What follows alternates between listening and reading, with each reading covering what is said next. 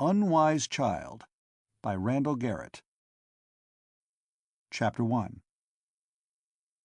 The kids who tried to jump Mike the Angel were bright enough in a lot of ways, but they made a bad mistake when they tangled with Mike the Angel. They'd done their preliminary work well enough. They had cased the job thoroughly, and they had built the equipment to take care of it. Their mistake was not in their planning. It was in not taking Mike the Angel into account. There is a section of New York's Manhattan Island, down on the Lower West Side, that has been known for over a century as Radio Row. All through this section are stores, large and small, where every kind of electronic and sub-electronic device can be bought, ordered, or designed to order. There is even an old antique shop, known as Ye Quaint Old Electronics Shop, where you can buy such oddities as vacuum tube FM radios and 24-inch cathode ray television sets, and, if you want them, transmitters to match, so you can watch the antiques work. Mike the Angel had an uptown office in the heart of the business district, near West 112th Street, a very posh suite of rooms on the 50th floor of the half-mile-high Timmins Building, overlooking the 200-year-old Gothic edifice of the Cathedral of St. John the Divine. The glowing sign on the door of the suite said, very simply, M.R. Gabriel, Power Design. But once or twice a week, Mike the Angel liked to take off and prowl around Radio Row, just shopping around. Usually he didn't work too late, but on this particular afternoon he'd been in his office until after 6 o'clock, working on some papers for the Interstellar Commission. So by the time he got down to Radio Row, the only shop left open was Harry McDougal's. That didn't matter much to Mike the Angel, since Harry's was the place he had intended to go anyway. Harry McDougal's establishment was hardly more than a hole in the wall, a narrow, long hallway between two larger stores. Although not a specialist, like the proprietor of Ye Quaint Old Electronics Shop, Harry did carry equipment of every vintage and every make. If you wanted something that hadn't been manufactured in decades, and perhaps never made in quantity, Harry's was the place to go. The walls were lined with bins, all unlabeled, filled helter-skelter with every imaginable kind of gadget, most of which would have been hard to recognize unless you were both an expert and a historian. Old Harry didn't need labels or a system. He was a small, lean, bony, sharp-nosed Scot who had fled Scotland during the Panic of '37, landed in New York, and stopped. He solemnly declared that he had never been west of the Hudson River nor north of 181st Street in the more than 50 years he had been in the country. He had a mind like that of a robot filing cabinet. Ask him for a particular piece of equipment, and he'd squint one eye closed, stare at the end of his nose with the other, and say, "An M1993 Thermodyne Hexode, eh? Ah, aye, I got one. Picked it up a couple of years back. Let me see now." And he'd go to his wall ladder, push it along that narrow hallway, moving boxes aside as he went, and stop somewhere along the wall. Then he'd scramble up the ladder, pull out a bin, fumble around in it, and come out with the article in question. He'd blow the dust off it, polish it with a rag, scramble down the ladder and say, "Here it is. Thought I had one. Let's go back in the back and give her a test." On the other hand, if he didn't have what you wanted, he'd shake his head just a trifle, then squint up at you and say, "What do you want it for?"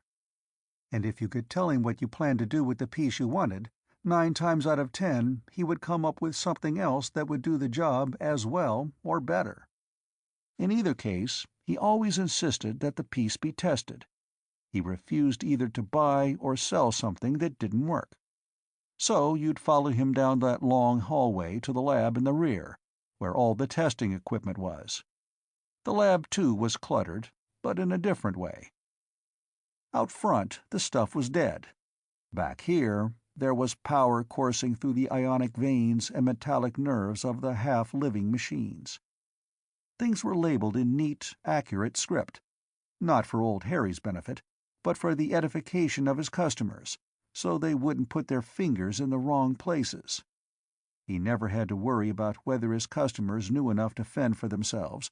A few minutes spent in talking was enough to tell Harry whether a man knew enough about the science and art of electronics and subelectronics to be trusted in the lab. If you didn't measure up, you didn't get invited to the lab, even to watch a test. But he had very few people like that. Nobody came into Harry MacDougal's place unless he was pretty sure of what he wanted and how he wanted to use it. On the other hand, there were very few men whom Harry would allow into the lab unescorted. Mike the Angel was one of them. Meet Mike the Angel. Full name, Michael Raphael Gabriel. His mother had tagged that on him at the time of his baptism, which had made his father wince in anticipated compassion, but there had been nothing for him to say, not in the middle of the ceremony. Naturally, he had been tagged Mike the Angel. 6 feet 7, 260 pounds, 34 years of age, hair golden yellow, eyes deep blue, cash value of holdings well into 8 figures, credit almost unlimited. Marital status highly eligible, if the right woman could tackle him. Mike the Angel pushed open the door to Harry MacDougal's shop and took off his hat to brush the raindrops from it. Farther uptown, the streets were covered with clear plastic roofing, but that kind of comfort stopped at 53rd Street. There was no one in sight in the long, narrow store, so Mike the Angel looked up at the ceiling, where he knew the eye was hidden. "Harry," he said. "I see you, lad," said a voice from the air. "You got here just in time. I'm closing up. Lock the door, would you?" "Sure, Harry."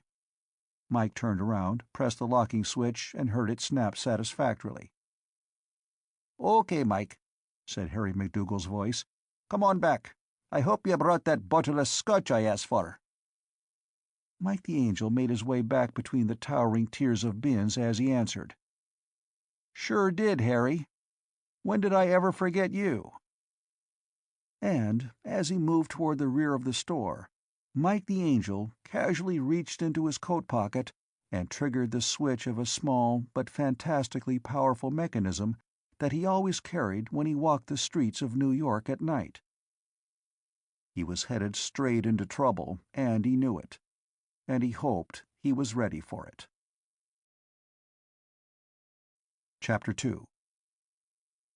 Mike the Angel kept his hand in his pocket, his thumb on a little plate that was set in the side of the small mechanism that was concealed therein. As he neared the door, the little plate began to vibrate, making a buzz which could only be felt, not heard. Mike sighed to himself. Vibroblades were all the rage this season. He pushed open the rear door rapidly and stepped inside.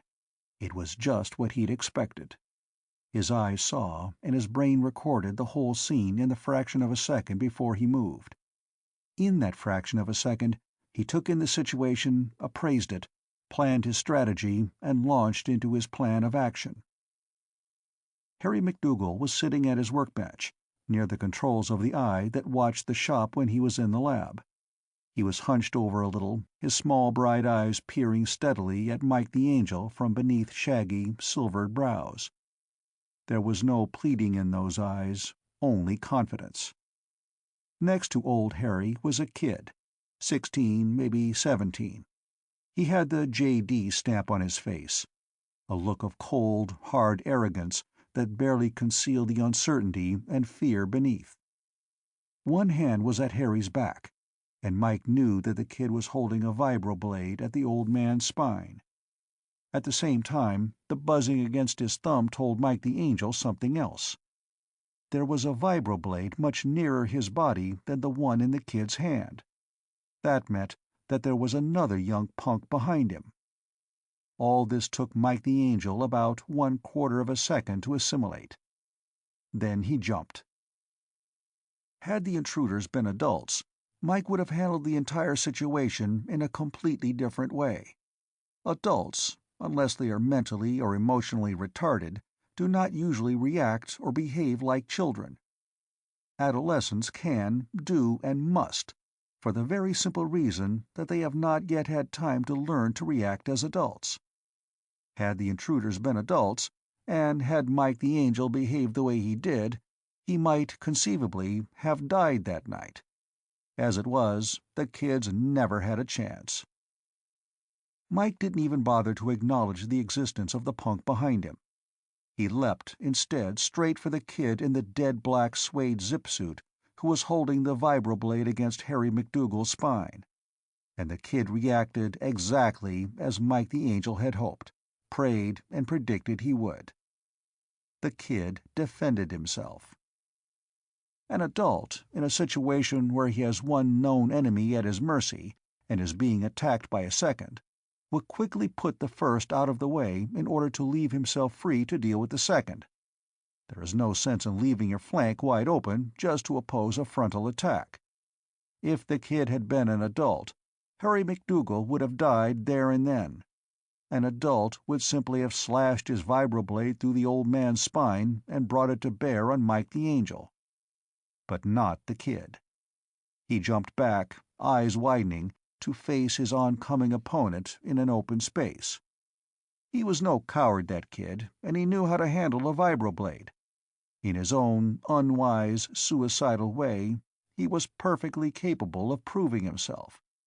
He held out the point of that shimmering white shaft, ready to parry any offensive thrust that Mike the Angel might make. If Mike had had a vibroblade himself, and if there hadn't been another punk at his back, Mike might have taken care of the kid that way. As it was, he had no choice but to use another way. He threw himself full on the point of the scintillating vibroblade. A vibroblade is a nasty weapon. Originally designed as a surgeon's tool, its special steel blade moves in and out of the heavy hilt at speeds from 200 to 2,000 vibrations per second, depending on the size and the use to which it is to be put. Make it 8 inches long, add serrated, diamond-pointed teeth, and you have the man-killing vibroblade. Its danger is in its power. That shivering blade can cut through flesh, cartilage, and bone with almost no effort. It's a knife with power steering. But that kind of power can be a weakness as well as a strength. The little gadget that Mike the Angel carried did more than just detect the nearby operation of a vibroblade. It was also a defense. The gadget focused a high-density magnetic field on any vibroblade that came anywhere within 6 inches of Mike's body. In that field, the steel blade simply couldn't move. It was as though it had been caught in a vice. The blade no longer vibrated. It had become nothing more than an overly fancy bread knife. The trouble was that the power unit in the heavy hilt simply wouldn't accept the fact that the blade was immovable. That power unit was in there to move something, and by heaven, something had to move. The hilt jerked and bucked in the kid's hand, taking skin with it. Then it began to smoke and burn under the overload. The plastic shell cracked, and hot copper and silver splattered out of it. The kid screamed as the molten metal burned his hand. Mike the Angel put a hand against the kid's chest and shoved. As the boy toppled backward, Mike turned to face the other boy. Only it wasn't a boy. She was wearing gold lip paint and had sprayed her hair blue, but she knew how to handle a vibroblade at least as well as her boyfriend had. Just as Mike the Angel turned, she lunged forward, aiming for the small of his back. And she too screamed as she lost her blade in a flash of heat. Then she grabbed for something in her pocket. Regretfully, Mike the Angel brought the edge of his hand down against the side of her neck in a paralyzing but not deadly rabbit punch. She dropped, senseless, and a small gun spilled out of the waist pocket of her zip-suit and skittered across the floor. Mike paused only long enough to make sure she was out, then he turned back to his first opponent. As he had anticipated, Harry MacDougal had taken charge. The kid was sprawled flat on the floor, and old Harry was holding a shotgun in his hand. Mike the Angel took a deep breath. "Your trousers are on fire," said Harry. Mike yelped as he felt the heat, and he began slapping at the smoldering spots where the molten metal from the vibroblades had hit his clothing. He wasn't afire. Modern clothing doesn't flame up, but it can get pretty hot when you splash liquid copper on it. "Damn," said Mike the Angel. "New suit, too." "You're a fast thinker, laddie," said old Harry. "You don't need to flatter me, Harry," said Mike the Angel. "When an old teetotaler like you asks a man if he's brought some scotch, the man's a fool if he doesn't know there's trouble afoot." He gave his leg a final slap and said, "What happened? Are there any more of them?" "Don't know. Might be." The old man waved at his control panel. "My instruments are working again." He gestured at the floor. "I'm not sure how they did it, but somehow they managed to blank out my instruments just long enough to get inside. Their mistake was in not locking the front door." Mike the Angel was busy searching the two unconscious kids. He looked up. "Neither of them is carrying any equipment in their clothing, at least, not anything that's self-powered. If they've got pickup circuits built into the cloth, there must be more of them outside." "Aye, likely. We'll see." Suddenly there was a soft ping, ping, ping from an instrument on the bench. Harry glanced quickly at the receiving screen that was connected with a multitude of eyes that were hidden around the area of his shop. Then a smile came over his small brown face. "Cops," he said. "Time they got here." Chapter 3. Sergeant Cowder looked the room over and took a drag from his cigarette. "Well, that's that. Now, what happened?" He looked from Mike the Angel to Harry MacDougal and back again. Both of them appeared to be thinking. "All right," he said quietly. "Let me guess, then." Old Harry waved a hand. "Oh, no, Sergeant. 'Twon't be necessary. I think Mr. Gabriel was just waiting for me to start, because he wasn't here when the two rapscallions came in, and I was just trying to figure out where to begin. We're not being uncooperative. Let's see now." He gazed at the ceiling as though trying to collect his thoughts. He knew perfectly well that the police sergeant was recording everything he said. The sergeant sighed. "Look, Harry, you're not on trial. I know perfectly well that you've got this place bugged to a fare-thee-well. So does every shop operator on Radio Row. If you didn't, the JD gangs would have cleaned you all out long ago." Harry kept looking at the ceiling, and Mike the Angel smiled quietly at his fingernails. The detective sergeant sighed again. "Sure, we'd like to have some of the gadgets that you and the other operators on the row have worked out, Harry. But I'm in no position to take 'em away from you. Besides, we have some stuff that you'd like to have too. So that makes us pretty much even. If we started confiscating illegal equipment from you, the JDs would swoop in here, take your legitimate equipment, bug it up, and they'd be driving us all nuts within a week. So as long as you don't use illegal equipment illegally, the department will leave you alone." Old Harry grinned. "Well now, that's very nice of you, Sergeant. But I don't have anything illegal. No robotic stuff or anything like that. Oh, I'll admit I've a couple of eyes here and there to watch me shop, but eyes aren't illegal." The detective glanced around the room with a practiced eye and then looked blandly back at the little Scotsman. Harry MacDougal was lying, and the sergeant knew it. And Harry knew the sergeant knew it. Sergeant Cowder sighed for a third time and looked at the Scot. "Okay, so what happened?" Harry's face became serious. "They came in about 6:30. First I knew of it, one of the kids, the boy, stepped out of that closet over there and put a vibroblade at my back. I'd come back here to get a small resistor, and all of a sudden, there he was." Mike the Angel frowned, but he didn't say anything. "None of your equipment registered anything?" asked the detective.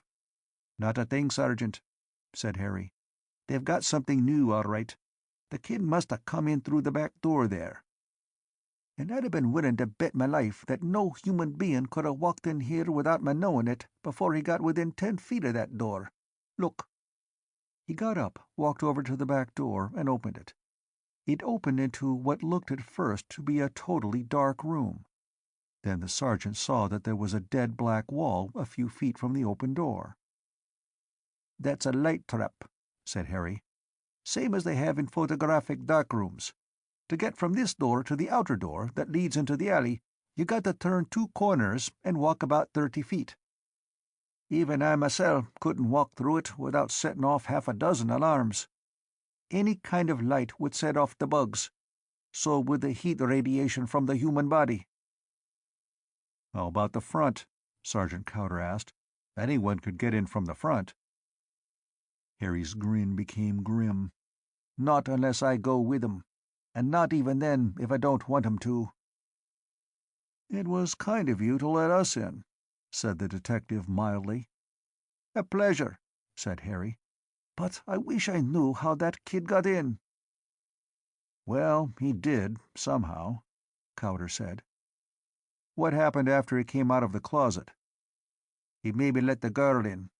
They were going to open up the rear completely and take my stuff out that way. They'd have done it, too, if Mr. Gabriel hadn't come along." Detective Sergeant Cowder looked at Mike the Angel. "About what time was that, Mr. Gabriel?" "About 6:35, Mike told him. "The kids probably hadn't been here more than a few minutes." Harry McDougal nodded in silent corroboration. "Then what happened?" asked the detective.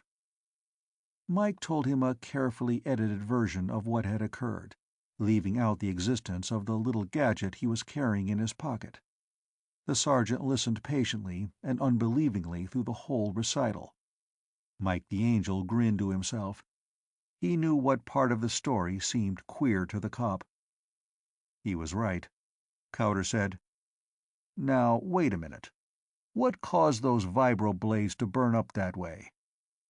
"Must have been faulty," Mike the Angel said innocently. "Both of them?" Sergeant Cowder asked skeptically. "At the same time?" "Oh no. 30 seconds apart, I'd guess." "Very interesting. Very."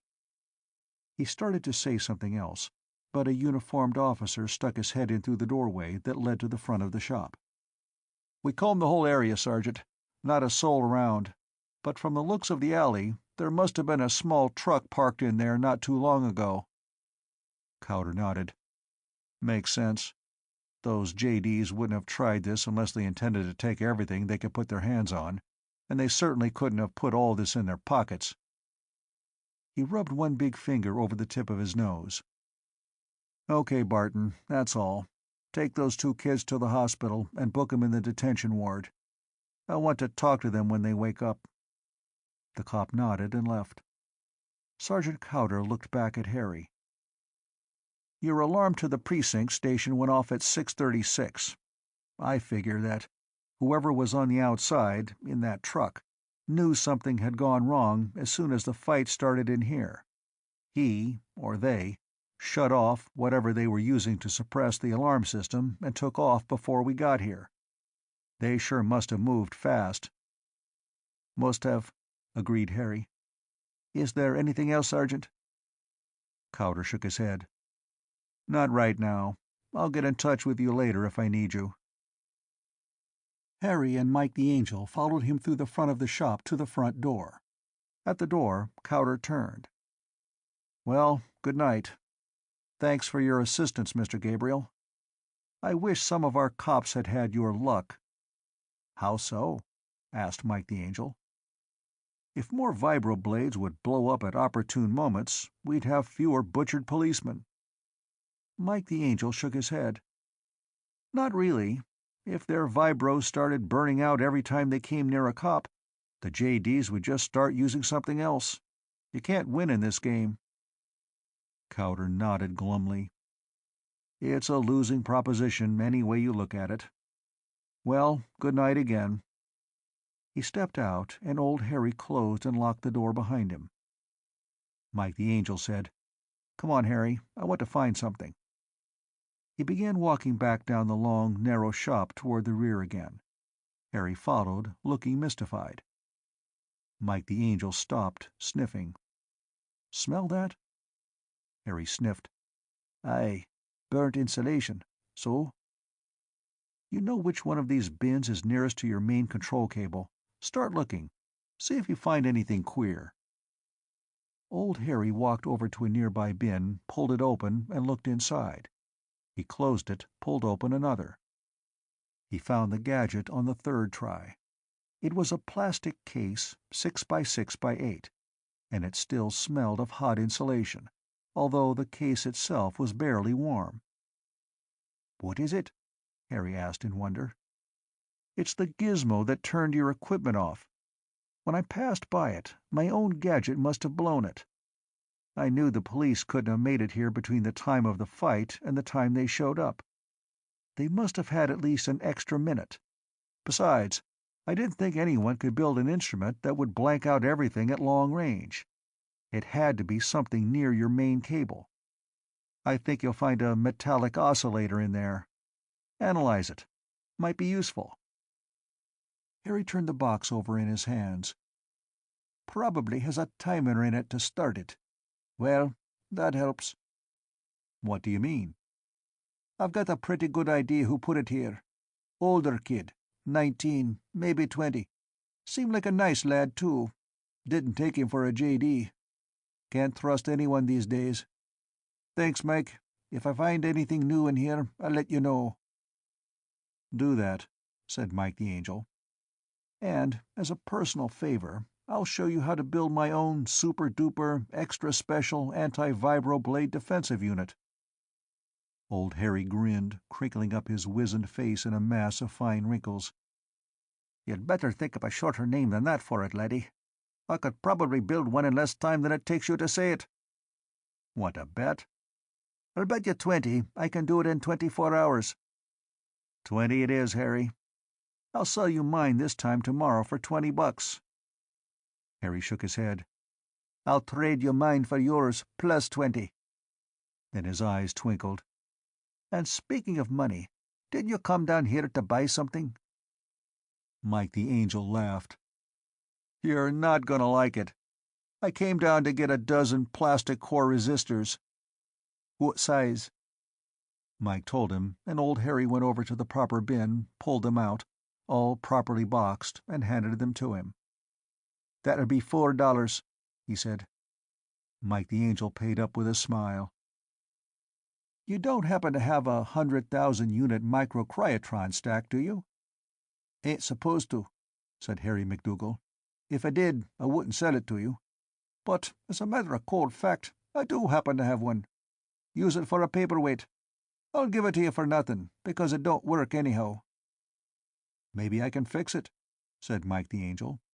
"As long as you're giving it to me. How come it doesn't work?" "Just a second, laddie," said Harry. He scuttled to the rear of the shop and came back with a ready-wrapped package measuring 5 by 5 by 4. He handed it to Mike the Angel and said, "It's a present. Thanks for helping me out of a tight spot." Mike said something deprecative of his own efforts, and took the package. If it were in working order, it would have been worth close to $300, more than that on the black market. If it was broken, though, it was no good to Mike. A microcryotron unit is almost impossible to fix if it breaks down. But Mike took it because he didn't want to hurt old Harry's feelings by refusing a present. "Thanks, Harry," he said. "Happen to know why it doesn't work?" Harry's face crinkled again in his all-over smile. "Sure, Mike. It ain't plugged in." Chapter 4. Mike the Angel did not believe in commuting. Being a bachelor, he could afford to indulge in that belief. In his suite of offices on 112th Street, there was one door marked M.R. Gabriel. Behind that door was his private secretary's office, which acted as an effective barrier between himself and the various employees of the firm. Behind the secretary's office was his own office.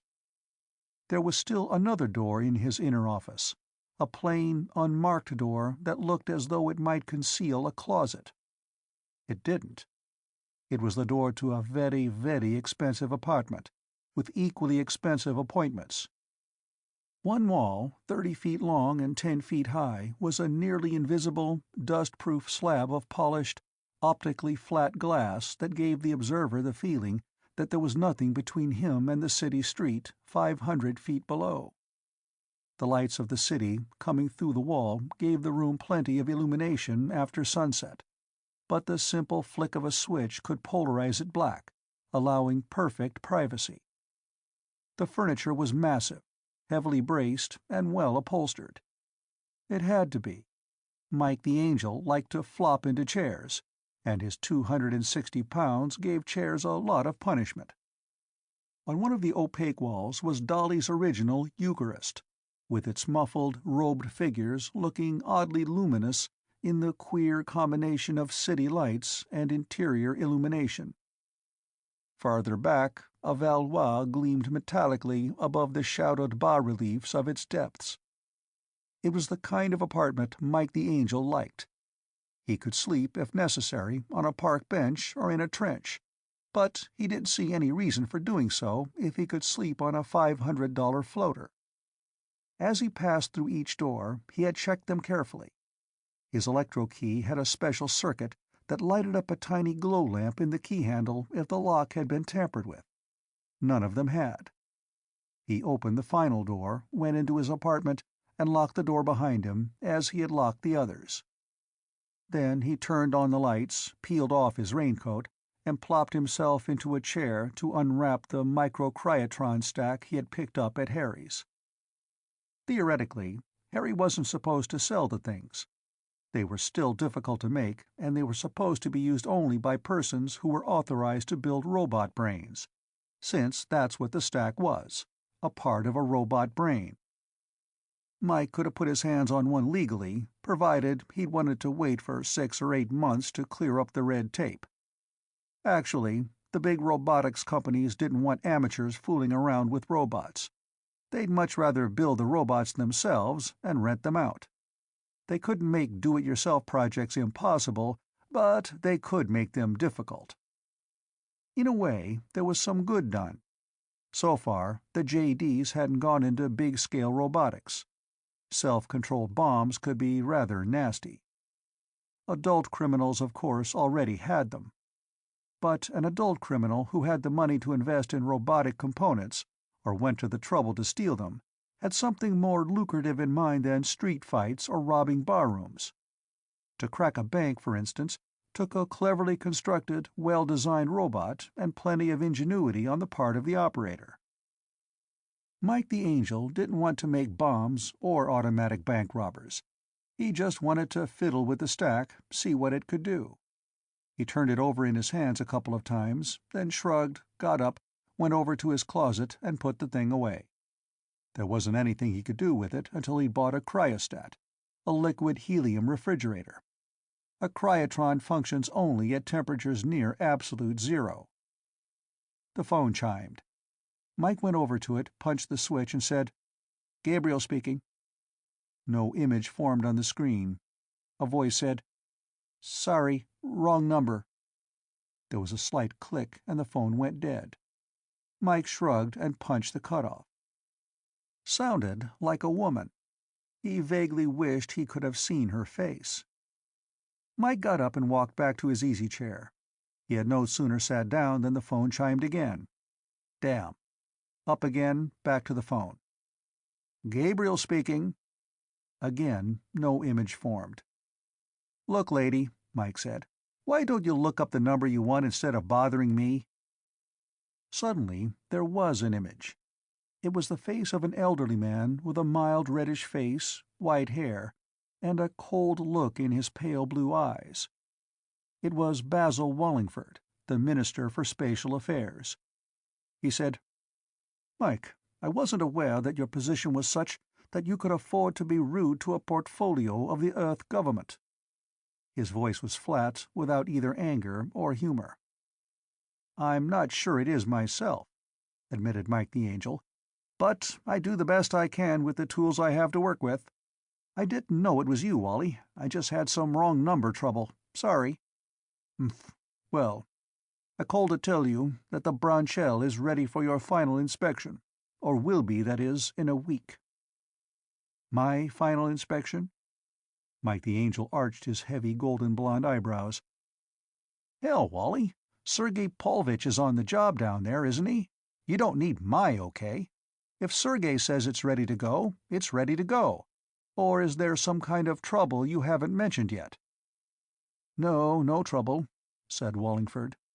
But the power plant on that ship was built according to your designs, not Mr. Pavlovich's. The Bureau of Space feels that you should give them the final check. Mike knew when to argue and when not to, and he knew that this was one time when it wouldn't do him the slightest good. All right, he said resignedly. I don't like Antarctica and never will, but I guess I can stand it for a few days. Fine. One more thing. Do you have a copy of the thrust specifications for Cargo Hold 1? Our copy got garbled in transmission, and there seems to be a discrepancy in the figures. Mike nodded. Sure, they're in my office. Want me to get them now? Please, I'll hold on. Mike the Angel barely made it in time.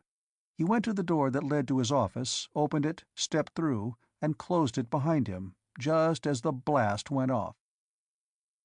The door shuddered behind Mike, but it didn't give.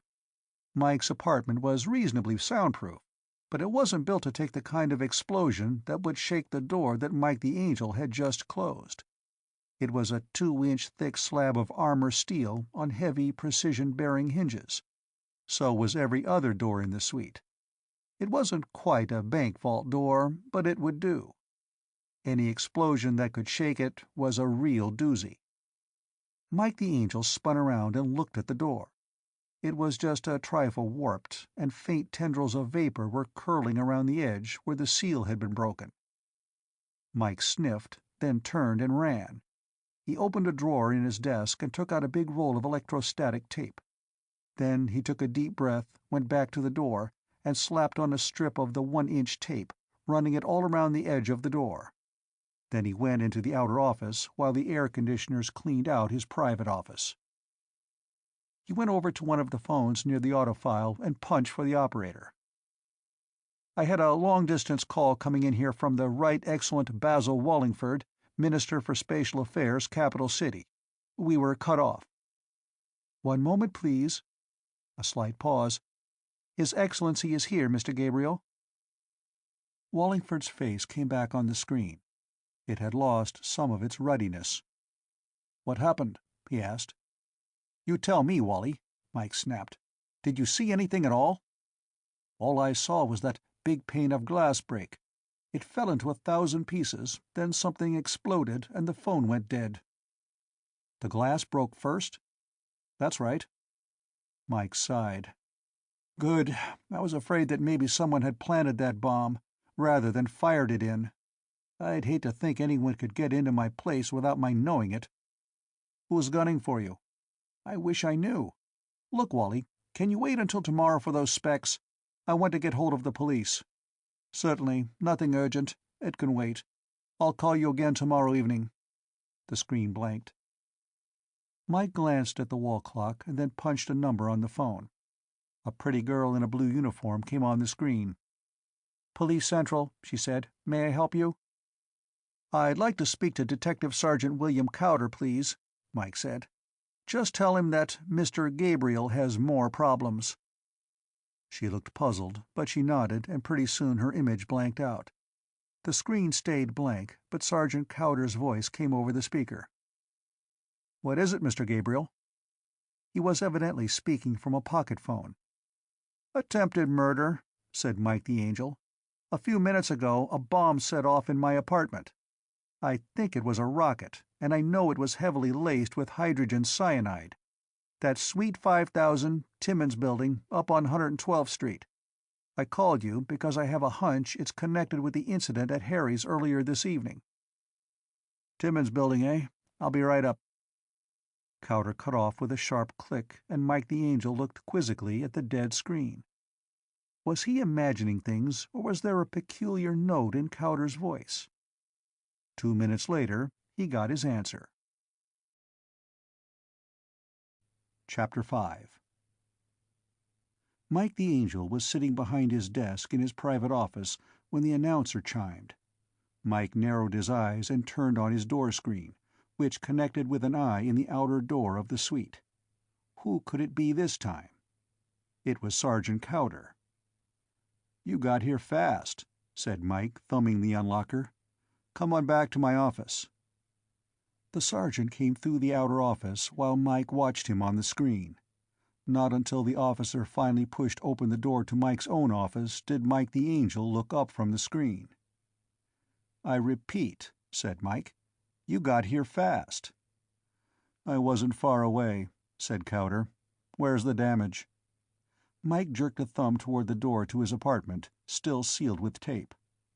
"In there." "Have you been back in there yet?" "Nope," said Mike.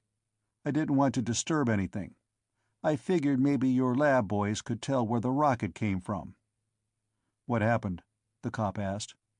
Mike told him, omitting nothing except the details of his conversation with Wallingford. "The way I see it," he finished, "whoever it was phoned me to make sure I was in the room and then went out and fired a rocket at my window." "What makes you think it was a JD?"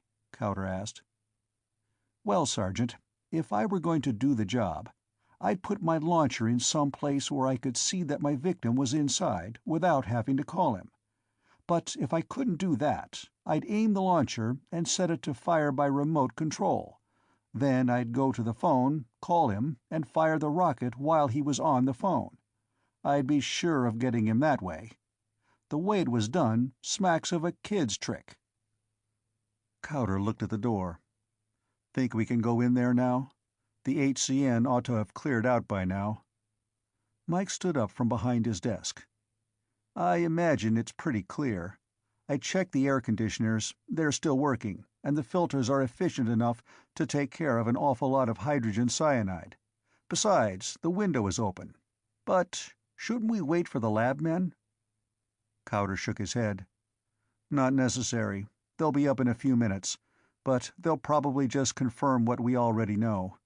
Peel that tape off, will you?" Mike took his ionizer from the top of the desk, walked over to the door, and began running it over the tape. It fell off and slithered to the floor.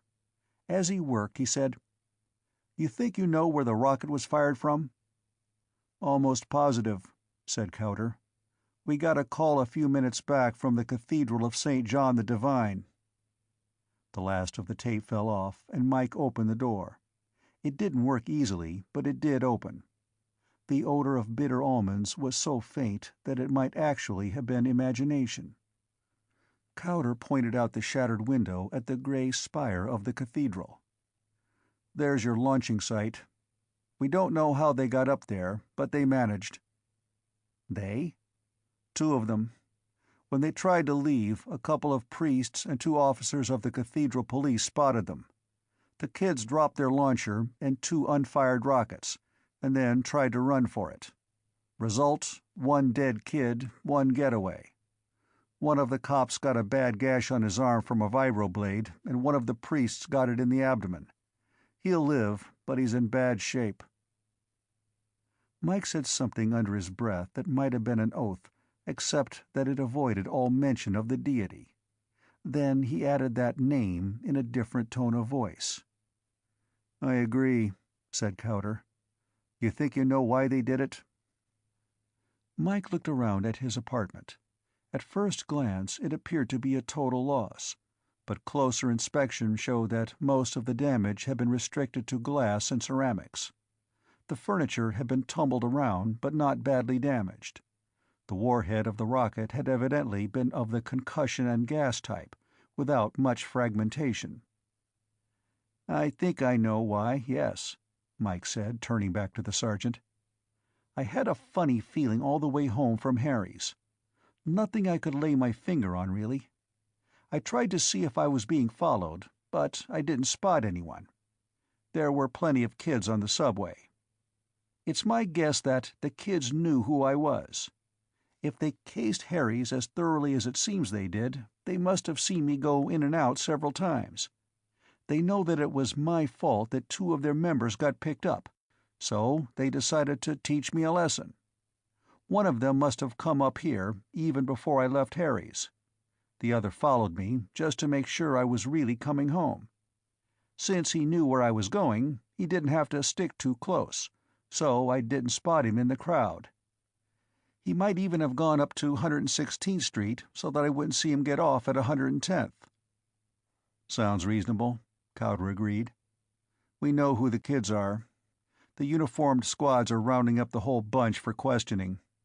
They call themselves, you'll get a laugh out of this, they call themselves the Rocketeers. I'm fracturing my funny bone, said Mike the Angel.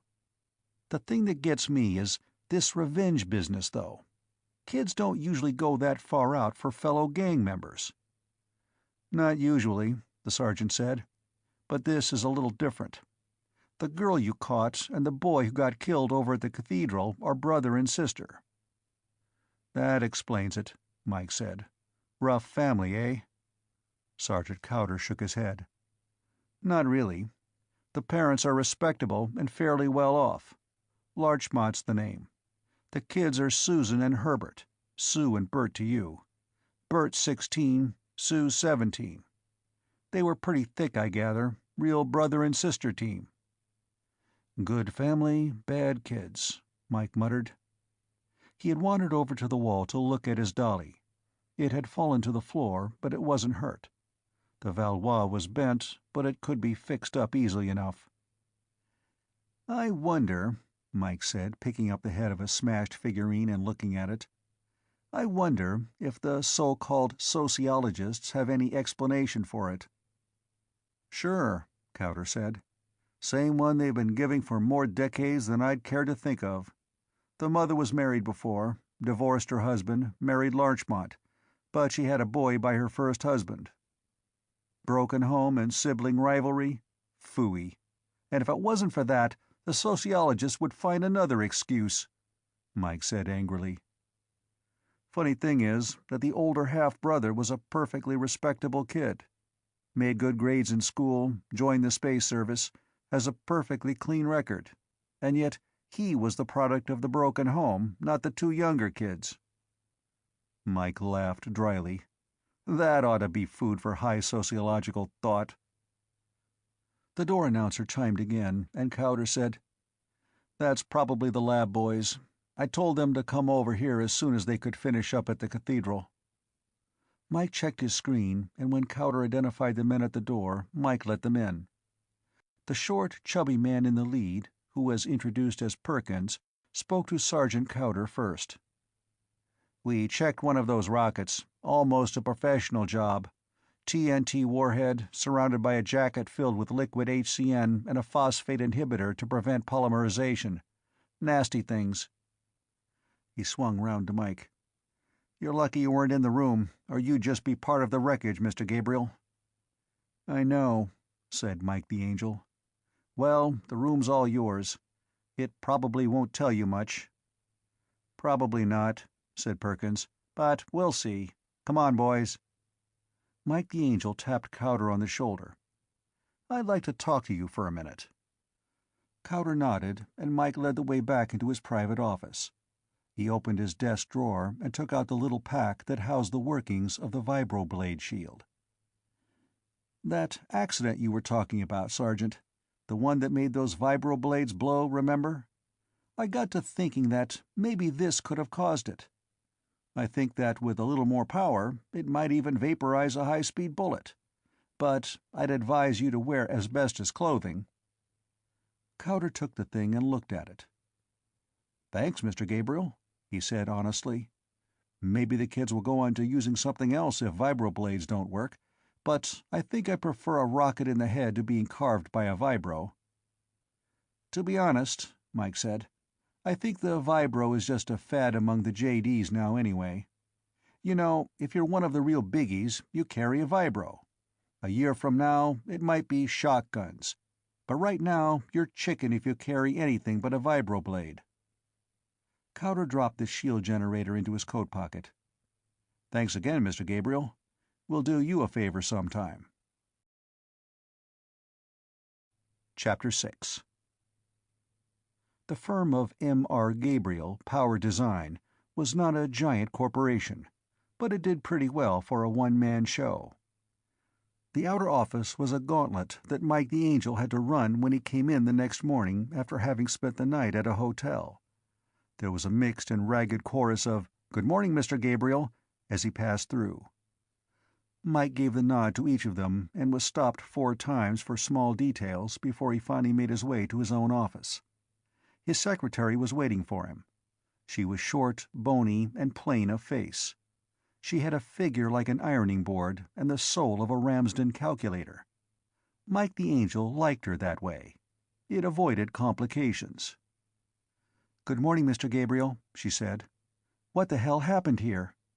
She waved at the warped door and the ribbons of electrostatic tape that still lay in curls on the floor.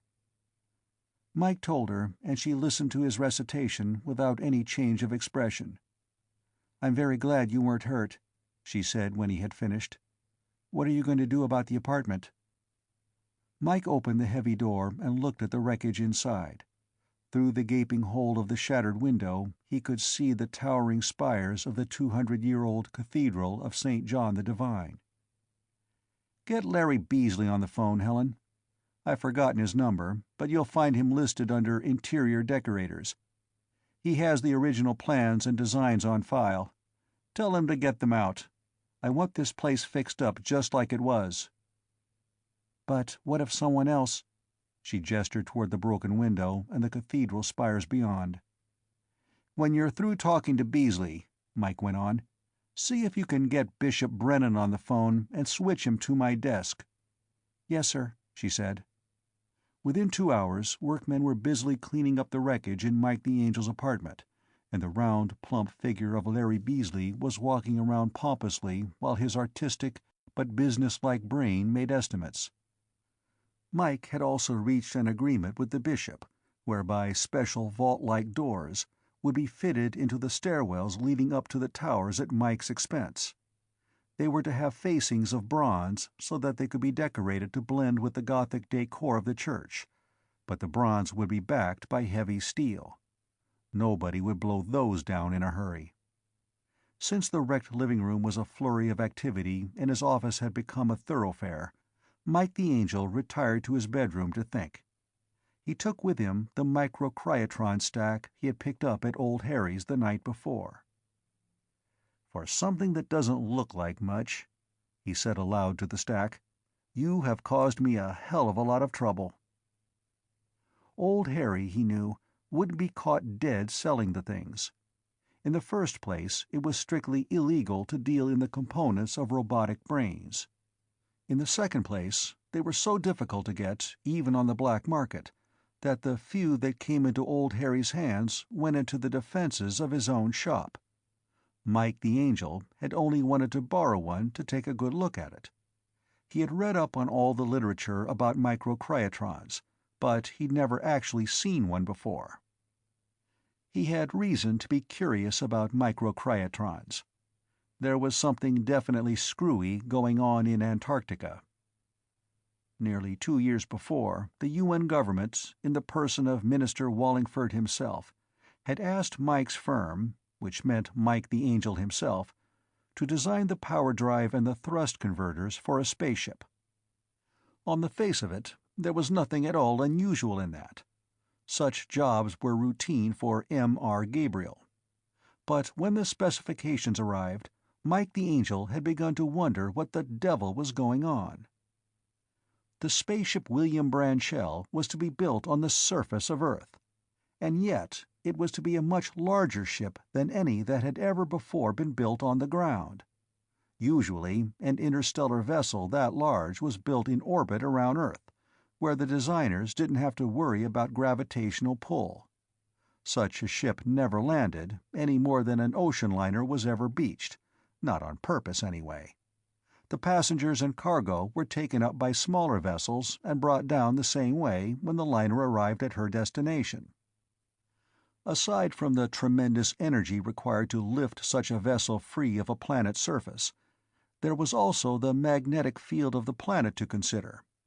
The drive tubes tended to wander and become erratic if they were forced to cut through the magnetic field of a planet. Therefore, question 1. Why wasn't the branch shell being built in space? Part of the answer, Mike knew, lay in the specifications for the construction of Cargo Hold 1. For one thing, it was huge. For another, it was heavily insulated. For a third, it was built like a tank for holding liquids. All very well and good. Possibly someone wanted to carry a cargo of cold lemonade or iced tea. That would be pretty stupid, maybe, but it wouldn't be mysterious. The mystery lay in the fact that Cargo Hold 1 had already been built. The branch shell was being built around it. And that didn't exactly jibe with Mike the Angel's ideas of the proper way to build a spaceship. It was not quite the same as building a seagoing vessel around an oil tank in the middle of Texas, but it was close enough to bother Mike the Angel. Therefore, question 2. Why was the branch shell being built around Cargo Hold 1? Which led to question 3. What was in Cargo Hold 1? For the answer to that question, he had one very good hint. The density of the contents of Cargo Hold 1 was listed in the specs as being 1.726 grams per cubic centimeter.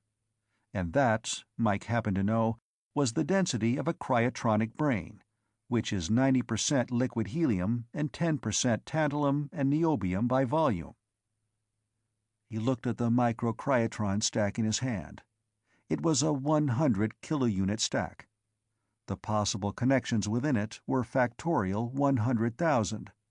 All it needed was to be immersed in its bath of liquid helium to make the metal superconducting, and it would be ready to go to work. A friend of his who worked for Computer Corporation of Earth had built a robot once, using just such a stack. The robot was designed to play poker. He had fed in all the rules of play and added all the data from Osterveld's On Poker.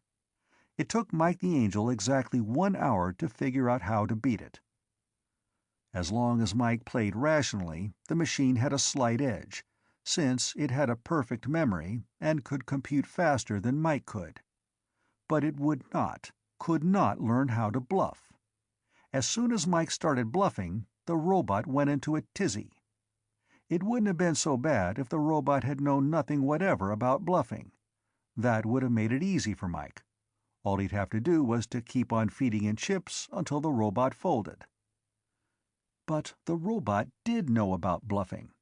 The trouble is that bluffing is essentially illogical, and the robot had no rules whatsoever to go by to judge whether Mike was bluffing or not. It finally decided to make its decisions by chance, judging by Mike's past performance at bluffing. When it did, Mike quit bluffing and cleaned it out fast.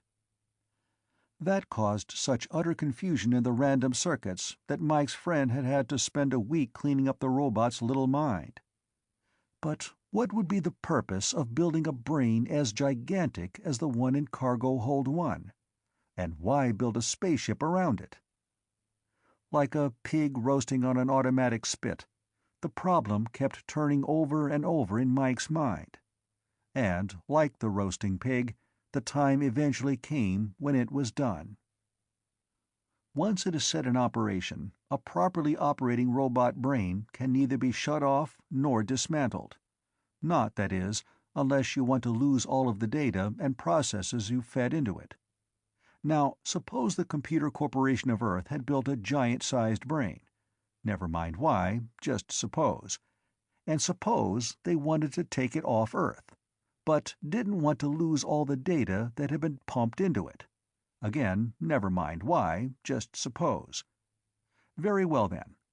If such a brain had been built, and if it was necessary to take it off Earth, and if the data in it was so precious that the brain could not be shut off or dismantled, then the thing to do would be to build a ship around it. Oh yeah? Mike the Angel stared at the microcryotron stack and asked, "Now, tell me, pal, just why would anyone want a brain that big? And what is so blasted important about it?" The stack said not a word. The phone chimed. Mike the Angel thumbed the switch, and his secretary's face appeared on the screen. "Minister Wallingford is on the line, Mr. Gabriel." "Put him on." said Mike the Angel. Basil Wallingford's ruddy face came on. "I see you're still alive," he said. "What in the bloody blazes happened last night?" Mike sighed and told him. "In other words," he ended up, "just the usual sort of JD stuff we have to put up with these days. Nothing new and nothing to worry about." "You almost got killed," Wallingford pointed out. "A miss is as good as a mile," Mike said with a cheerful inanity.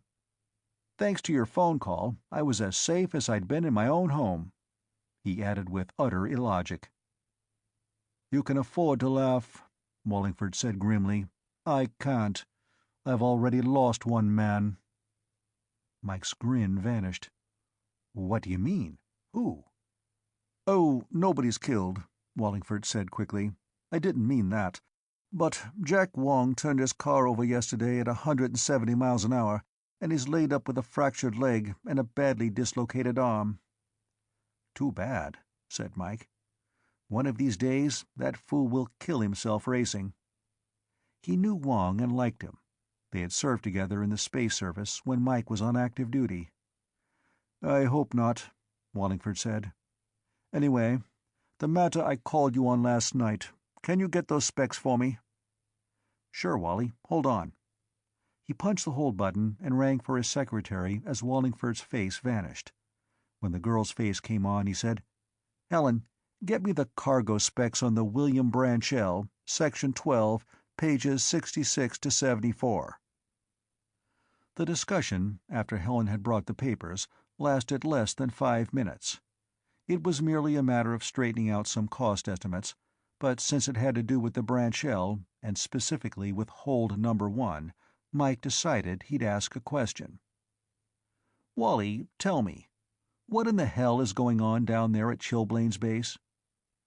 "They're building a spaceship," said Wallingford in a flat voice. It was Wallingford's way of saying he wasn't going to answer any questions, but Mike the Angel ignored the hint.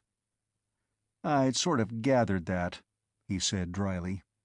"But what I want to know is, why is it being built around a cryotronic brain, the like of which I have never heard before?" Basil Wallingford's eyes widened, and he just stared for a full 2 seconds. "And just how did you come across that information, Golden Wings?" he finally asked. "It's right here in the specs," said Mike the Angel, tapping the sheaf of papers. "Ridiculous." Wallingford's voice seemed toneless. Mike decided he was in too deep now to back out. "It certainly is, Wally. It couldn't be hidden.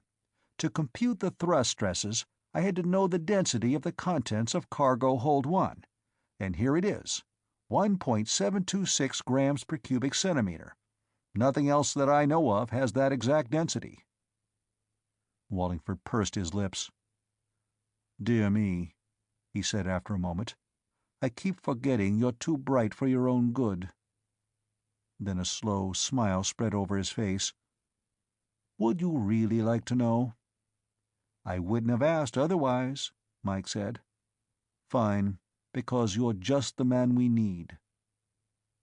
Mike the Angel could almost feel the knife blade sliding between his ribs, and he had the uncomfortable feeling that the person who had stabbed him in the back was himself. "What's that supposed to mean, Wally?" "You are, I believe, an officer in the Space Service Reserve," said Basil Wallingford in a smooth, too oily voice. "Since the engineering officer of the Branchell, Jack Wong, is laid up in a hospital, I'm going to call you to active duty to replace him." Mike the Angel felt that ghostly knife twist, hard.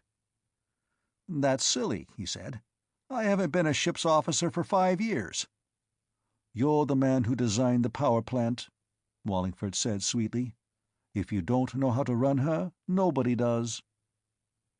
"My time per hour is worth a great deal," Mike pointed out. "The rate of pay for a Space Service officer," Basil Wallingford said pleasantly, "is fixed by law." "I can fight being called back to duty, and I'll win," said Mike. He didn't know how long he could play this game, but it was fun. "True," said Wallingford. "You can. I admit it. But you've been wondering what the hell that ship is being built for. You'd give your left arm to find out. I know you, Golden Wings, and I know how that mind of yours works. And I tell you this, unless you take this job, you'll never find out why the Branchell was built." He leaned forward, and his face loomed large in the screen. "And I mean absolutely never." For several seconds, Mike the Angel said nothing. His classically handsome face was like that of some Grecian god contemplating the universe, or an archangel contemplating eternity. Then he gave Basil Wallingford the benefit of his full, radiant smile. "I capitulate," he said. Wallingford refused to look impressed. "Damn right you do," he said, and cut the circuit. Chapter 7. 2 days later, Mike the Angel was sitting at his desk making certain that M.R. Gabriel power design would function smoothly while he was gone. Sergei Pulvich, his chief designer, could handle almost everything. Pulvich had once said, "Mike, the hell of working for a first-class genius is that a second-class genius doesn't have a chance." "You could start your own firm," Mike had said levelly. "I'll back you, Sergei, you know that." Sergei Pulvich had looked astonished. "Me? You think I'm crazy? Right now I'm a second-class genius working for a first-class outfit. You think I want to be a second-class genius working for a second-class outfit? Not on your life." Pulvich could easily handle the firm for a few weeks. Helen's face came on the phone. "There's a Captain Sir Henry Quill on the phone, Mr. Gabriel. Do you wish to speak to him?" "Black Bart?" said Mike. "I wonder what he wants." "Bart?" She looked puzzled. "He said his name was Henry." Mike grinned. "He always signs his name Captain Sir Henry Quill, Bart. And since he's the toughest old martinet this side of the Pleiades, the black part just comes naturally. I served under him 7 years ago. Put him on." In half a second the grim face of Captain Quill was on the screen. He was as bald as an egg. What little hair he did have left was meticulously shaved off every morning. He more than made up for his lack of cranial growth, however, by his great, shaggy, bristly brows, black as jet and firmly anchored to jutting supraorbital ridges. Any other man would have been proud to wear them as mustaches. "What can I do for you, Captain?" Mike asked, using the proper tone of voice prescribed for the genial businessman. "You can go out and buy yourself a new uniform," Quill growled. "Your old one isn't regulation anymore." Well, not exactly growled. If he'd had the voice for it, it would have been a growl, but the closest he could come to a growl was an Irish tenor rumble with undertones of gravel. He stood 5'8", and his red and gold space service uniform gleamed with spit-and-polish luster. With his cap off, his bald head looked as though it too had been polished. Mike looked at him thoughtfully. "I see. So you're commanding the mystery tub, eh?" he said at last. "That's right," said the captain. "And don't go asking me a bunch of blasted questions. I've got no more idea of what the bloody thing's about than you. Maybe not as much." "I understand you designed her power plant?" He let it hang. If not exactly a leading question, it was certainly a hinting statement. Mike shook his head. "I don't know anything, Captain. Honestly, I don't." If Space Service regulations had allowed it, Captain Sir Henry Quill, Bart, would have worn a walrus mustache. And if he'd had such a mustache, he would have wuffled it then. As it was, he just blew out air, and nothing wuffled. "You and I are the only ones in the dark, then," he said. "The rest of the crew is being picked up from Chilblain's base. Pete Jeffers is first officer, in case you're wondering." "Oh, great," Mike the Angel said with a moan. "That means we'll be going in cold on an untried ship." Like Birnam Wood advancing on Dunsinane, Quill's eyebrows moved upward, Don't you trust your own designing?" "As much as you do," said Mike the Angel. "Probably more." Quill nodded. "We'll have to make the best of it. We'll muddle through somehow. Are you all ready to go?" "No," Mike admitted, "but I don't see that I can do a damn thing about it." "Nor do I," said Captain Quill. "Be at Chilblains Base in 24 hours. Arrangements will be made at the Long Island base for your transportation to Antarctica. And—" He paused, and his scowl became deeper. "You'd best get used to calling me Sir again."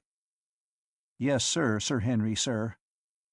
"Thank you, Mr. Gabriel," snapped Quill, cutting the circuit. "Salah," said Mike the Angel. Chilblains Base, Antarctica, was directly over the South Magnetic Pole, at least as closely as that often elusive spot could be pinpointed for any length of time. It is cheaper in the long run if an interstellar vessel moves parallel with, not perpendicular to, the magnetic lines of force of a planet's gravitational field. Taking off across the grain can be done, but the power consumption is much greater. Taking off with the grain is expensive enough.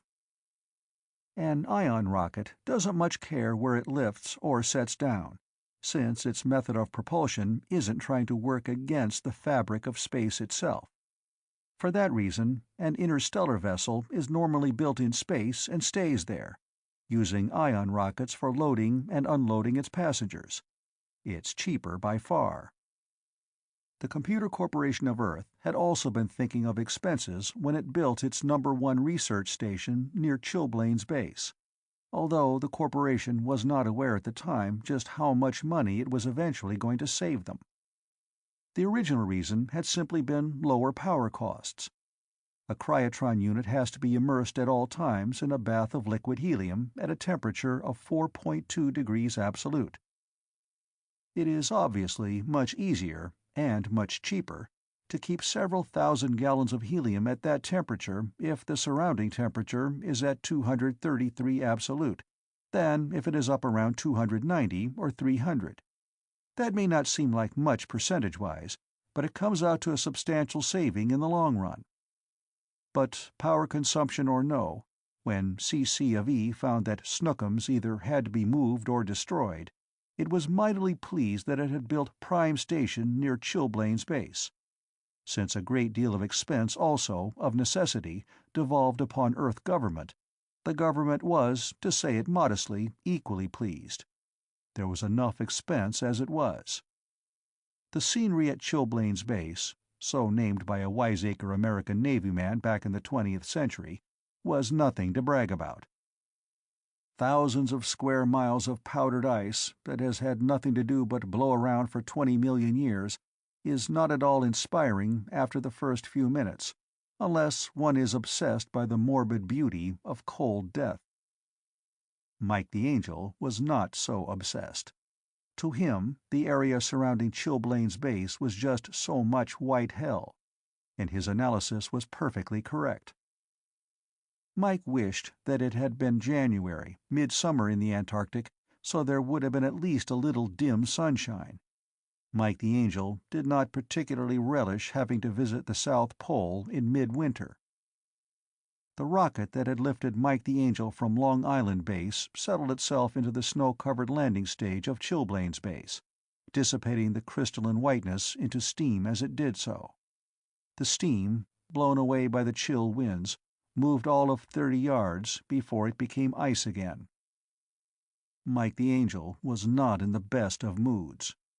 Having to dump all of his business into Sergei Pulvich's hands on 24 hours' notice was irritating.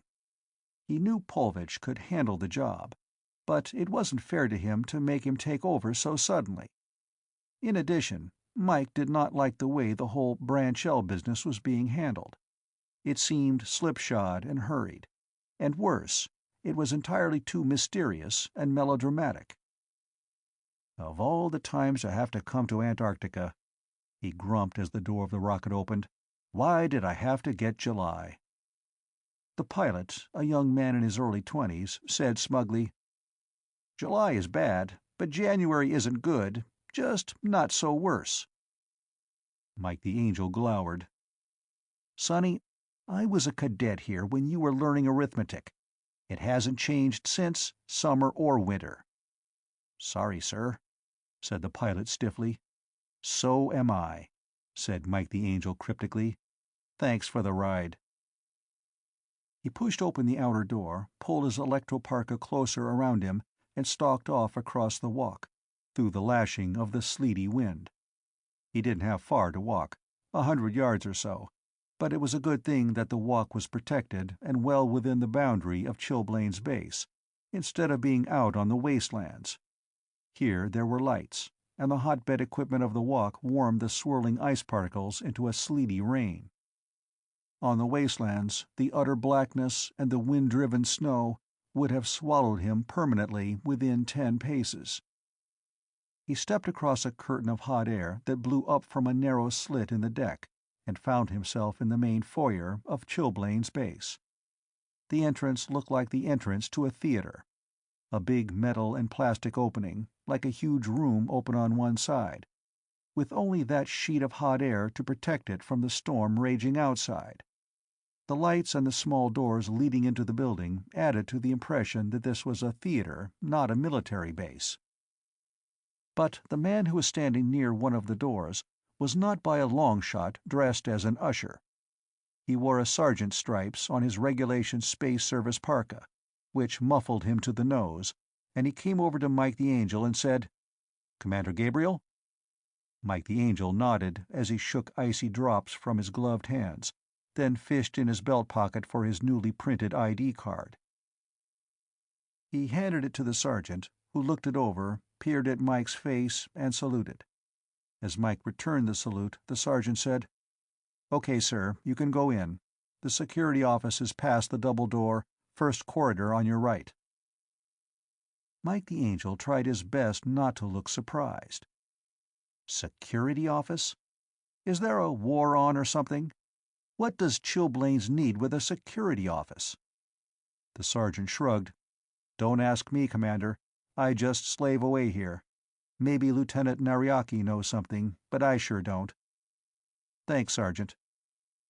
Mike the Angel went inside, through 2 insulated and tightly weather-stripped doors, one right after another, like the airlock on a spaceship. Once inside the warmth of the corridor, he unzipped his electro-parka, shut off the power, and pushed back the hood with its fog-proof faceplate. Down the hall, Mike could see an office marked "Security Officer" in small letters without capitals. He walked toward it. There was another guard at the door who had to see Mike's ID card before Mike was allowed in. Lieutenant Tokugawa Nariaki was an average-sized, sleepy-looking individual with a balding crew cut and a morose expression. He looked up from his desk as Mike came in, and a hopeful smile tried to spread itself across his face. "If you are Commander Gabriel," he said softly, "watch yourself. I may suddenly kiss you out of sheer relief." "Restrain yourself, then," said Mike the Angel, "because I'm Gabriel." Nariaki's smile became genuine. "So, good. The phone has been screaming at me every half hour for the past 5 hours. Captain Sir Henry Quill wants you." "He would," Mike said. "How do I get to him?" "You don't just yet," said Nariaki, raising a long, bony, tapering hand. "There are a few formalities which our guests have to go through." "Such as?" "Such as fingerprint and retinal patterns," said Lieutenant Nariaki. Mike cast his eyes to heaven in silent appeal, then looked back at the lieutenant. "Lieutenant, what is going on here? There hasn't been a security officer in the Space Service for 30 years or more. What am I suspected of? Spying for the corrupt and evil alien beings of Diomega Orionis 9? Nariaki's oriental face became morose again. "For all I know, you are. Who knows what's going on around here?" He got up from behind his desk and led Mike the Angel over to the fingerprinting machine. "Put your hands in here, Commander. That's it." He pushed a button, and while the machine hummed, he said, "Mine is an antiquated position, I'll admit. I don't like it any more than you do. Next thing, they'll put me to work polishing chain-mail armor, or make me commander of a company of musketeers.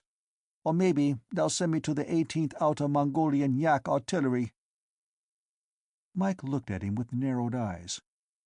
"Lieutenant, do you actually mean that you really don't know what's going on here? Or are you just dummying up?" Nariaki looked at Mike. For the first time, his face took on the traditional blank, emotionless look of the placid Orient. He paused for long seconds, then said, "Some of both, Commander. But don't let it worry you. I assure you that within the next hour you'll know more about Project Brainchild than I've been able to find out in 2 years. Now put your face in here and keep your eyes open. When you can see the target spot, focus on it and tell me." Mike the Angel put his face in the rest for the retinal photos. The soft foam rubber adjusted around his face, and he was looking into blackness. He focused his eyes on the dim target circle and waited for his eyes to grow accustomed to the darkness.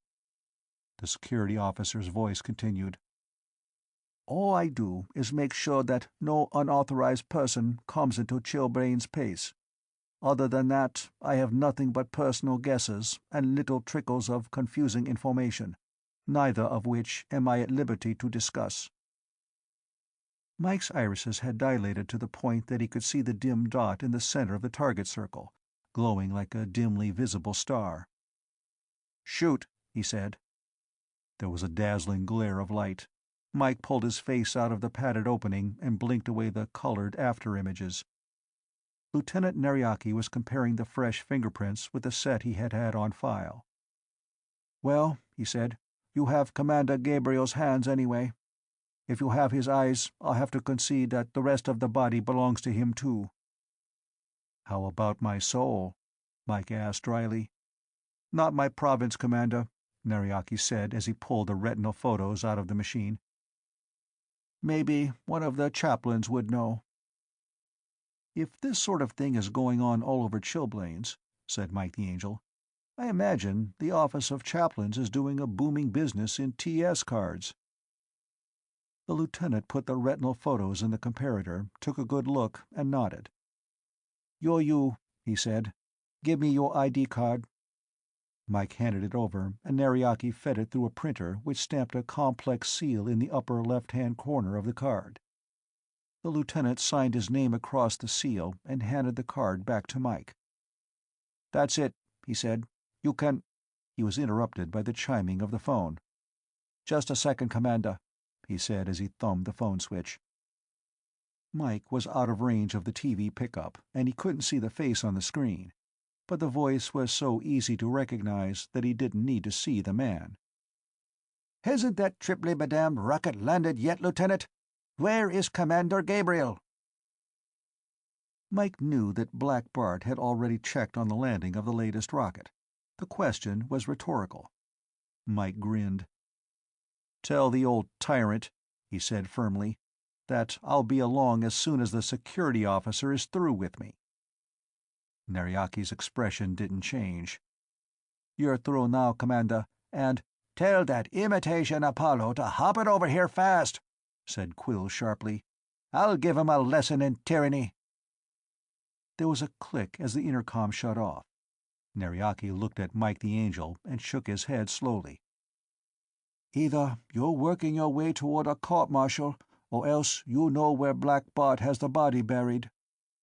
"I should," said Mike cryptically. "I helped him bury it. How do I get to His Despotic Majesty's realm?" Nariaki considered. "It'll take you 5 or 6 minutes. Take the tubeway to stage 12. Go up the stairway to the surface and take the first corridor to the left. That'll take you to the loading dock for that stage.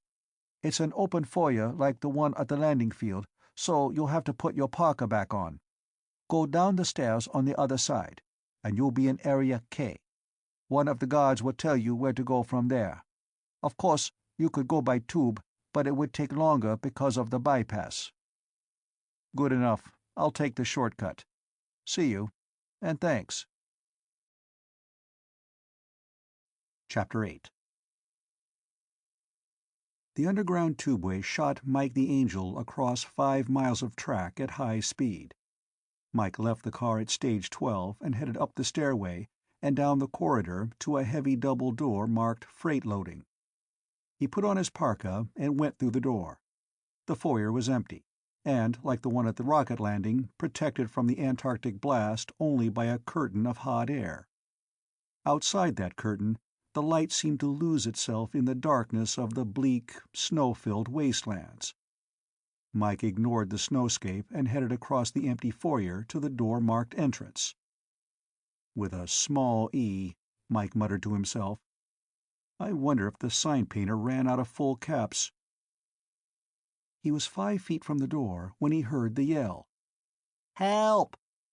That was all, just the one word. Mike the Angel came to a dead halt and spun around. The foyer was a large room, about 50 by 50 in area, and nearly 20 feet high. And it was quite obviously empty. On the open side, the sheet of hissing hot air was doing its best to shield the room from the 60 below zero blizzard outside.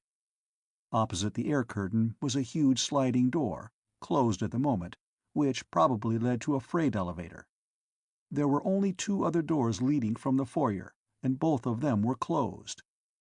And Mike knew that no voice could come through those insulated doors. "Help!" Mike the Angel swung toward the air curtain. This time there was no doubt. Someone was out in that howling ice cloud, screaming for help. Mike saw the figure, dimly, fleetingly, obscured most of the time by the driving whiteness. Whoever it was looked as if he were buried to the waist in snow. Mike made a quick estimate. It was dark out there, but he could see the figure. Therefore, he would be able to see the foyer lights. He wouldn't get lost. Snapping down the faceplate of his parka hood, he ran through the protective updraft of the air curtain and charged into the deadly chill of the Antarctic blizzard. In spite of the electro-parka he was wearing, the going was difficult. The snow tended to plaster itself against his faceplate, and the wind kept trying to take him off his feet. He wiped a gloved hand across the faceplate. Ahead, he could still see the figure waving its arms. Mike slogged on. At 60 below, frozen H2O isn't slushy, by any means. It isn't even slippery. It's more like fine sand than anything else. Mike the Angel figured he had about 30 feet to go, but after he'd taken 8 steps, the arm-waving figure looked as far off as when he'd started. Mike stopped and flipped up his faceplate. It felt as though someone had thrown a handful of razor blades into his face. He winced and yelled, "What's the trouble?" Then he snapped the plate back into position. "I'm cold," came the clear, contralto voice through the howling wind. A woman, thought Mike. "I'm coming!" he bellowed, pushing on. 10 more steps. He stopped again. He couldn't see anyone or anything. He flipped up his faceplate. "Hey!" No answer. "Hey!" he called again. And still there was no answer. Around Mike the Angel there was nothing but the swirling, blinding snow, the screaming, tearing wind, and the blackness of the Antarctic night. There was something damned odd going on here. Carefully putting the toe of his right foot to the rear of the heel of his left, he executed a 180-degree military about-face, and breathed a sigh of relief. He could still see the lights of the foyer. He had half suspected that someone was trying to trap him out here, and they might have turned off the lights. He swiveled his head around for one last look. He still couldn't see a sign of anyone. There was nothing he could do but head back and report the incident. He started slogging back through the gritty snow. He stepped through the hot air curtain and flipped up his faceplate. "Why did you go out in the blizzard?" said a clear, contralto voice directly behind him. Mike swung around angrily. "Look, lady, He stopped. The lady was no lady. A few feet away stood a machine. Vaguely humanoid in shape from the waist up, it was built more like a miniature military tank from the waist down. It had a pair of black sockets in its head, which Mike took to be TV cameras of some kind. It had grillwork on either side of its head, which probably covered microphones, and another grillwork where the mouth should be. There was no nose. "What the hell?" asked Mike the Angel, of no one in particular. "I'm Snookums," said the robot. "Sure you are," said Mike the Angel, backing uneasily toward the door. "You're Snookums. I couldn't fail not to disagree with you less." Mike the Angel didn't particularly like being frightened, but he had never found it a disabling emotion, so he could put up with it if he had to. But, given his choice, he would have much preferred to be afraid of something a little less unpredictable, something he knew a little more about. Something comfortable, like, say, a Bengal tiger or a Kodiak bear. "But I really am Snookums," reiterated the clear voice. Mike's brain was functioning in high gear, with overdrive added and the accelerator floorboarded. He'd been lured out onto the wastelands by this machine. It most definitely could be dangerous. The robot was obviously a remote control device. The arms and hands were of the Waldo type, used to handle radioactive materials in a hot lab. 4-jointed figures and an opposed thumb, metal duplicates of the human hand. But who was on the other end? Who was driving the machine? Who was saying those inane things over the speaker that served the robot as a mouth? It was certainly a woman's voice. Mike was still moving backward, toward the door. The machine that called itself Snookums wasn't moving toward him, which was some consolation, but not much. The thing could obviously move faster on those treads than Mike could on his feet, especially since Mike was moving backward. "Would you mind explaining what this is all about, miss?" asked Mike the Angel. He didn't expect an explanation. He was stalling for time. "I am not a miss," said the robot. "I am Snookums." "Whatever you are, then," said Mike. "Would you mind explaining?" "No," said Snookums. "I wouldn't mind." Mike's fingers, groping behind him, touched the door handle, but before he could grasp it, it turned and the door opened behind him. It hit him full in the back, and he stumbled forward a couple of steps before regaining his balance. A clear contralto voice said, "Oh, I'm so sorry." It was the same voice as the robot's. Mike the Angel swung around to face the second robot. This time it was a lady. "I'm sorry," she repeated. She was all wrapped up in an electro-parka, but there was no mistaking the fact that she was both human and feminine. She came on through the door and looked at the robot. "Snookums, what are you doing here?" "I was trying an experiment, Leda," said Snookums. "This man was just asking me about it. I just wanted to see if he would come if I called help. He did, and I want to know why he did." The girl flashed a look at Mike. "Would you please tell Snookums why you went out there? Please, don't be angry or anything. Just tell him." Mike was beginning to get the picture. "I went because I thought I heard a human being calling for help, and it sounded suspiciously like a woman." "Oh," said Snookums, sounding a little downhearted. If a robot can be said to have a heart— "The reaction was based, then, upon a misconception. That makes the data invalid. I'll have to try again." "That won't be necessary, Snookums," the girl said firmly. "This man went out there because he thought a human life was in danger. He would not have done it if he had known it was you, because he would have known that you were not in any danger. You can stand much lower temperatures than a human being can, you know." She turned to Mike. "Am I correct in saying that you wouldn't have gone out there if you'd known Snookums was a robot?" "Absolutely correct," said Mike the Angel fervently. She looked back at Snookums. "Don't try that experiment again. It is dangerous for a human to go out there, even with an electroparka. You might run the risk of endangering human life." "Oh, dear," said Snookums. "I'm sorry, Leda. There was real anxiety in the voice. "That's all right, honey," the girl said hurriedly. "This man isn't hurt, so don't get upset. Come along now, and we'll go back to the lab. You shouldn't come out like this without permission." Mike had noticed that the girl had kept one hand on her belt all the time she was talking, and that her thumb was holding down a small button on a case attached to the belt. He had been wondering why, but he didn't have to wonder long. The door behind him opened again, and 4 men came out, obviously in a devil of a hurry. Each one of them was wearing a brassard labeled "Security Police." At least, thought Mike the Angel, as he turned to look them over, the brassards aren't in all lower-case italics. One of them jerked a thumb at Mike. "This the guy, Miss Crannon?" The girl nodded. "That's him. He saw Snookums. Take care of him." She looked again at Mike. "I'm terribly sorry, really I am, but there's no help for it."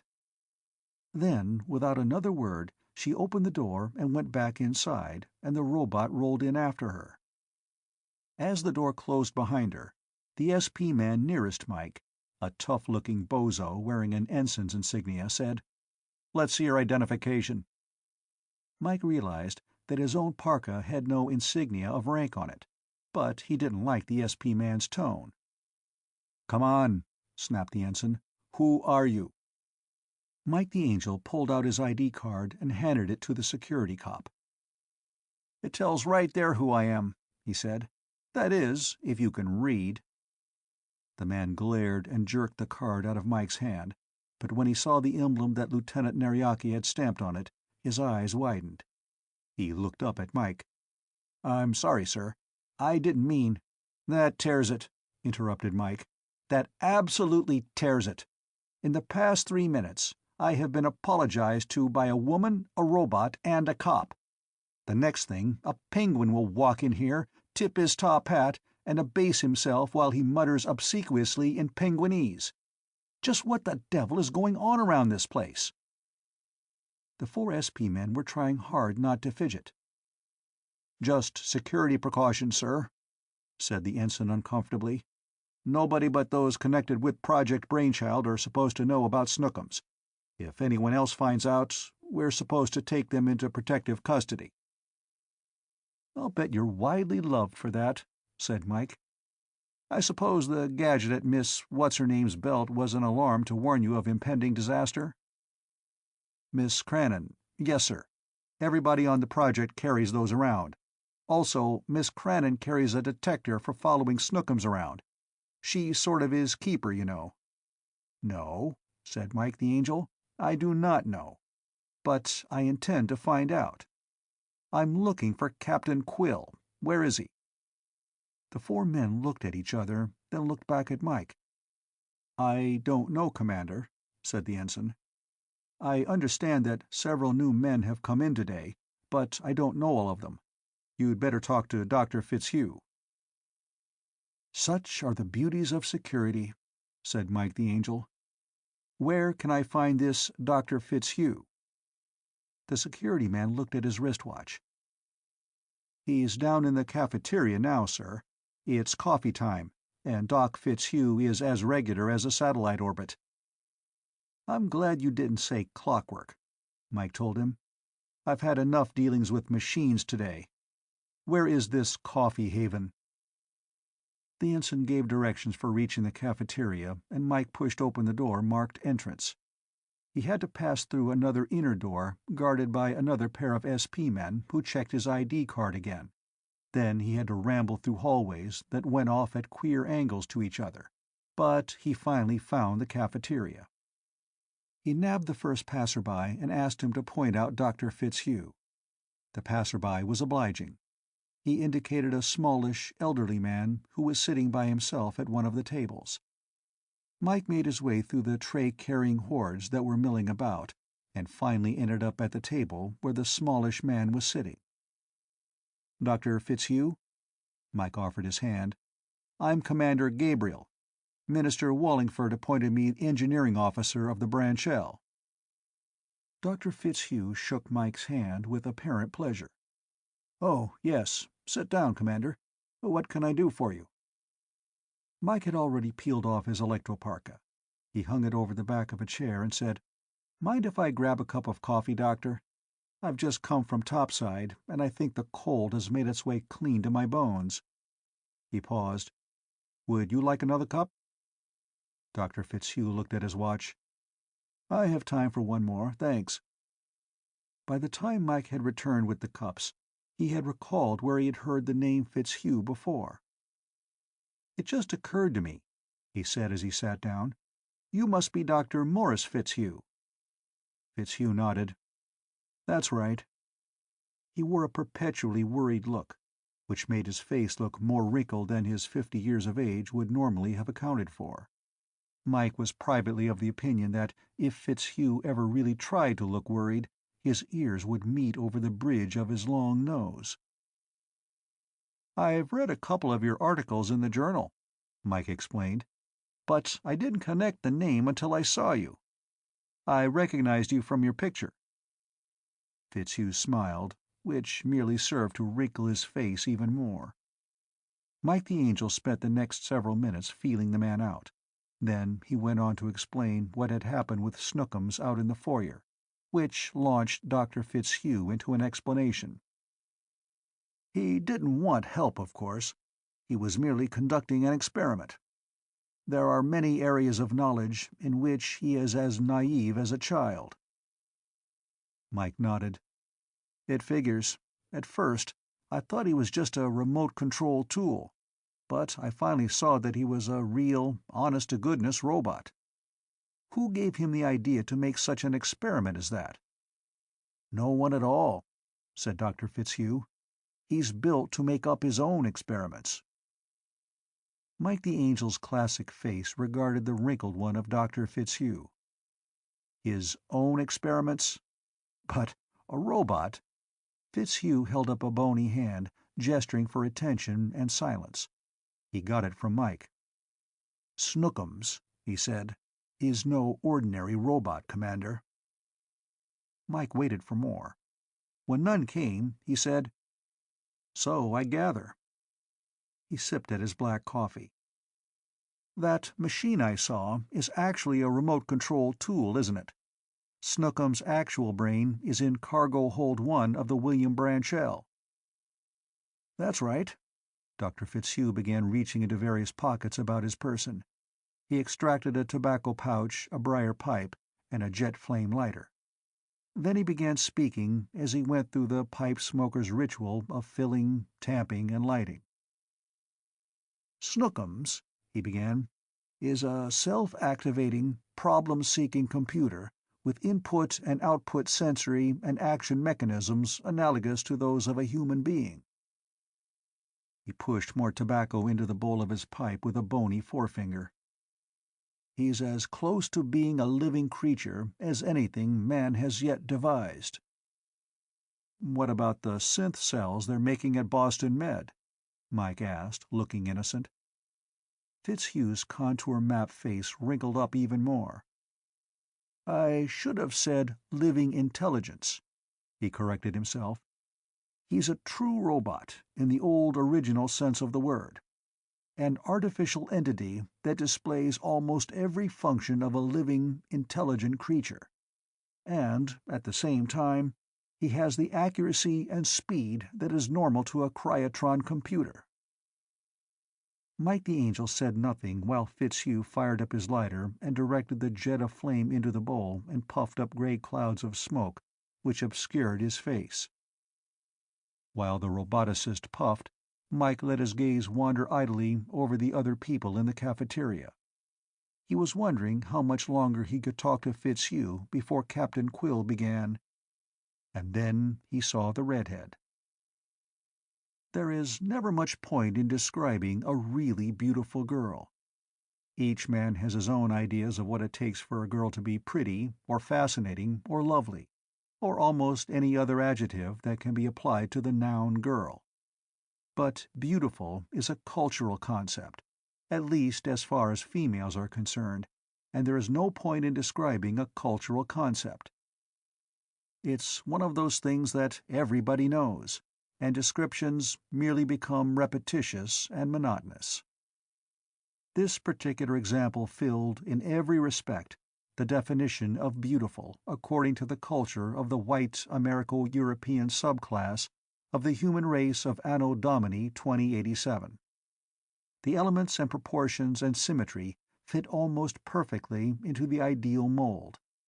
It is only necessary to fill in some of the minor details which are allowed to vary without distorting the ideal. She had red hair and blue eyes, and was wearing a green zip-suit. And she was coming toward the table where Mike and Dr. Fitzhugh were sitting. "Such a tremendous number of elements," Dr. Fitzhugh was saying, "that it was possible, and necessary, to introduce a certain randomity within the circuit choices themselves. Ah, hello, Leda, my dear." Mike and Fitzhugh rose from their seats. "Leda, this is Commander Gabriel, the engineering officer of the Brainchild," said Fitzhugh. "Commander, Miss Leda Crannon, our psychologist." Mike had been allowing his eyes to wander over the girl, inspecting her ankles, her hair, and all vital points of interest between. But when he heard the name Crannon, his eyes snapped up to meet hers. He hadn't recognized the girl without her parka, and wouldn't have known her name if the SP ensign hadn't mentioned it. Obviously, she didn't recognize Mike at all, but there was a troubled look in her blue eyes. She gave him a puzzled smile. "Haven't we met, Commander?" Mike grinned. "Hey, that's supposed to be my line, isn't it?" She flashed him a warm smile, then her eyes widened ever so slightly. "Your voice. You were the man on the foyer. The one—" "The one whom you called copper on," finished Mike agreeably. "But please don't apologize. You've more than made up for it." Her smile remained. She evidently liked what she saw. "How was I to know who you were?" "It might have been written on my pocket handkerchief," said Mike the Angel. "But Space Service officers don't carry pocket handkerchiefs." "What?" The puzzled look had returned. "Nemind," said Mike. "Sit down, won't you?" "Oh, I can't, thanks. I came to get Fitz. A meeting of the research board has been called, and afterward we have to give a lecture or something to the officers of the Brainchild." "You mean the Branchell?" Her smile became an impish grin. "You call it what you want. To us, it's the Brainchild." Dr. Fitzhugh said, "Will you excuse us, Commander? We'll be seeing you at the briefing later." Mike nodded. "I'd better get on my way, too. I'll see you." But he stood there as Leda Crannon and Dr. Fitzhugh walked away. The girl looked just as divine retreating as she had advancing. Chapter 9. Captain Sir Henry Black Bart Quill was seated in an old-fashioned, formal-covered, overstuffed chair, chewing angrily at the end of an unlighted cigar.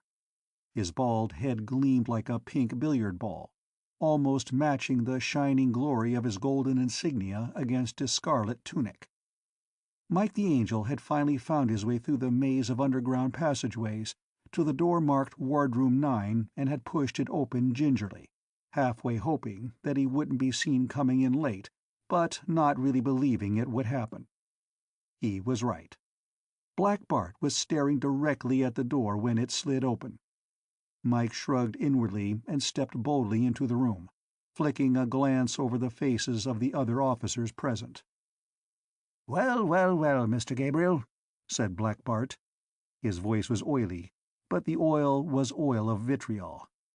"You not only come late, but you come incognito. Where is your uniform?" There was a muffled snicker from one of the junior officers, but it wasn't muffled enough. Before Mike the Angel could explain, Captain Quill's head jerked around. "That will do, Mr. Vanesky," he barked. "Boat ensigns don't snicker when their superiors, and their betters, are being reprimanded. I only use sarcasm on officers I respect. Until an officer earns my sarcasm, he gets nothing but blasting when he goofs off. Understand?" The last word was addressed to the whole group. Ensign Vanesky colored, and his youthful face became mask-like. "Yes, sir. Sorry, sir."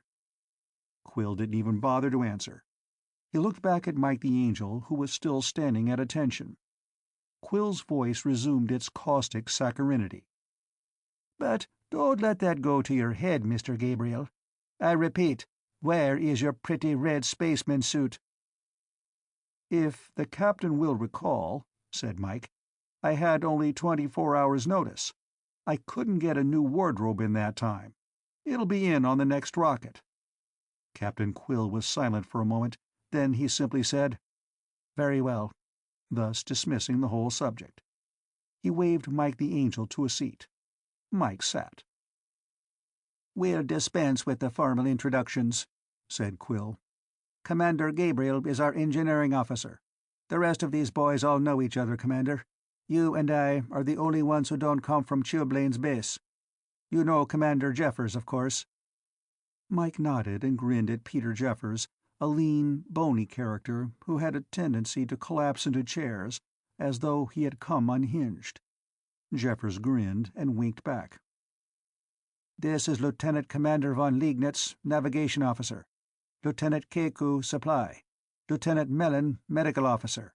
And Ensign Vanesky, Maintenance. You can all shake hands with each other later. Right now, let's get on with business."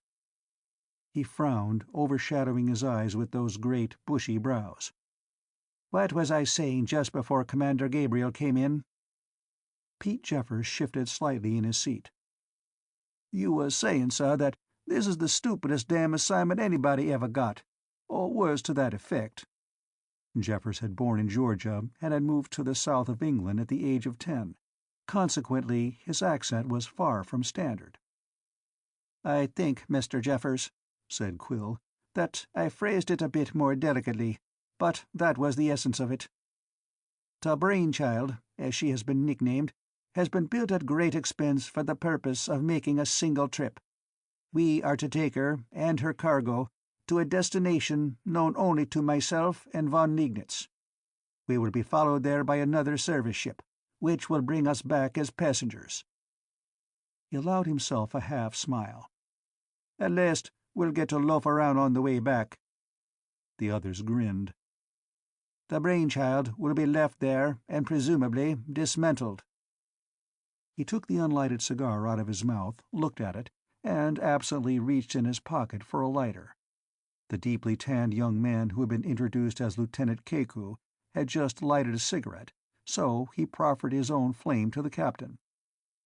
Quill puffed his cigar alight absently and went on. "It isn't going to be easy. We won't have a chance to give the ship a shakedown cruise, because once we take off we might as well keep going, which we will. You all know what the cargo is.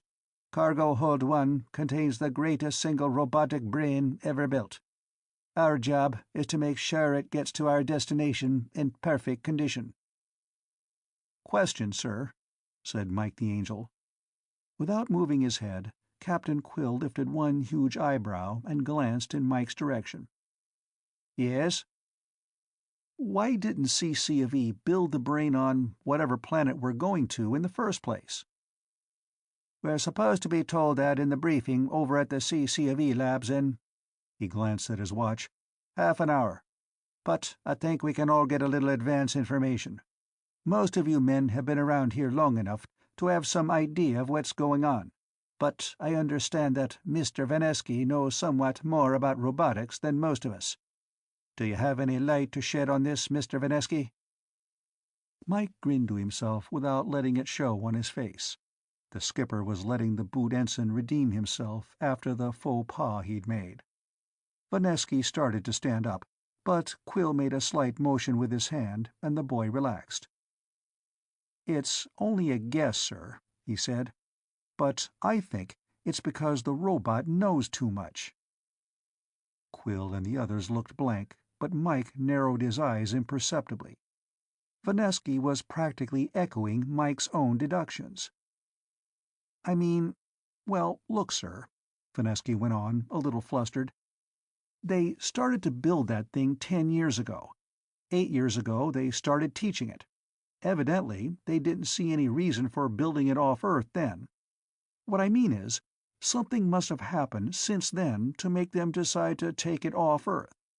If they spent all this much money to get it away, that must mean that it's dangerous somehow." "If that's the case," said Captain Quill, "why don't they just shut the thing off?" "Well," Vanesky spread his hands, "I think it's for the same reason. It knows too much, and they don't want to destroy that knowledge." "Do you have any idea what that knowledge might be?" Mike the Angel asked. "No, sir, I don't. But whatever it is, it's dangerous as hell." The briefing for the officers and men of the William Brand Shell, the Brainchild, was held in a lecture room at the laboratories of the Computer Corporation of Earth's big Antarctic base. Captain Quill spoke first, warning everyone that the project was secret and asking them to pay the strictest attention to what Dr. Morse Fitzhugh had to say. Then Fitzhugh got up, his face ridged with nervousness. He assumed the air of a university professor, launching himself into his speech as though he were anxious to get through it in a given time without finishing too early. "I'm sure you're all familiar with the situation," he said, as though apologizing to everyone for telling them something they already knew, the apology of the learned man who doesn't want anyone to think he's being overly proud of his learning. "I think, however, we can all get a better picture if we begin at the beginning and work our way up to the present time. The original problem was to build a computer that could learn by itself. An ordinary computer can be forcibly taught. That is, a technician can make changes in the circuits, which will make the robot do something differently from the way it was done before, or even make it do something new. But what we wanted was a computer that could learn by itself, a computer that could make the appropriate changes in its own circuits without outside physical manipulation. It's really not as difficult as it sounds.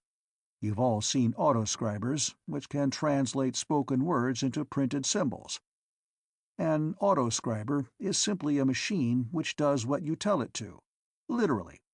Now, suppose a second computer is connected intimately with the first, in such a manner that the second can, on order, change the circuits of the first. Then all that is needed is—" Mike looked around him while the roboticist went on. The men were looking pretty bored. They'd come to get a briefing on the reason for the trip, and all they were getting was a lecture on robotics. Mike himself wasn't so much interested in the whys and wherefores of the trip. He was wondering why it was necessary to tell anyone, even the crew. Why not just pack Snookums up, take him to wherever he was going, and say nothing about it? Why explain it to the crew? "Thus," continued Fitzhugh, "it became necessary to incorporate into the brain a physical analog of Lagerloch's principle. Learning is a result of inelastic collision. I won't give it to you symbolically, but the idea is simply that an organism learns only if it does not completely recover from the effects of an outside force imposed upon it. If it recovers completely, it's just as it was before. Consequently, it hasn't learned anything. The organism must change." He rubbed the bridge of his nose and looked out over the faces of the men before him. A faint smile came over his wrinkled features. "Some of you, I know, are wondering why I am boring you with this long recital. Believe me, it's necessary. I want all of you to understand that the machine you'll have to take care of is not just an ordinary computer. Every man here has had experience with machinery, from the very simplest to the relatively complex. You know that you have to be careful of the kind of information, the kind of external force, you give a machine. If you aim a spaceship at Mars, for instance, and tell it to go through the planet, it might try to obey, but you'd lose the machine in the process." A ripple of laughter went through the men. They were a little more relaxed now, and Fitzhugh had regained their attention. "And you must admit," Fitzhugh added, A spaceship which was given that sort of information might be dangerous." This time the laughter was even louder. "Well then," the roboticist continued, "if a mechanism is capable of learning, how do you keep it from becoming dangerous, or destroying itself? That was the problem that faced us when we built Snookums. So we decided to apply the famous 3 laws of robotics propounded over a century ago by a brilliant American biochemist and philosopher.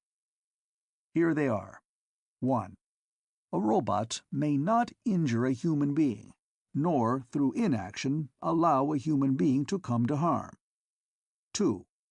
A robot must obey the orders given it by human beings, except where such orders would conflict with the first law. 3. A robot must protect its own existence as long as such protection does not conflict with the first or second law." Fitzhugh paused to let his words sink in. Then, "Those are the ideal laws, of course. Even their propounder pointed out that they would be extremely difficult to put into practice.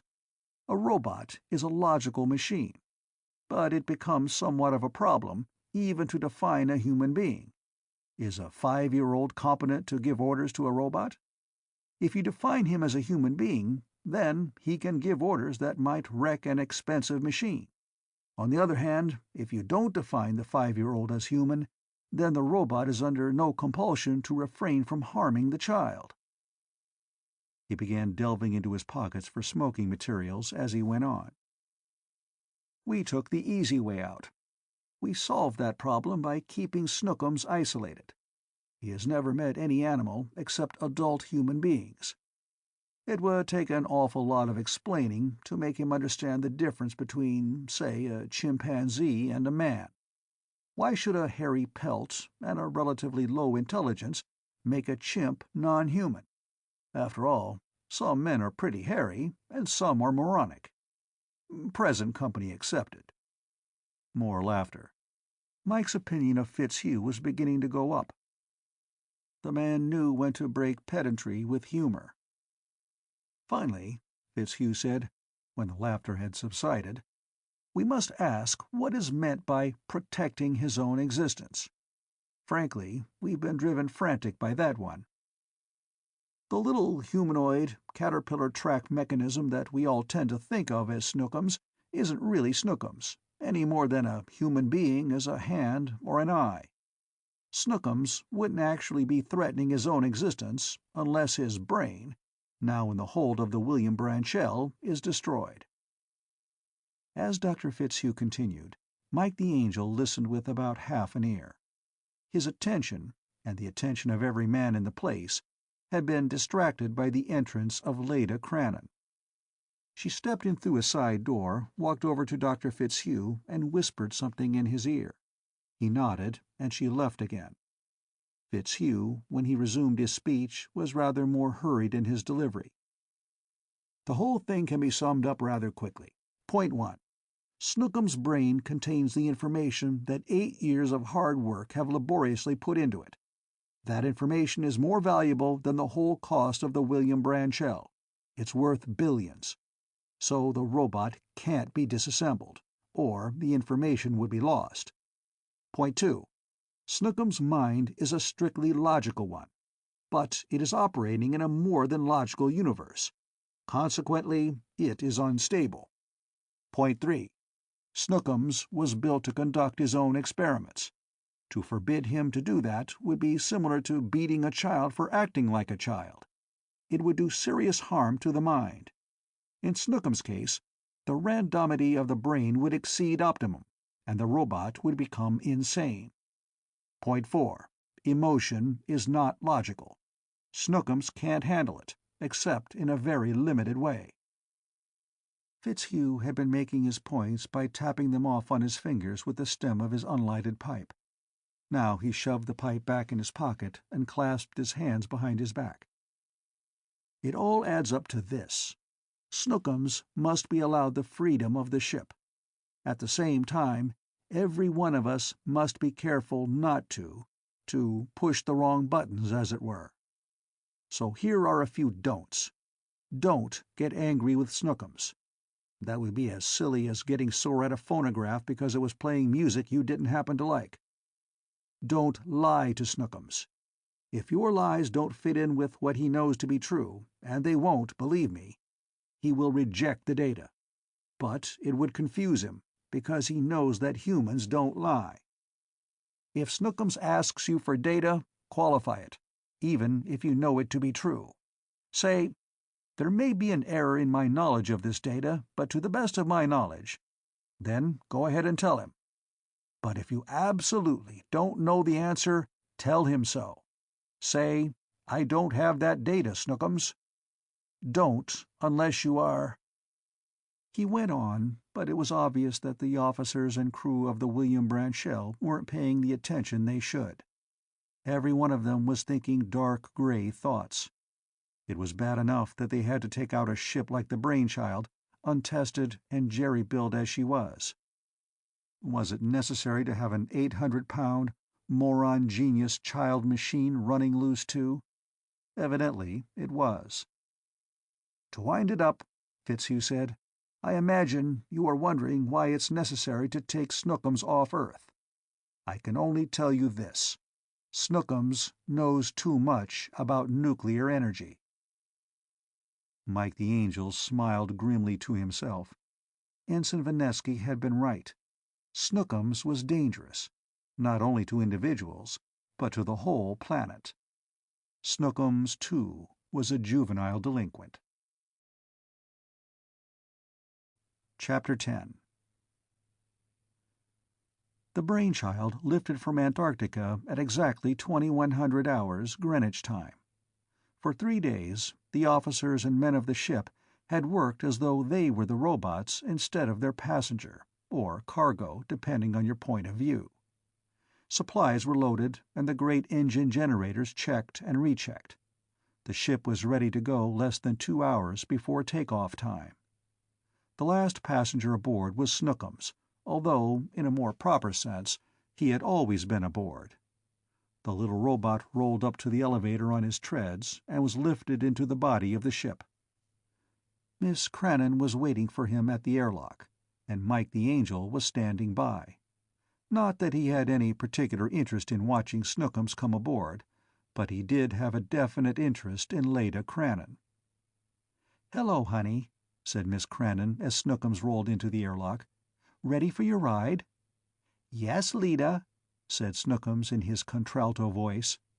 He rolled up to her and took her hand. "Where is my room?" "Come along, I'll show you in a minute. Do you remember Commander Gabriel?" Snookums swiveled his head and regarded Mike. "Oh, yes. He tried to help me." "Did you need help?" Mike growled in spite of himself. "Yes, for my experiment. And you offered help. That was very nice. Leda says it is nice to help people."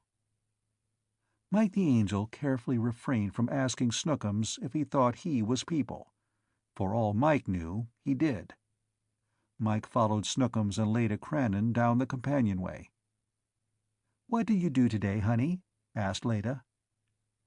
"Mostly I answered questions for Dr. Fitzhugh," said Snookums.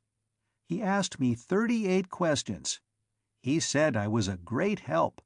I'm nice, too." "Sure you are, darling," said Miss Crannon. "Ye gods," muttered Mike the Angel. "What's the trouble, Commander?" the girl asked, widening her blue eyes. "Nothing," said Mike the Angel, looking at her innocently with eyes that were equally blue. "Not a single solitary thing. Snookums is a sweet little tyke, isn't he?" Leda Crannon gave him a glorious smile. "I think so, and a lot of fun, too." Very seriously, Mike patted Snookums on his shiny steel skull. "How old are you, little boy?"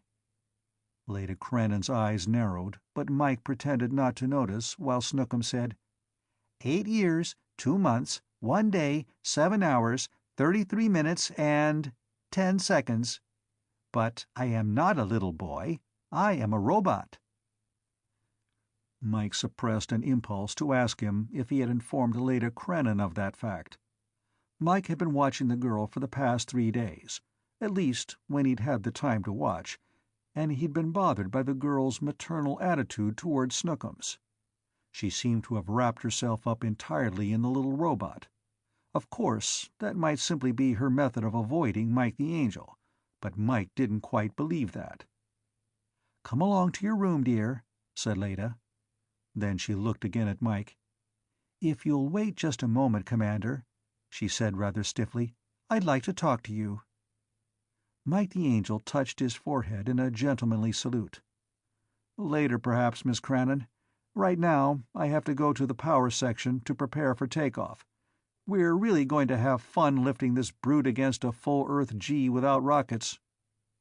"Later, then," she said evenly, and hurried off down the corridor with Snookums. Mike headed the other way with a sigh of relief. As of right then, he didn't feel like being given an ear-reaming lecture by a beautiful redhead. He beetled it toward the power section. Chief Powerman's mate, Malthouse, was probably the only man in the crew who came close to being as big as Mike the Angel. Malthouse was 2 inches shorter than Mike's 6'7", but he weighed in at 290. As a powerman, he was tops, and he gave the impression that, as far as power was concerned, he could have supplied the ship himself by turning the crank on a hand generator. But neither Mike nor Malthouse approached the size of the supply officer, Lieutenant Keku. Keku was an absolute giant, 6'8", 350 pounds, and very little of it fat. When Mike the Angel opened the door of the power section's instrument room, he came upon a strange sight. Lieutenant Keku and Chief Malthouse were seated across a table from each other, each with his right elbow on the table, their right hands clasped. The muscles in both massive arms stood out beneath the scarlet tunics. Neither man was moving. "Games, children?" asked Mike gently. Whap! The chief's arm slammed to the table with a bang that sounded as if the table had shattered. Malthouse had allowed Mike's entrance to distract him, while Lieutenant Keku had held out just an instant longer. Both men leapt to their feet, Malthouse valiantly trying not to nurse his bruised hand. "Sorry, sir," said Malthouse. "We were just—" "Never mind, I saw. Who usually wins?" Mike asked. Lieutenant Keku grinned. "Usually he does, Commander. All this beef doesn't help much against a guy who really has pull, and Chief Malthouse has it." Mike looked into the big man's brown eyes. "Try doing push-ups. With all your weight, it'd really put brawn into you." "Sit down and light up. We've got time before takeoff. That is, we do if Malthouse has everything ready for the check-off." "I'm ready any time you are, sir," Malthouse said, easing himself into a chair. "We'll have a cigarette and then run 'em through." Keku settled his bulk into a chair and fired up a cigarette. Mike sat on the edge of the table. "Philip Keku," Mike said musingly. "Just out of curiosity, what kind of a name is Keku?" "Damn fino," said the lieutenant. "Sounds Oriental, doesn't it?" Mike looked the man over carefully, but rapidly.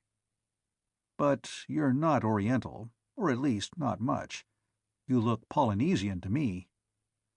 "Hit it right on the head, Commander. Hawaiian. My real name's Kekuwa Naoa, but nobody could pronounce it, so I shortened it to Keku when I came in the service." Mike gave a short laugh. "That accounts for your size. Kekuwa Naoa. A branch of the old Hawaiian royal family, as I recall." "That's right," the big Hawaiian grinned. "I've got a kid sister that weighs as much as you, and my granddad kicked off at 94, weighing a comfortable 410. "What did he die of, sir?" Malthouse asked, curiously. "Concussion and multiple fractures. He slammed a Ford Studebaker into a palm tree at 90 miles an hour. Crazy old ox. He was bigger than the damn automobile." The laughter of the 3 big men filled the instrument room.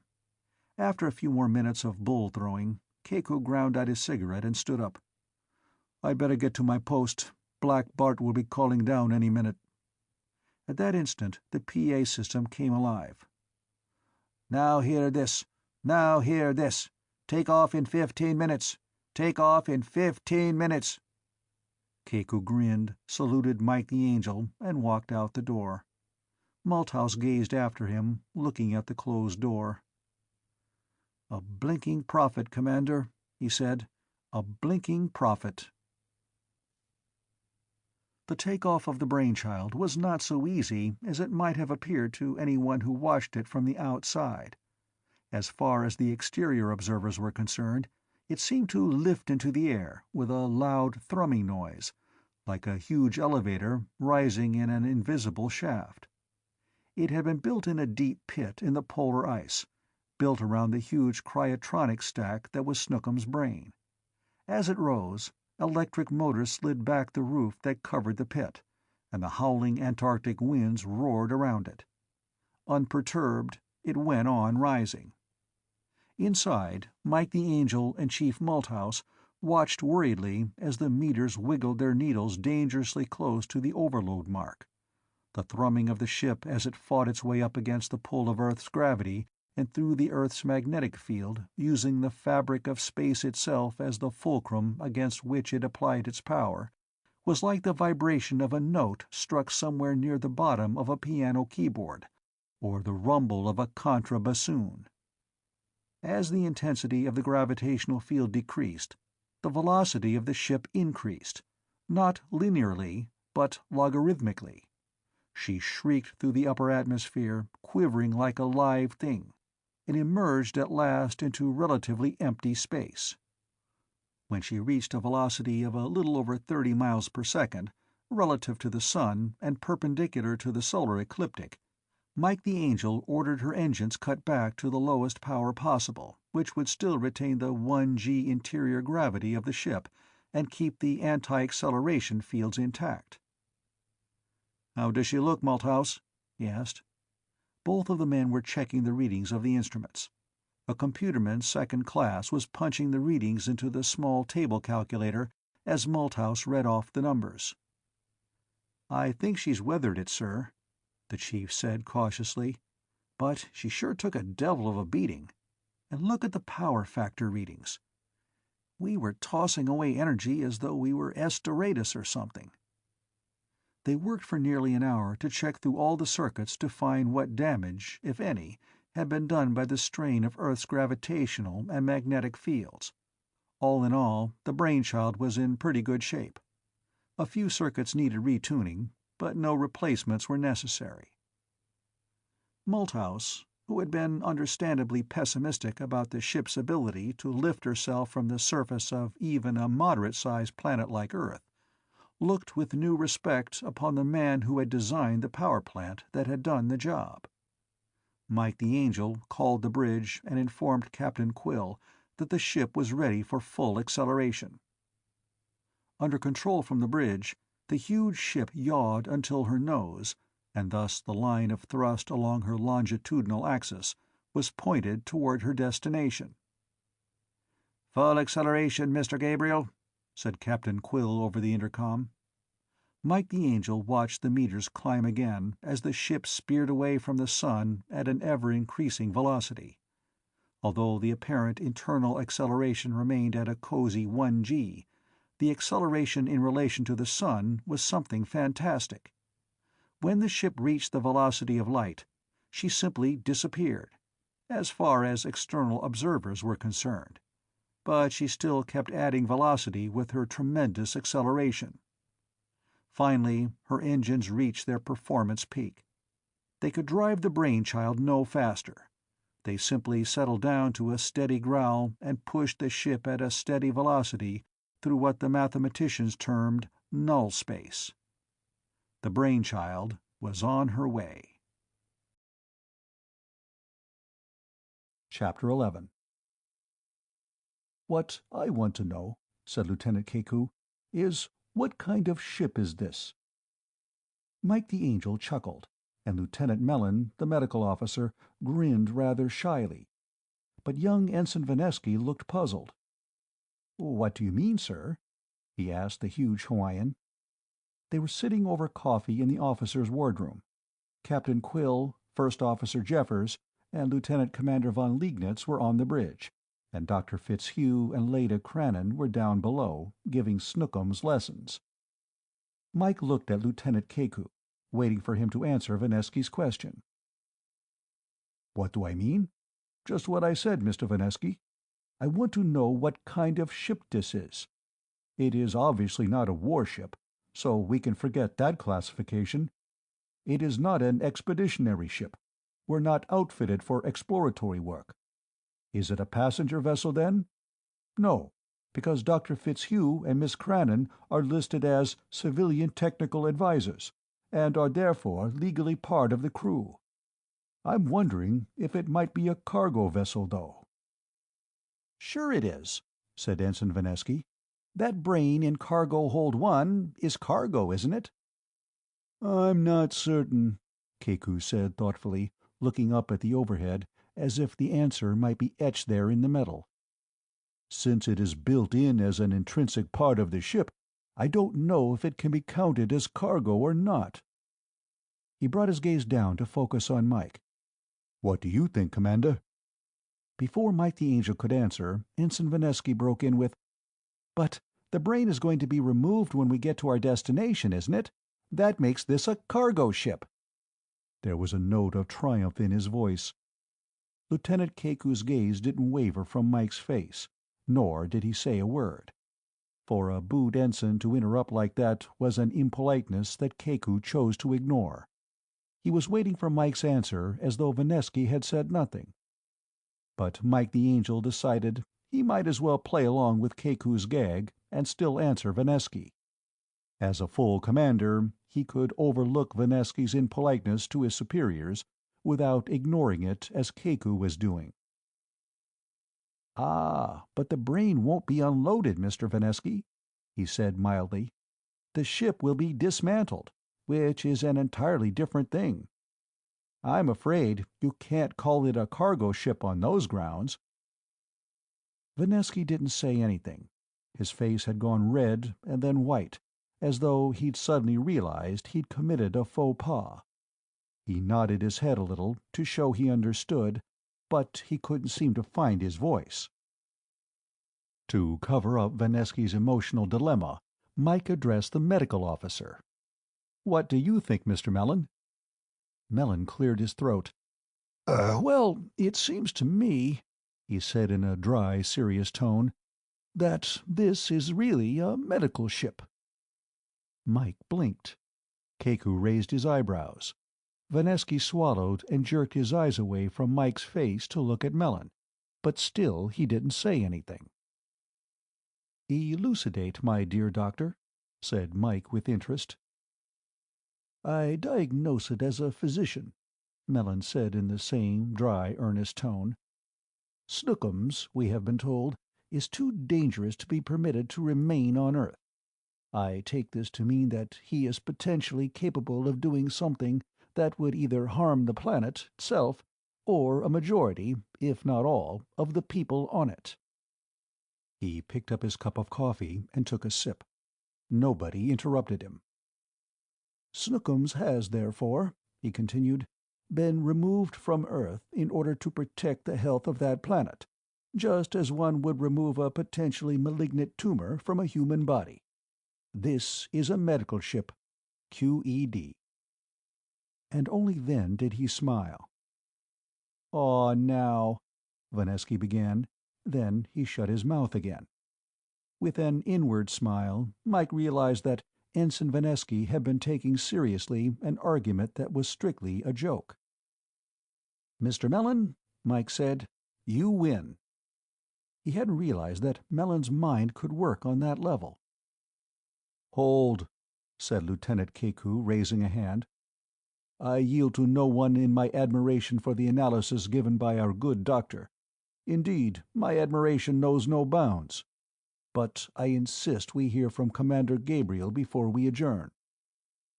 "Not me," Mike said, shaking his head.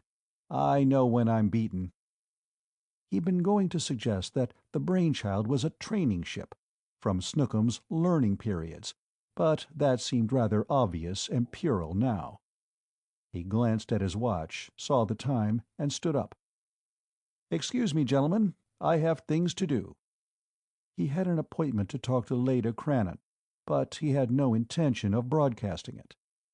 As he closed the wardroom door, he heard Ensign Vanesky's voice saying, "I still say this should be classified as a cargo ship."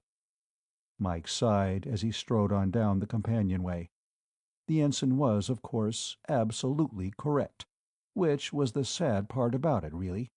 Oh well, what the hell. Leda Crannon had agreed to have coffee with Mike in the office suite she shared with Dr. Fitzhugh. Mike had had one cup in the officers' wardroom, but even if he'd had a dozen, he'd have been willing to slosh down a dozen more to talk to Leda Crannon. It was not, he insisted to himself, that he was in love with the girl, but she had intelligence and personality in addition to her striking beauty. Furthermore, she had given Mike the Angel a dressing down that had been quite impressive. She had not at all cared for the remarks he had made when Snookums was being loaded aboard, patting him on the head and asking him for his age, for instance, and had told him so in no uncertain terms. Mike, feeling sheepish and knowing he was guilty, had accepted the tongue-lashing and tendered an apology. And she had smiled and said, "All right, forget it. I'm sorry I got mad." He knew he wasn't the only man aboard who was interested in Leda. Jakob von Liegnitz, all Teutonic masterfulness and old-world suavity, had obviously made a favorable impression on her. Lou Mellon was often seen in deep philosophical discussions with her, his eyes never leaving her face and his earnest voice low and confidential. Both of them had known her longer than he had, since they'd both been stationed at Chilblain's base. Mike the Angel didn't let either of them worry him. He had enough confidence in his own personality and abilities to be able to take his own tack no matter which way the wind blew. Blithely opening the door of the office, Mike the Angel stepped inside with a smile on his lips. "Ah, good afternoon, Commander Gabriel," said Dr. Morris Fitzhugh. Mike kept the smile on his face. "Leda here?" Fitzhugh chuckled. "No. Some problems came up with Snookums. She'll be in session for an hour yet. She asked me to convey her apologies." He gestured toward the coffee urn. "But the coffee's all made, so you may as well have a cup." Mike was thankful he had not had a dozen cups in the wardroom. "I don't mind if I do, Doctor." He sat down while Fitzhugh poured a cup. "Cream? Sugar?" "Black, thanks," Mike said. There was an awkward silence for a few seconds while Mike sipped at the hot black liquid. Then Mike said, "Dr. Fitzhugh, you said at the briefing back on Earth that Snookums knows too much about nuclear energy. Can you be more specific about that, or is it too hush-hush?" Fitzhugh took out his briar and began filling it as he spoke. "We don't want this to get out to the general public, of course," he said thoughtfully. "But as a ship's officer, you can be told. I believe some of your fellow officers know already, although we'd rather it wasn't discussed in general conversation, even among the officers." Mike nodded wordlessly. "Very well, then." Fitzhugh gave the tobacco a final shove with his thumb. "As a power engineer, you should be acquainted with the pinch effect, eh?" It was a rhetorical question. The pinch effect had been known for over a century. A jet of highly ionized gas, moving through a magnetic field of the proper structure, will tend to pinch down, to become narrower, rather than to spread apart, as a jet of ordinary gas does. As the science of magnetohydrodynamics had progressed, the effect had become more and more controllable, enabling scientists to force the nuclei of hydrogen, for instance, closer and closer together. At the end of the last century, the bending converter had almost wrecked the economy of the entire world, since it gave to the world a source of free energy. Sam Bending's little black box converted ordinary water into helium and oxygen and energy. Plenty of energy.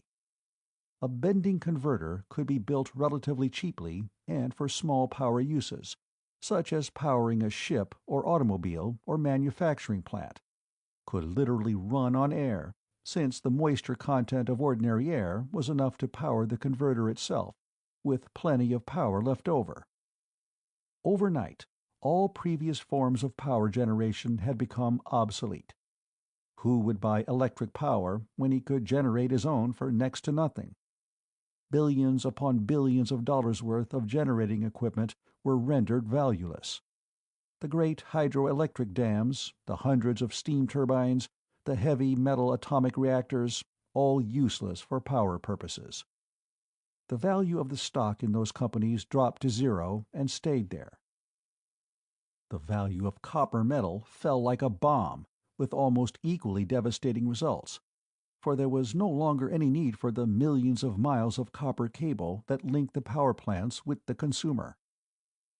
The Depression of 1929 to 42 couldn't even begin to compare with the Great Depression of 1986 to 2000.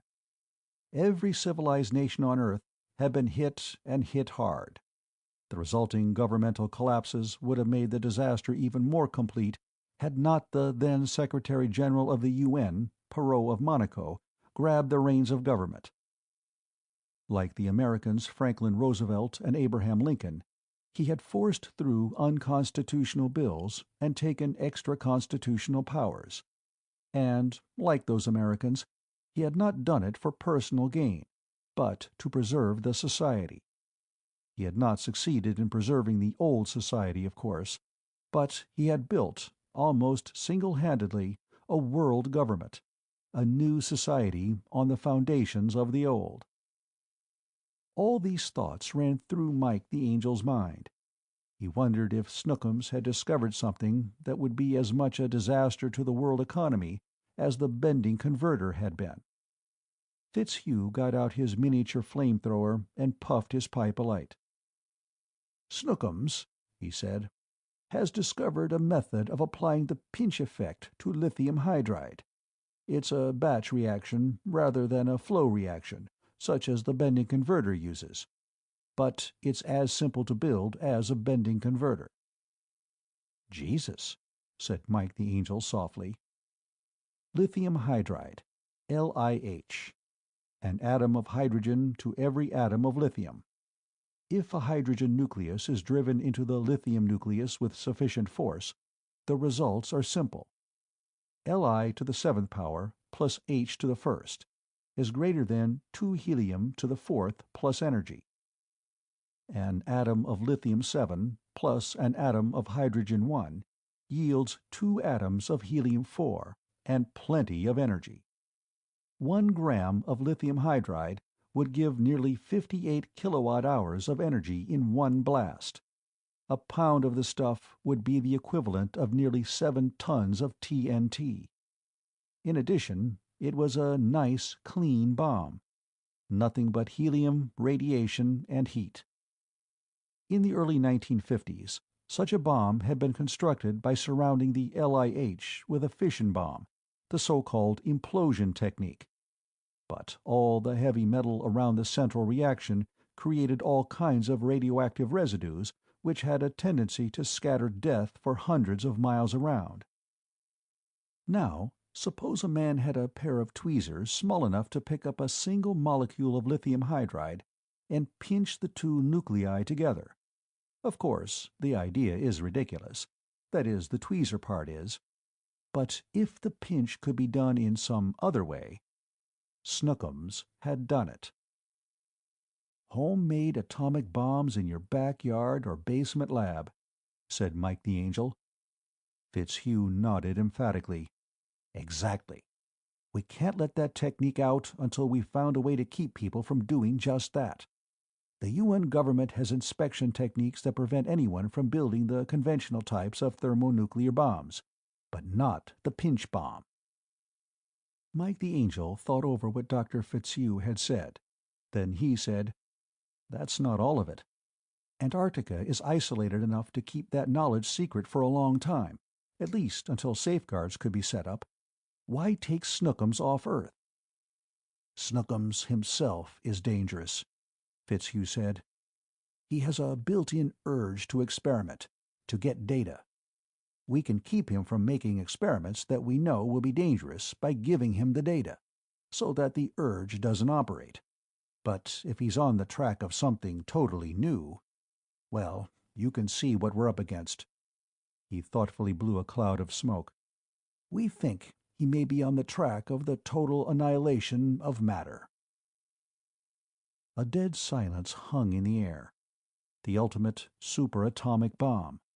Theoretically, the idea had been approached only in the assumption of contact between ordinary matter and antimatter, with the two canceling each other completely to give nothing but energy. Such a bomb would be nearly 50,000 times as powerful as the lithium hydride pinch bomb. That much energy, released in a few millimicroseconds, would make the standard H-bomb look like a candle flame on a foggy night. The LIH pinch bomb could be controlled. By using just a little of the stuff, it would be possible to limit the destruction to a neighborhood, or even a single block. A total annihilation bomb would be much harder to control. The total annihilation of a single atom of hydrogen would yield over 1,000th of an erg, and matter just doesn't come in much smaller packages than that.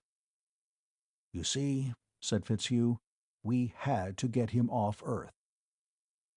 "Either that or stop him from experimenting," Mike said. "And I assume that wouldn't be good for Snookums."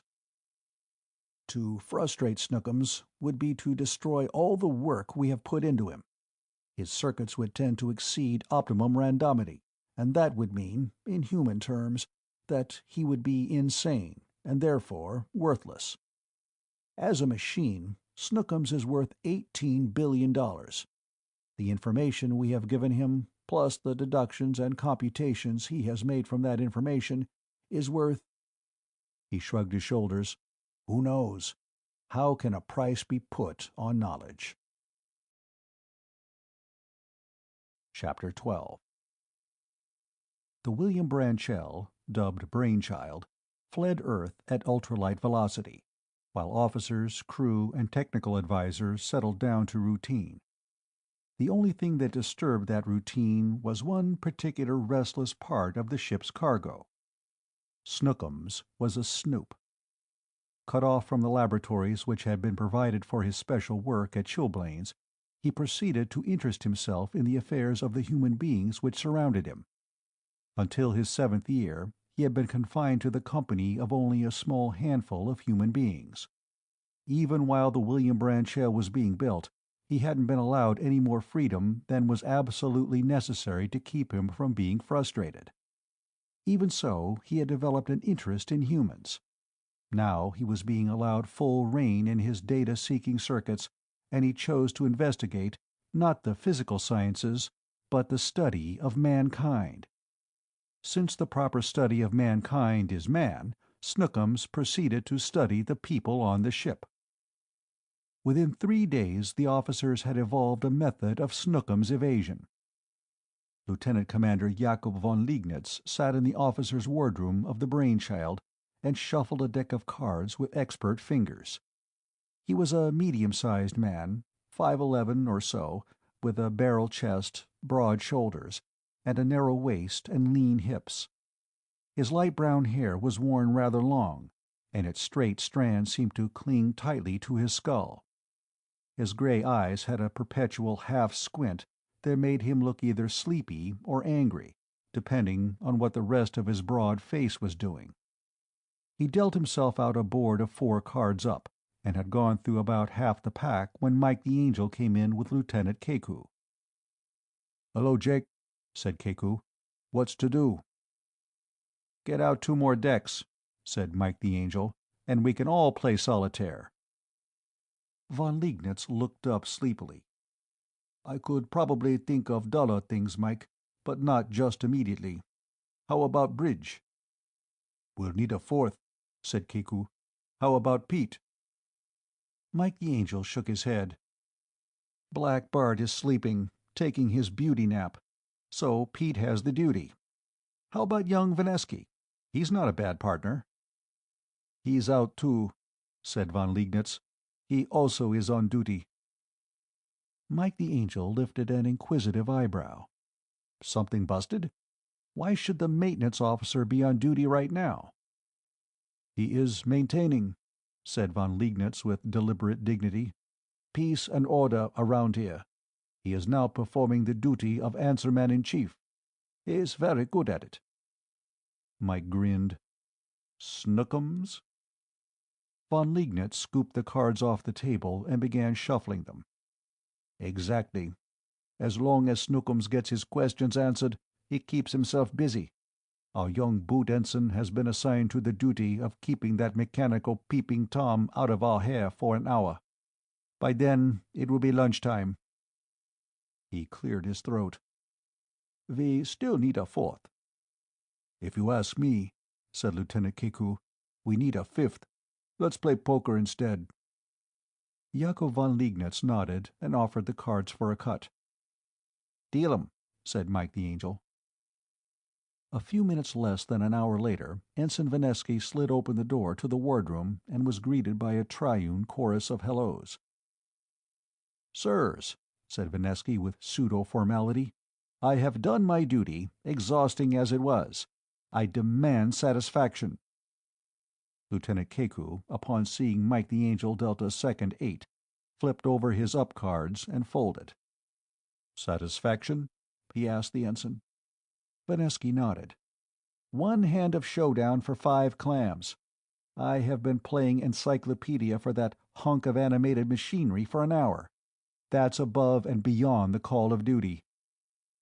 "Raise a half," said Mike the Angel. "Call," said von Liegnitz. 3 8s, said Mike, flipping his whole card. Von Liegnitz shrugged, folded his cards, and watched solemnly while Mike pulled in the pot. "Vinesky wants to play showdown for a 5er," said Keku. Mike the Angel frowned at the ensign for a moment, then relaxed and nodded. "Not my game," he said. "But if the answerman wants a chance to catch up, it's okay with me." The 4 men each tossed a 5 spot into the center of the table and then cut for deal. Mike got it and started dealing. 5 cards, face up, for the pot. When 3 cards apiece had been dealt, young Vinesky was ahead with a king high. On the 4th round, he grinned when he got a second king, and Mike dealt himself an ace. On the 5th round, Vinesky got a 3, and his face froze as Mike dealt himself a second ace. Mike reached for the 20. "You deal yourself a mean hand, Commander," said Vinesky evenly. Mike glanced at him sharply, but there was only a wry grin on the young ensign's face. "Luck of the idiot," said Mike as he pocketed the 20. "It's time for lunch." "Next time," said Keku firmly. "I'll take the answerman watch, Mike. You and this crowd are too lucky for me." "If I lose any more to the Angel," von Liegnitz said calmly, "I will be a very sour kraut. But right now, I'm quite hungry." Mike prowled around the power station that afternoon with a worry nagging at the back of his mind. He couldn't exactly put his finger on what was bothering him, and he finally put it down to just plain nerves.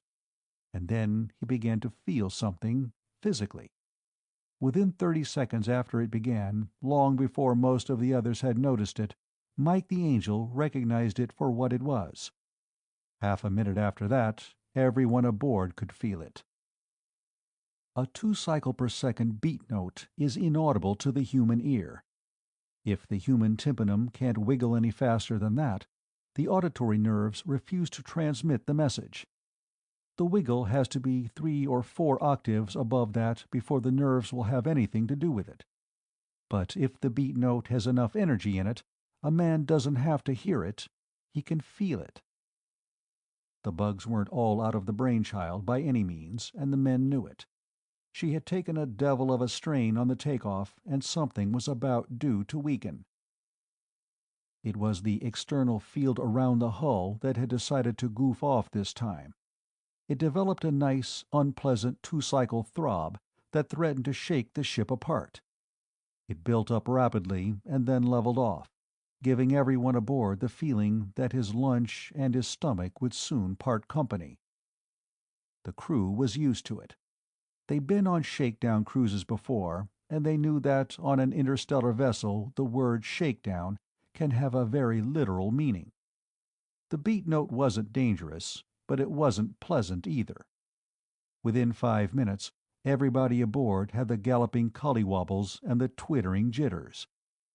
Mike and his power crew all knew what to do. They took their stations and started to work. They had barely started when Captain Quill's voice came over the intercom. "Power station, this is the bridge. How long before we stop this beat note?" "No way of telling, sir," said Mike without taking his eyes off the meter bank. "Check A77," he muttered in an aside to Malthouse. "Can you give me a prognosis?" persisted Quill. Mike frowned. This wasn't like Black Bart. He knew what the prognosis was as well as Mike did. "Actually, sir, there's no way of knowing. The old Gainsway shook like this for 8 days before they spotted the tubes that were causing a 4-cycle beat." "Why can't we spot it right off?" Quill asked. Mike got it then. Fitzhugh was listening in. Quill wanted Mike the Angel to substantiate his own statements to the roboticist. "There are 16 generator tubes in the hull, 2 at each end of the 4 diagonals of an imaginary cube surrounding the ship. At least 2 of them are out of phase. That means that every one of them may have to be balanced against every other one, and that would make 120 checks. It will take 10 minutes if we hit it lucky and find the bad tubes in the first 2 tries, and about 20 hours if we hit it on the last try. That, of course, is presuming that there are only 2 out. If there are 3—" He let it hang.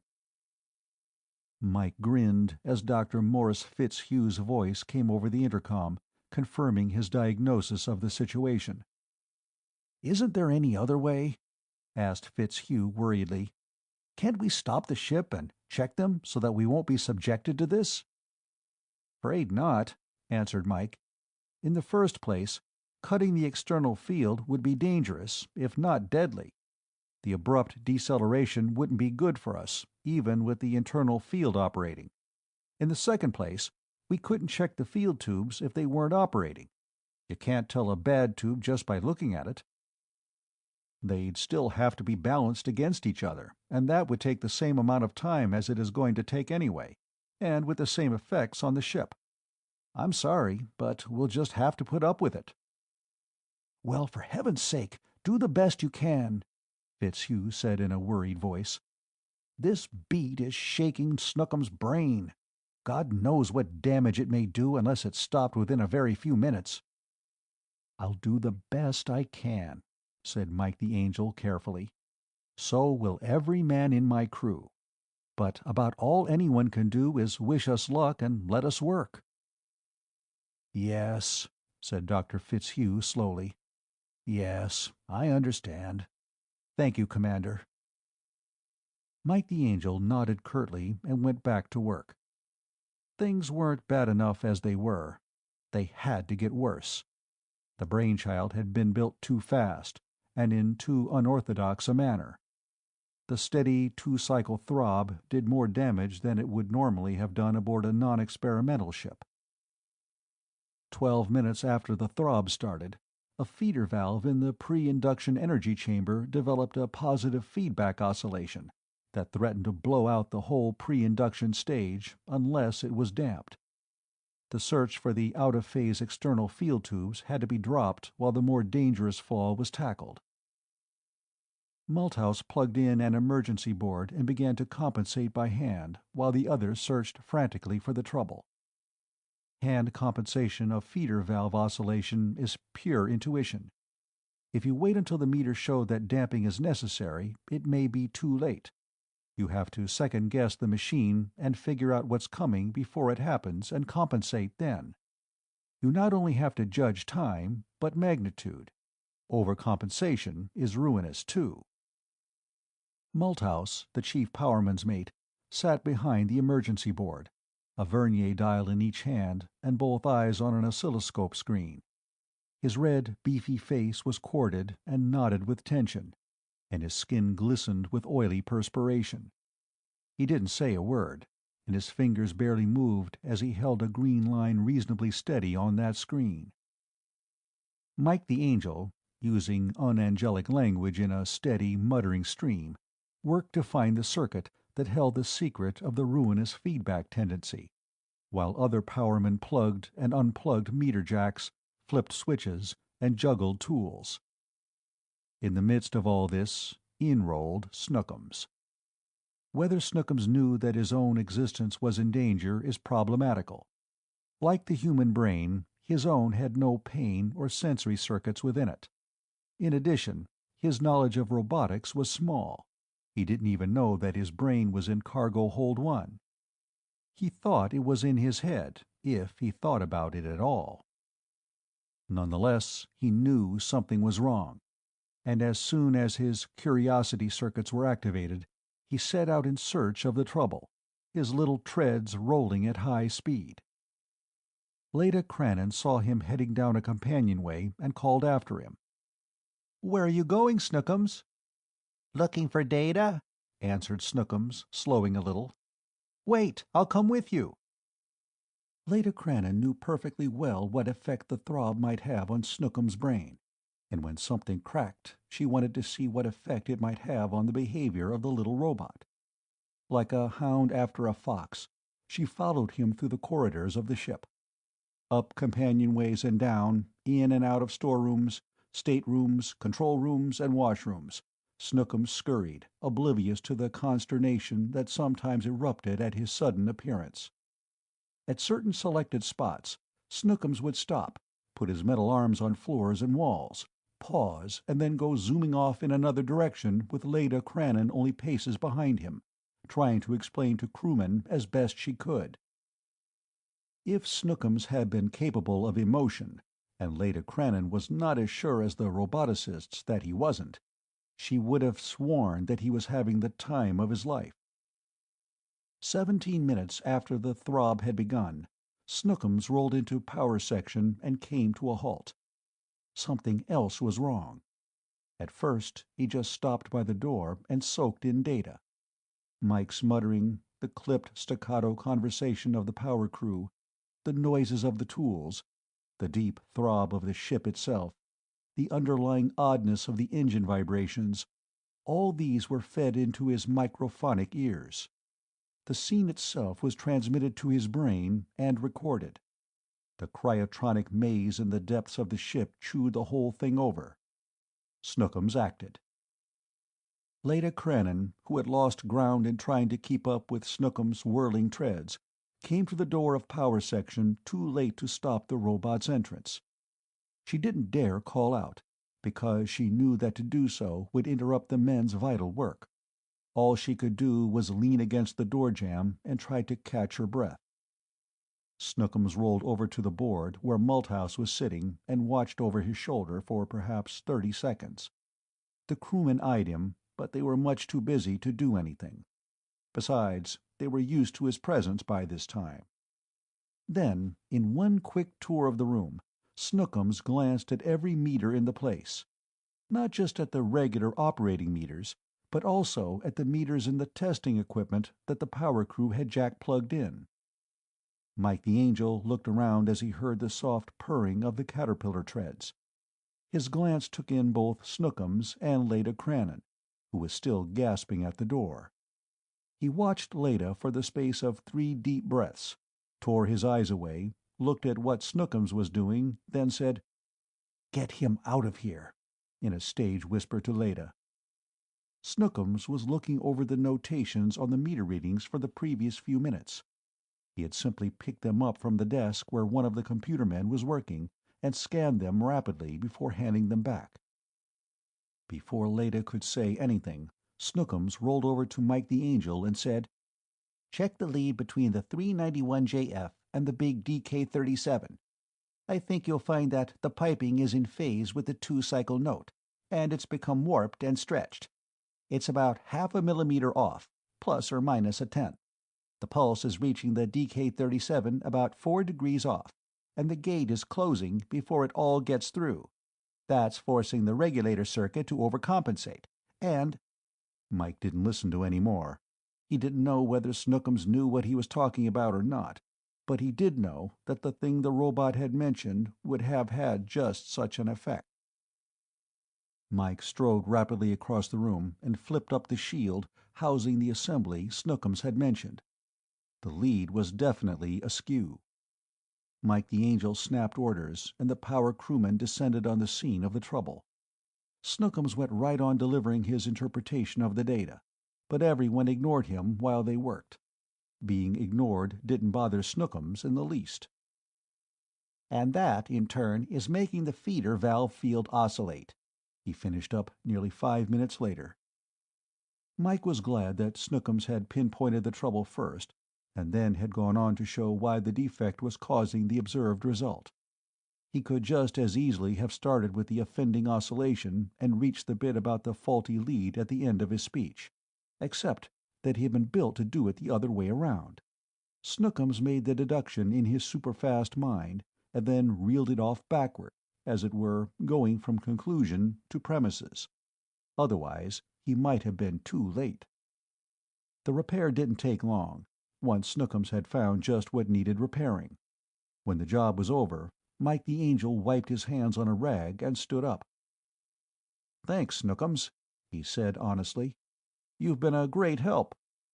Snookums said, "I am smiling, because I am pleased." There was no way for him to smile with a steel face, but Mike got the idea. Mike turned to the chief powerman's mate. "Okay, Malthouse, shut it off. She's steady now." Malthouse just sat there, surrounded by a wall of concentration, his hands still on the verniers, his eyes still on the screen. He didn't move. Mike flipped off the switch. "Come on, Malthouse, snap to. We've still got that beat note to worry about." Malthouse blinked dizzily as the green line vanished from his sight. He jerked his hands off the verniers, and then smiled sheepishly. He had been sitting there waiting for that green line to move a full minute after the input signal had ceased. "Happy hypnosis," said Mike. "Let's get back to finding out which of those tubes in the hull is giving the external field the willies." Snookums, who had been listening carefully, rolled up and said, "Generator tubes 3, 4, and 13. 3 is out of phase by—" "You can tell us later, Snookums," Mike interrupted rapidly. "Right now, we'll get to work on those tubes. You were right once. I hope you're right again." Again, the power crew swung into action. Within 5 minutes, Mike and Malthouse were making the proper adjustments on the external field circuits to adjust for the wobbling of the output. The throb wavered. It wobbled around, going up to 2.7 cycles and dropping back to 1.4, then climbing again. All the time, it was dropping in magnitude, until finally it could no longer be felt. Finally, it dropped suddenly to a low of 0.05 cycles, hovered there for a moment, then vanished altogether. "By the beard of my sainted maiden aunt," said Chief Malthouse in awe. "A 3-tube offbeat solved in less than half an hour. If that isn't a record, I'll dye my uniform black and join the chaplain's corps." Leda Crannon, looking tired but somehow pleased, said softly, "May I come in?" Mike the Angel grinned. "Sure. Maybe you can—" The intercom clicked on. "Power section, this is the bridge." It was Black Bart. "Are my senses playing me false, or have you stopped that beat note?" "All secure, sir," said Mike the Angel. "The system is stable now." "How many tubes were goofing?" "3 of them." "3?" There was astonishment in the captain's voice. "How did you ever solve a 3-tube beat in that short a time?" Mike the Angel grinned up at the eye in the wall. "Nothing to it, sir," he said. "A child could have done it." Chapter 13. Leda Crannon sat down on the edge of the bunk in Mike the Angel's stateroom, accepted the cigarette and light that Mike had proffered, and waited while Mike poured a couple of cups of coffee from the insole jug on his desk. "I wish I could offer you something stronger, but I'm not much of a drinker myself, so I don't usually take advantage of the officer's prerogative to smuggle liquor aboard," he said as he handed her the cup. She smiled up at him. "That's all right. I rarely drink, and when I do, it's either wine or a very diluted highball. Right now, this coffee will do me more good." Mike heard footsteps coming down the companionway. He glanced out through the door, which he had deliberately left open. Ensign Vanesky walked by, glanced in, grinned, and went on his way.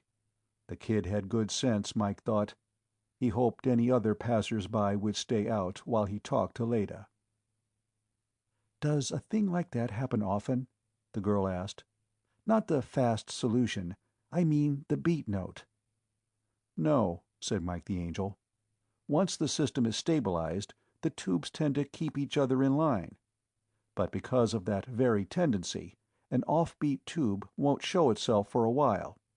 The system tries to keep the bad ones in phase in spite of themselves, but eventually one of them sort of rebels, and that frees any of the others that are offbeat, so the bad ones all show at once and we can spot them.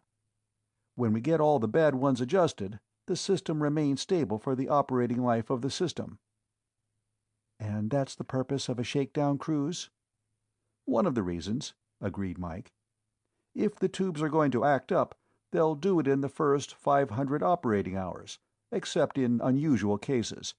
That's one of the things that bothered me about the way this crate was hashed together."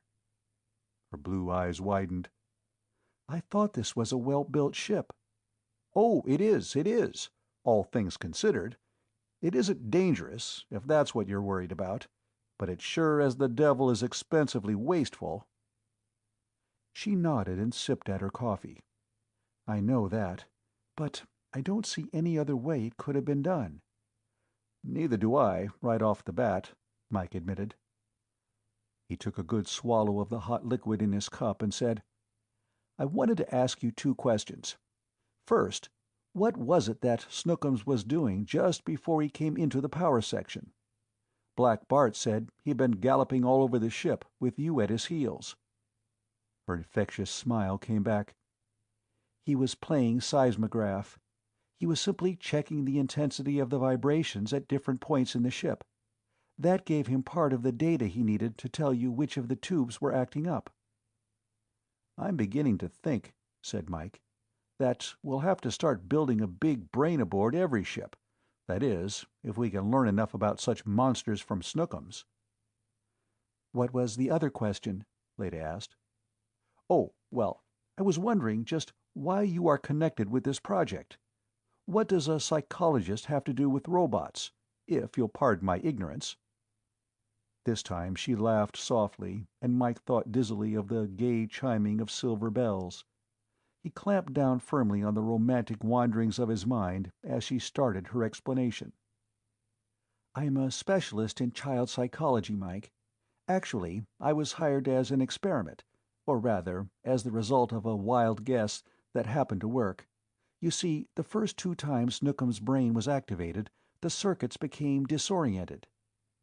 "You mean," said Mike the Angel, "they went nuts?" She laughed again. "Don't let Fitz hear you say that.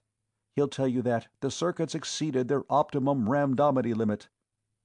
Mike grinned, remembering the time he had driven a robot brain daffy by bluffing it at poker. "How did that happen?" "Well, we don't know all the details, but it seems to have something to do with the slow recovery rate that's necessary for learning. Do you know anything about Lagergloc's principle?" "Fitzhugh mentioned something about it in the briefing we got before takeoff. Something about a bit of learning being an inelastic rebound." "That's it. You take a steel ball, for instance, and drop it on a steel plate from a height of 3 or 4 feet. It bounces, almost perfect elasticity.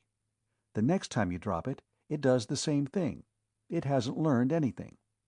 But if you drop a lead ball, it doesn't bounce as much, and it will flatten at the point of contact. The next time it falls on that flat side, its behavior will be different. It has learned something." Mike rubbed the tip of an index finger over his chin. "These illustrations are analogues of the human mind?" "That's right. Some people have minds like steel balls. They can learn, but you have to hit them pretty hard to make them do it. On the other hand, some people have minds like glass balls. They can't learn at all. If you hit them hard enough to make a real impression, they simply shatter." "All right. Now, what has this got to do with you and Snookums?" "Patience, boy, patience," Leda said with a grin. "Actually, the lead ball analogy is much too simple. An intelligent mind has to have time to partially recover, you see. Hit it with too many shocks, one right after another, and it either collapses or refuses to learn, or both. The first 2 times the brain was activated, the roboticists just began feeding data into the thing as though it were an ordinary computing machine. They were forcing it to learn too fast. They weren't giving it time to recover from the shock of learning. Just as in the human being, there is a difference between a robot's brain and a robot's mind. The brain is a physical thing, a bunch of cryotrons in a helium bath. But the mind is the sum total of all the data and reaction patterns and so forth that have been built into the brain or absorbed by it. The brain didn't have an opportunity to recover from the learning shocks when the data was fed in too fast, so the mind cracked. It couldn't take it. The robot went insane. Each time, the roboticists had to deactivate the brain, drain it of all data, and start over. After the second time, Dr. Fitzhugh decided they were going about it wrong, so they decided on a different tack." "I see," said Mike the Angel. "It had to be taught slowly, like a child." "Exactly," said Leda. "And who would know more about teaching a child than a child psychologist?" she added brightly. Mike looked down at his coffee cup, watching the slight wavering of the surface as it broke up the reflected light from the glow panels. He had invited this girl down to his stateroom, he told himself, to get information about Snookums. But now he realized that information about the girl herself was far more important. "How long have you been working with Snookums?" he asked, without looking up from his coffee. "Over 8 years," she said. Then Mike looked up. "You know, you hardly look old enough. You don't look much older than 25. She smiled, a little shyly, Mike thought. "As Snookums says, you're nice. I'm 26. "And you've been working with Snookums since you were 18? Uh-huh." She looked, very suddenly, much younger than even the 25 Mike had guessed at. She seemed to be more like a somewhat bashful teenager who had been educated in a convent. "I was what they call an exceptional child. My mother died when I was 7, and Dad, well, he just didn't know what to do with a baby girl, I guess. He was a kind man, and I think he really loved me, but he just didn't know what to do with me. So when the test showed I was brighter than average, he put me in a special school in Italy. Said he didn't want my mind cramped by being forced to conform to the mental norm. Maybe he even believed that himself. And, too, he didn't approve of public education. He had a lot of odd ideas. Anyway, I saw him during summer vacations and went to school the rest of the year. He took me all over the world when I was with him, and the instructors were pretty wonderful people. I'm not sorry that I was brought up that way. It was just a little different from the education that most children have, but it gave me a chance to use my mind." "I know the school," said Mike the Angel. "That's the one under the Cesare Alfieri Institute in Florence?" "That's it. Did you go there?" There was an odd, eager look in her eyes. Mike shook his head. "Nope, but a friend of mine did. Ever know a guy named Paulvitch?" She squealed with delight, as though she'd been playfully pinched. "Sergei? You mean Sergei Paulvitch, the Fiend of Florence?" She pronounced the name properly, Sergei, instead of Serge, as too many people were prone to do. "Sounds like the same man," Mike admitted, grinning. "As evil-looking as Santana's himself?" "That's Sergei, all right. Half the girls were scared of him, and I think all the boys were. He's about 3 years older than I am, I guess." "Why call him Sir Gay?" Mike asked. "Just because of his name?" "Partly, and partly because he was always such a gentleman. A real nice guy, if you know what I mean. Do you know him well?" "Know him? Hell, I couldn't run my business without him." "Your business?" She blinked. "But he works for—" Then her eyes became very wide, her mouth opened, and she pointed an index finger at Mike. "Then you're Mike the Angel. M.R. Gabriel. Sure." She started laughing. "I never connected it up. My golly, I thought you were just another Space Service commander. Mike the Angel. Well, I'll be darned." She caught her breath. "I'm sorry. I was just so surprised, that's all. Are you really the M.R. Gabriel of M.R. Gabriel Power Design?" Mike was as close to being nonplussed as he cared to be. "Sure," he said. "You mean you didn't know?" She shook her head. "No, I thought Mike the Angel was about 60 years old, a crotchety old genius behind a desk, as eccentric as a comet's orbit, and wealthier than Croesus. You're just not what I pictured, that's all." "Just wait a few more decades," Mike said, laughing. "I'll try to live up to my reputation." "So, you're Sergei's boss. How is he? I haven't seen him since I was 16. "He's grown a beard," said Mike. "No." "Fact." "My God, how horrible!" She put her hand over her eyes in mock horror. "Let's talk about you," said Mike. "You're much prettier than Sergei Pulvich." "Well, I should hope so. But really, there's nothing to tell. I went to school. B.S. at 14, M.S. at 16, Ph.D. at 18. Then I went to work for C.C. of E., and I've been there ever since. I've never been engaged, I've never been married, and I'm still a virgin. Anything else?"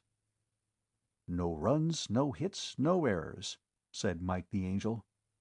She grinned back impishly. "I haven't been up to bat yet, Commander Gabriel." "Then I suggest you grab some sort of club to defend yourself, because I'm going to be in there pitching." The smile on her face faded, to be replaced by a look that was neither awe nor surprise, but partook of both. "You really mean that, don't you?" she asked in a hushed voice. "I do," said Mike the Angel. Commander Peter Jeffers was in the control bridge when Mike the Angel stepped in through the door. Jeffers was standing with his back to the door, facing the bank of instruments that gave him a general picture of the condition of the whole ship. Overhead, the great dome of the ship's nose allowed the gleaming points of light from the star field ahead to shine down on those beneath through the heavy, transparent shield of the cast transite and the invisible screen of the external field. Mike walked over and tapped Pete Jeffers on the shoulder. "Busy?"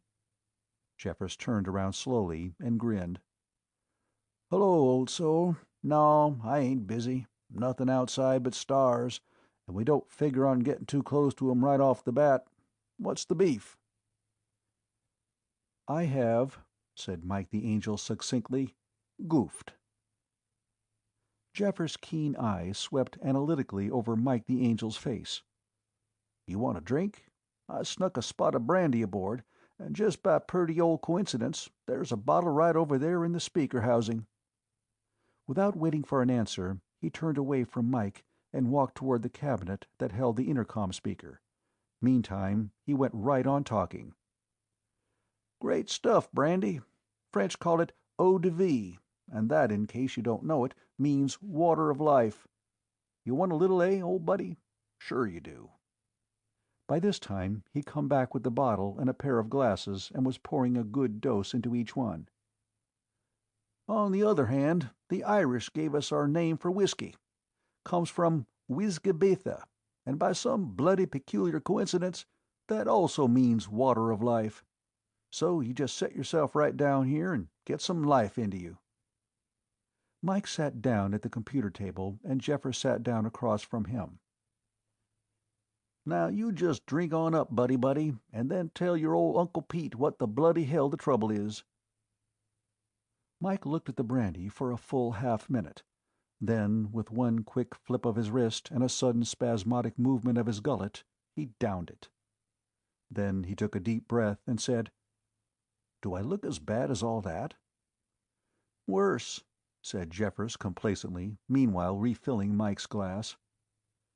"While we were on active service together, I've seen you go through all kinds of things and never look like this. What is it? Reaction from this afternoon's or pardon me, yesterday afternoon's emergency?" Mike glanced up at the chronometer. It was 2:30 in the morning, Greenwich time. Jeffers held the bridge from midnight till noon, while Black Bart had the noon to midnight shift. Still, Mike hadn't realized that it was as late as all that. He looked at Jeffers' lean, bony face. "Reaction? No, it's not that. Look, Pete, you know me. Would you say I was a pretty level-headed guy?" "Sure." "My old man always said, 'Never make an enemy accidentally,' and I think he was right. So I usually think over what I say before I open my big mouth, don't I?" Again Jeffers said, "Sure." "I wouldn't call myself overcautious," Mike persisted, "but I usually think a thing through pretty carefully before I act. That is, if I have time, right?" "I'd say so," Jeffers admitted. "I'd say you are about the only guy I know who does the right thing more than 90% of the time, and says the right thing more than 99% of the time. So, what do you want? Back-patting or just hero worship?" Mike took a small taste of the brandy. "Neither, you jerk. But about 8 hours ago I said something that I hadn't planned to say. I practically proposed to Leda Crannon without knowing I was going to." Peter Jeffers didn't laugh. He simply said, "How'd it happen?" Mike told him.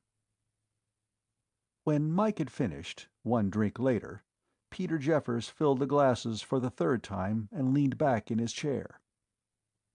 "Tell me one thing, old buddy, and think about it before you answer. If you had a chance to get out of it gracefully, would you take back what you said?" Mike the Angel thought it over. The sweep hand on the chronometer made its rounds several times before he answered. Then, at last, he said, "No. No, I wouldn't." Jeffers pursed his lips, then said judicially, "In that case, you're not doing badly at all. There's nothing wrong with you except the fact that you're in love." Mike downed the third drink fast and stood up. "Thanks, Pete," he said. "That's what I was afraid of." "Wait just one stinking minute," said Jeffers firmly. "Sit down." Mike sat. "What do you intend to do about it?" Jeffers asked. Mike the Angel grinned at him. "What the hell else can I do but woo and win the wench?" Jeffers grinned back at him. "I reckon you know you got competition, huh?" "You mean Jake von Liegnitz?" Mike's face darkened. "I have the feeling he's looking for something that doesn't include a marriage certificate." "Love sure makes a man sound noble," said Jeffers philosophically.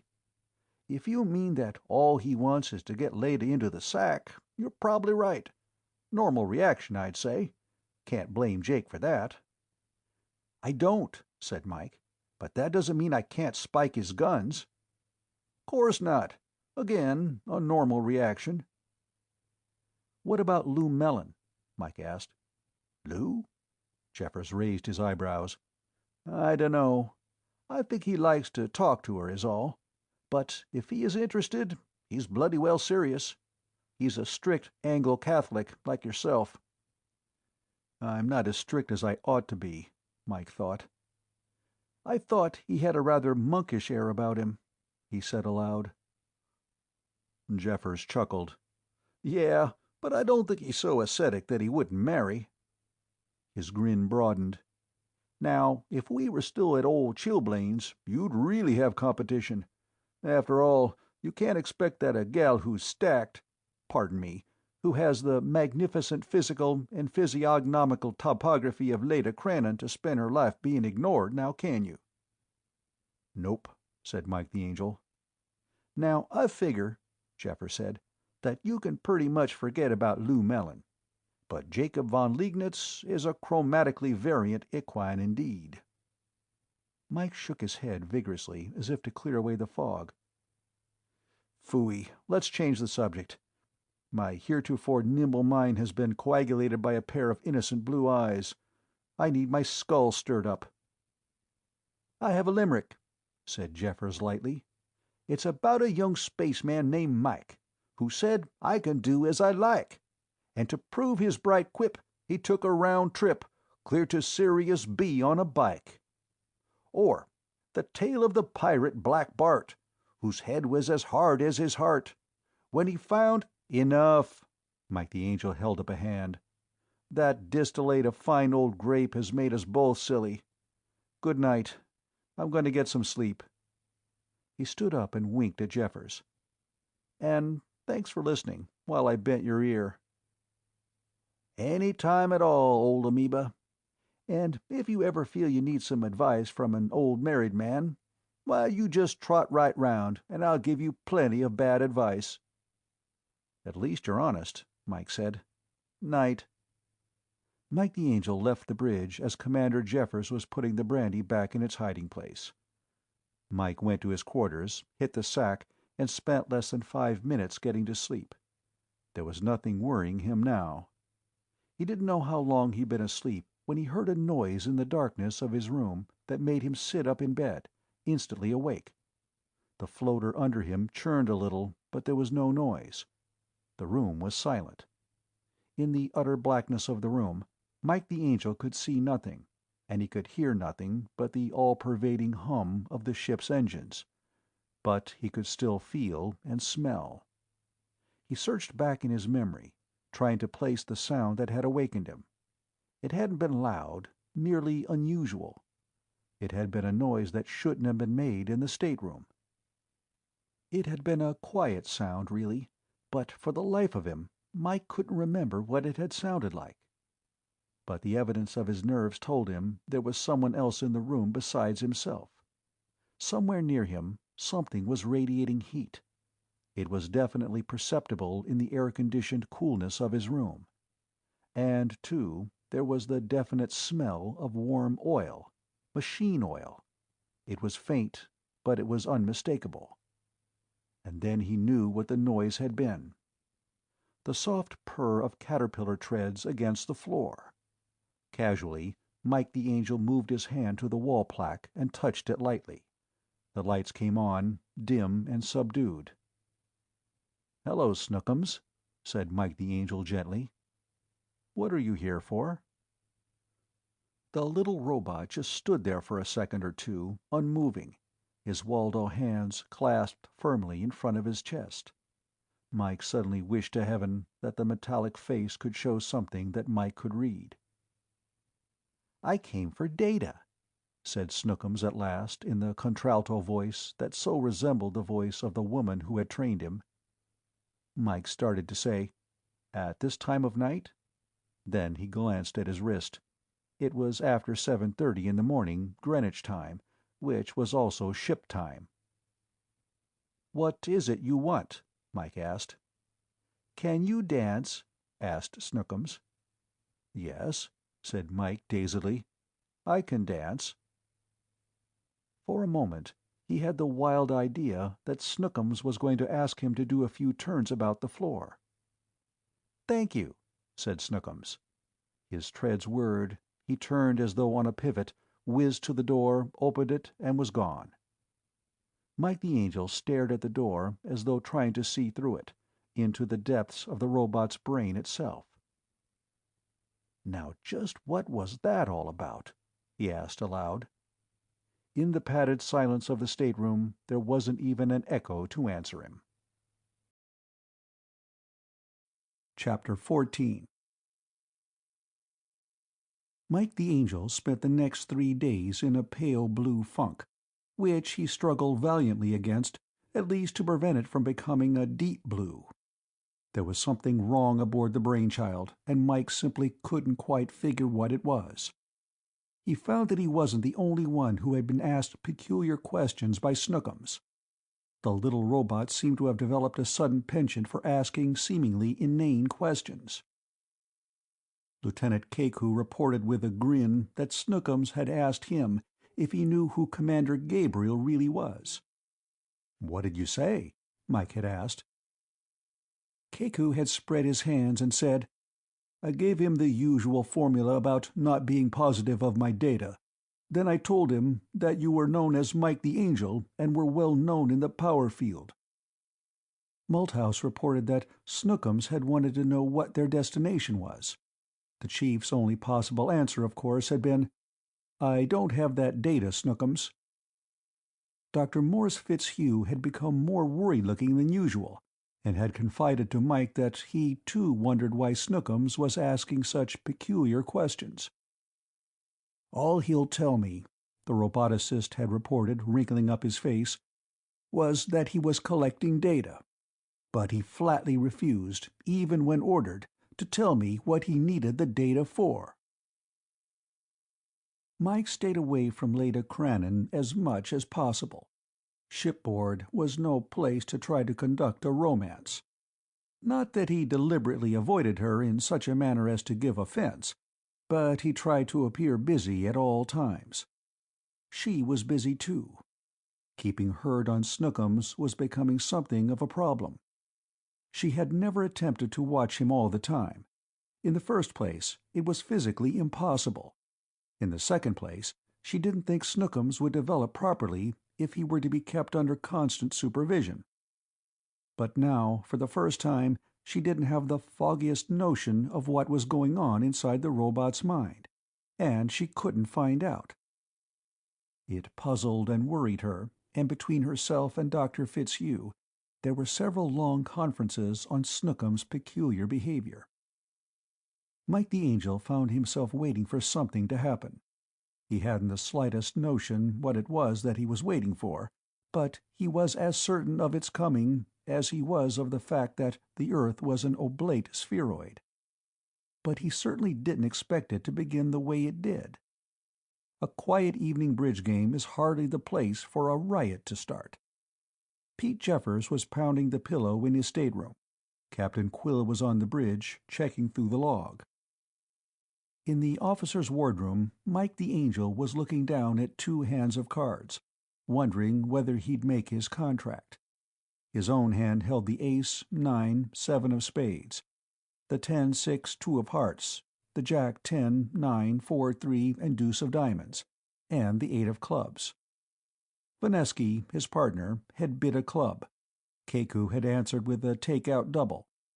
Mike had looked at his hand, figured that since he and Vanesky were vulnerable, while Keku and von Liegnitz were not, he bid a weakness preempt of 3 diamonds.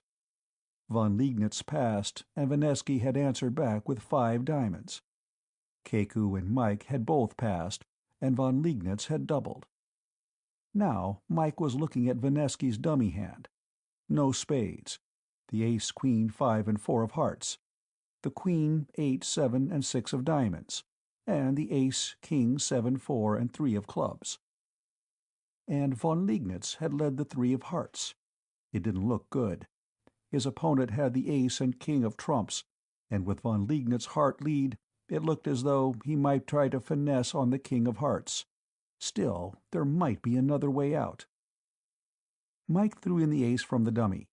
Keku tossed in his 7, and Mike threw in his own deuce. He took the next trick with the ace of clubs from dummy, and the singleton 8 in his own hand. The one after that came from dummy too. It was the king of clubs, and Mike threw in the heart 6 from his own hand. From dummy, he led the 3 of clubs. Keku went over it with a jack, but Mike took it with his deuce of diamonds. He led the 7 of spades to get back in dummy so he could use up those clubs. Dummy took the trick with the 6 of diamonds and led out with the 4 of clubs. Mike figured that Keku must, absolutely must, have the king of hearts. Both his take-out double and von Liegnitz's heart lead pointed toward the king in his hand. Now if— Vanesky had moved around behind Mike to watch the play. Not one of them noticed Lieutenant Lou Mellon, the medical officer, come into the room. That is, they knew he had come in, but they had ignored him thereafter. He was such a colorless non-entity that he simply seemed to fade into the background of the walls once he had made his entrance. Mike had taken 7 tricks, and, as he had expected, lost the 8th to von Liegnitz' 5 of diamonds. When the German led the 9 of hearts, Mike knew he had the game. He put in the queen from dummy, Keku tossed in his king triumphantly, and Mike topped it with his lowly 4 of diamonds. If, as he suspected, his opponent's ace and king of diamonds were split, he would get them both by losing the next trick and then make a clean sweep of the board. He threw in his 9 of diamonds. He just happened to glance at von Liegnitz as the navigator dropped his king. Then he lashed out with one foot, kicking at the leg of von Liegnitz's chair. At the same time, he yelled, "Jake, duck!" He was almost too late. Mellon, his face contorted with a mixture of anger and hatred, was standing just behind Jakob von Liegnitz. In one hand was a heavy spanner, which he was bringing down with deadly force on the navigator's skull. Von Liegnitz's chair started to topple, and von Liegnitz himself spun away from the blow. The spanner caught him on the shoulder, and he grunted in pain, but he kept on moving away from Mellon. The medic screamed something and lifted the spanner again.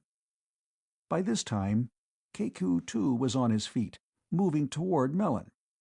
Mike the Angel got behind Mellon, trying to grab at the heavy metal tool in Mellon's hand.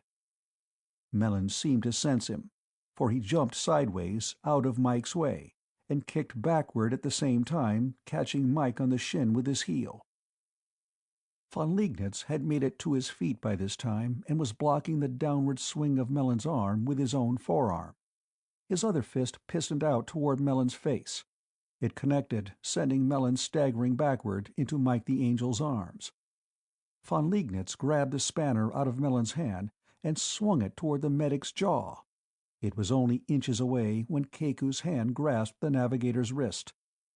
And when the big Hawaiian's hand clamped on, von Liegnitz's hand stopped almost dead. Mellon was screaming, "You!" He ran out a string of unprintable and almost ununderstandable words. "I'll kill you! I'll do it yet! You stay away from Leda Crannon!" "Calm down, Doc," snapped Mike the Angel. "What the hell's the matter with you, anyway?" Von Liegnitz was still straining, trying to get away from Keku to take another swipe at the medic, but the huge Hawaiian held him easily. The navigator had lapsed into his native German, and most of it was unintelligible, except for an occasional reference to various improbable combinations of animal life. But Mellon was paying no attention. "You! I'll kill you! Lecher! Dirty-minded, filthy—" he went on. Suddenly, unexpectedly, he smashed his heel down on Mike's toe. At least he tried to. He'd have done it if the toe had been there when his heel came down, but Mike moved it just 2 inches and avoided the blow. At the same time, though, Mellon twisted, and Mike's forced shift of position lessened his leverage on the man's shoulders and arms. Mellon almost got away. One hand grabbed the wrench from von Liegnitz, whose grip had been weakened by the paralyzing pressure of Keku's fingers. Mike had no choice but to slam a hard left into the man's solar plexus. Mellon collapsed like an unoccupied overcoat. By this time, von Liegnitz had quieted down. "Let go, Keku," he said. "I'm all right." He looked down at the motionless figure on the deck. "What the hell do you suppose was eating him?" he asked quietly. "How's your shoulder?" Mike asked. "Hurts like the devil, but I don't think it's busted." "But why did he do it?" he repeated. "Sounds to me," said Keku dryly, "that he was nutty jealous of you. He didn't like the times you took Leda Crannon to the base movies while we were at Chilblains." Jakob von Liegnitz continued to look down at the smaller man in wonder. "Lieber Gott," he said finally. "I only took her out a couple of times. I knew he liked her, but—" He stopped. "The guy must be off his bearings." "I smelled liquor on his breath," said Mike. "Let's get him down to his stateroom and lock him in until he sobers up. I'll have to report this to the captain. Can you carry him, Keku?" Keku nodded and reached down. He put his hands under Melon's armpits, lifted him to his feet, and threw him over his shoulder. "Good," said Mike the Angel. "I'll walk behind you and clop him one if he wakes up and gets wise." Vanesky was standing to one side, his face pale, his expression blank. Mike said, "Jake, you and Vanesky go up and make the report to the captain. Tell him we'll be up as soon as we've taken care of Melon." "Right," said von Liegnitz, massaging his bruised shoulder. "Okay, Keku," said Mike. "Forward march."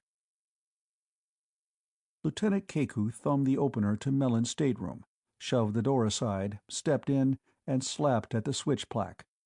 The plates lighted up, bathing the room in sunshiny brightness. "Dump him on his sack," said Mike. While Keku put the unconscious Melon on his bed, Mike let his gaze wander around the room. It was neat, almost too neat, implying over-fussiness. The medical reference books were on one shelf, all in alphabetical order. Another shelf contained a copy of the International Encyclopedia, English edition, plus several dictionaries, including one on medical terms and another on theological ones.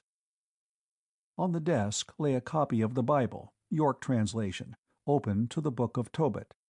Next to it were several sheets of blank paper, and a small traveling clock sat on them as a paperweight. His clothing was hung neatly, in the approved regulation manner, with his shoes in their proper places and his caps all lined up in a row. Mike walked around the room, looking at everything. "What's the matter? What are you looking for?" asked Keku. "His liquor," said Mike the Angel. "In his desk, lower left-hand drawer. You won't find anything but a bottle of ruby port. Melon was never a drinker." Mike opened the drawer. "I probably won't find that, drunk as he is." Surprisingly enough, the bottle of wine was almost half full. "Did he have more than one bottle?" Mike asked. "Not so far as I know. Like I said, he didn't drink much. One slug of port before bedtime was about his limit." Mike frowned. "How does his breath smell to you?" "Not bad. 2 or 3 drinks, maybe." Mike put the bottle on top of the desk, then walked over to the small case that was standing near one wall. He lifted it and flipped it open. It was the standard medical kit for space service physicians. The intercom speaker squeaked once before Captain Quill's voice came over it. "Master Gabriel?" "Yes, sir," said Mike without turning around. There were no eyes in the private quarters of the officers and crew. "How is Mr. Mallon?" A space service physician's doctorate is never used as a form of address. 3 out of 4 space service officers have a doctor's degree of some kind, and there's no point in calling 75% of the officers doctor. Mike glanced across the room. Keku had finished stripping the little physician to his underclothes and had put a cover over him. "He's still unconscious, sir, but his breathing sounds all right." "How's his pulse?" Keku picked up Melon's left wrist and applied his fingers to the artery while he looked at his wristwatch. Mike said, "We'll check it, sir. Wait a few seconds." 15 seconds later, Keku multiplied by 4 and said, 104, and rather weak. "You'd better get hold of the physician's mate," Mike told Quill. "He's not in good condition, either mentally or physically." "Very well. As soon as the mate takes over, you and Mr. Keku get up here. I want to know what the devil has been going on aboard my ship." "You are bloody well not the only one," said Mike the Angel. Chapter 15. Midnight, ship time. And, as far as the laws of simultaneity would allow, it was midnight in Greenwich, England. At least when a ship returned from an interstellar trip, the ship's chronometer was within a second or two, plus or minus, of Greenwich time. Theoretically, the molecular vibration clock shouldn't vary at all. The fact that they did hadn't yet been satisfactorily accounted for. Mike the Angel tried to make himself think of clocks or the variations in space-time or anything else equally dull, in the hope that it would put him to sleep. He began to try to work out the derivation of the Beale equations, the equations which had solved the principle of the no-space drive. The ship didn't move through space. Space moved through the ship, which, of course, might account for the variation in time, because the time is out of joint.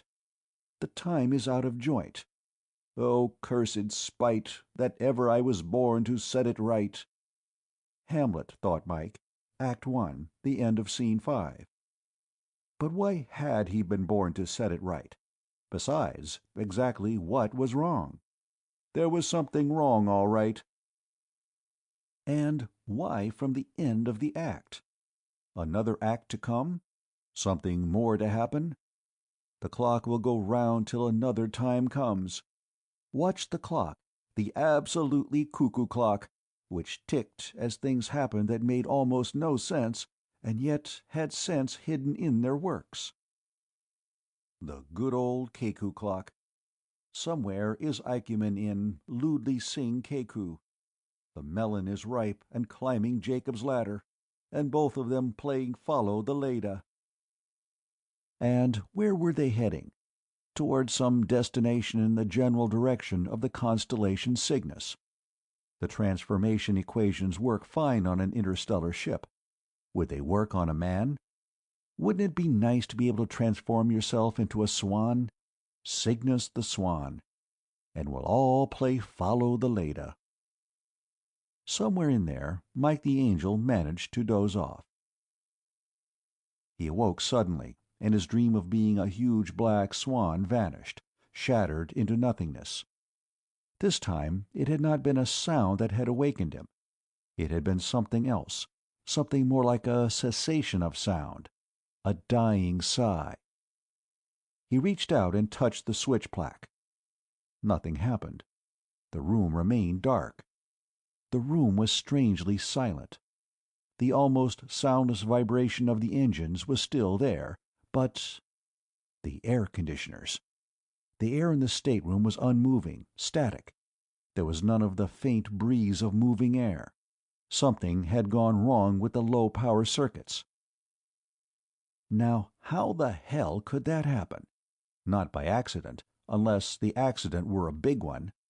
It would take a tremendous amount of coincidence to put all three of the interacting systems out of order at once. And they all had to go at once to cut the power from the low-load circuits. The standard tap and the first and second standby taps were no longer tapping power from the main generators. The intercom was gone, too, along with the air conditioners, the lights, and half a dozen other sub-circuits. Mike the Angel scrambled out of bed and felt for his clothing, wishing he had something as prosaic as an old-fashioned match, or even a flame-type cigarette lighter. He found his lighter in his belt pocket as he pulled on his uniform. He jerked it out and thumbed it. In the utter darkness, the orange-red glow gave more illumination than he had supposed. If a man's eyes were adjusted to darkness, he can read print by the glow of a cigarette, and the lighter's glow was brighter than that. Still, it wasn't much. If only he had a flashlight. From a distance, far down the companionway, he could hear voices. The muffled sound that had awakened him had been the soft susurration of the door as it had slid open when the power died. Without the electro-locks to hold it closed, it had opened automatically. The doors in a spaceship are built that way, to make sure no one will be trapped in case of a power failure. Mike dressed in a matter of seconds and headed toward the door, and stopped just before he stepped out. Someone was outside. Someone, or something. He didn't know how he knew, but he knew. He was as certain as if the lights had been on bright. and whoever was waiting out there didn't want Mike the Angel to know that he was there. Mike stood silent for a full second. That was long enough for him to get angry. Not the hot anger of hatred, but the cold anger of a man who has had too many attempts on his life, who has escaped narrowly from an unseen plotter twice because of pure luck, and does not intend to fall victim to the dictum that the third time's the charm. He realized that he was still holding the glowing cigarette lighter in his hand. "Damn," he muttered as though to himself. "I'd forget my ears if they weren't sewed down." Then he turned, heading back toward his bed, hoping that whoever was waiting outside would assume he would be back immediately. At the same time, he lifted his thumb off the lighter's contact. Then he sat down on the edge of his bed and quickly pulled off his boots. Holding them both in his hands, he moved silently back to the door. When he reached it, he tossed both boots to the rear of the room. When they landed clatteringly, he stepped quietly through the door. In 3 steps he was on the opposite side of the corridor. He hugged the wall and moved back away from the spot where the watcher would be expecting him. Then he waited. He was on one side of the door to his stateroom, and the what or whoever it was on the other. Until that other made a move, Mike the Angel would wait. The wait seemed many minutes long, although Mike knew it couldn't have been more than 45 seconds or so. From other parts of the ship, he could hear voices shouting as the crewmen and officers who had been sleeping were awakened by the men on duty. The ship could not sustain life long if the air conditioners were dead. Then, quite suddenly, the waiting was over. Behind Mike, there was a bend in the corridor, and from around that bend came the sound of running footsteps, followed by a bellowing voice. "I'll get the commander. You go down and get the other boys started." Malthouse. And then there was a glow of light. The chief powerman's mate was carrying a light, which reflected from the walls of the corridor. And Mike the Angel knew perfectly well that he was silhouetted against that glow. Whoever it was who was waiting for him could see him plainly. Malthouse's footsteps rang in the corridor while Mike strained his eyes to see what was before him in the darkness. And all the time the glow became brighter as Malthouse approached. Then, from out of the darkness, came something that moved on a whir of caterpillar treads. Something hard and metallic slammed against Mike's shoulder, spinning him against the wall. At that moment, Malthouse came around the corner, and Mike could see Snookums scurrying on down the corridor toward the approaching powerman's mate. "Malthouse, look out!" Mike yelled. The beam from the chief's hand-torch gleamed on the metallic body of the little robot as it headed toward him. "Snookums, stop!" Mike ordered. Snookums paid no attention. He swerved adroitly around the astonished Malthouse, spun around the corner, and was gone into the darkness. "What was all that, sir?" Malthouse asked, looking more than somewhat confused. "A course of instruction on the first and second laws of robotics as applied by the Computer Corporation of Earth," said Mike, rubbing his bruised side. "But never mind that now. What's wrong with the low-power circuits?" "I don't know, sir. Breckwell is on duty in that section." "Let's go," said Mike the Angel. "We have to get this cleared up before we all suffocate." "Someone's going to get galloping claustrophobia before it's all over, anyway," said Malthouse morosely as he followed Mike down the hallway in the direction from which Snookums had come. "Darkness and stuffy air touch off that sort of thing."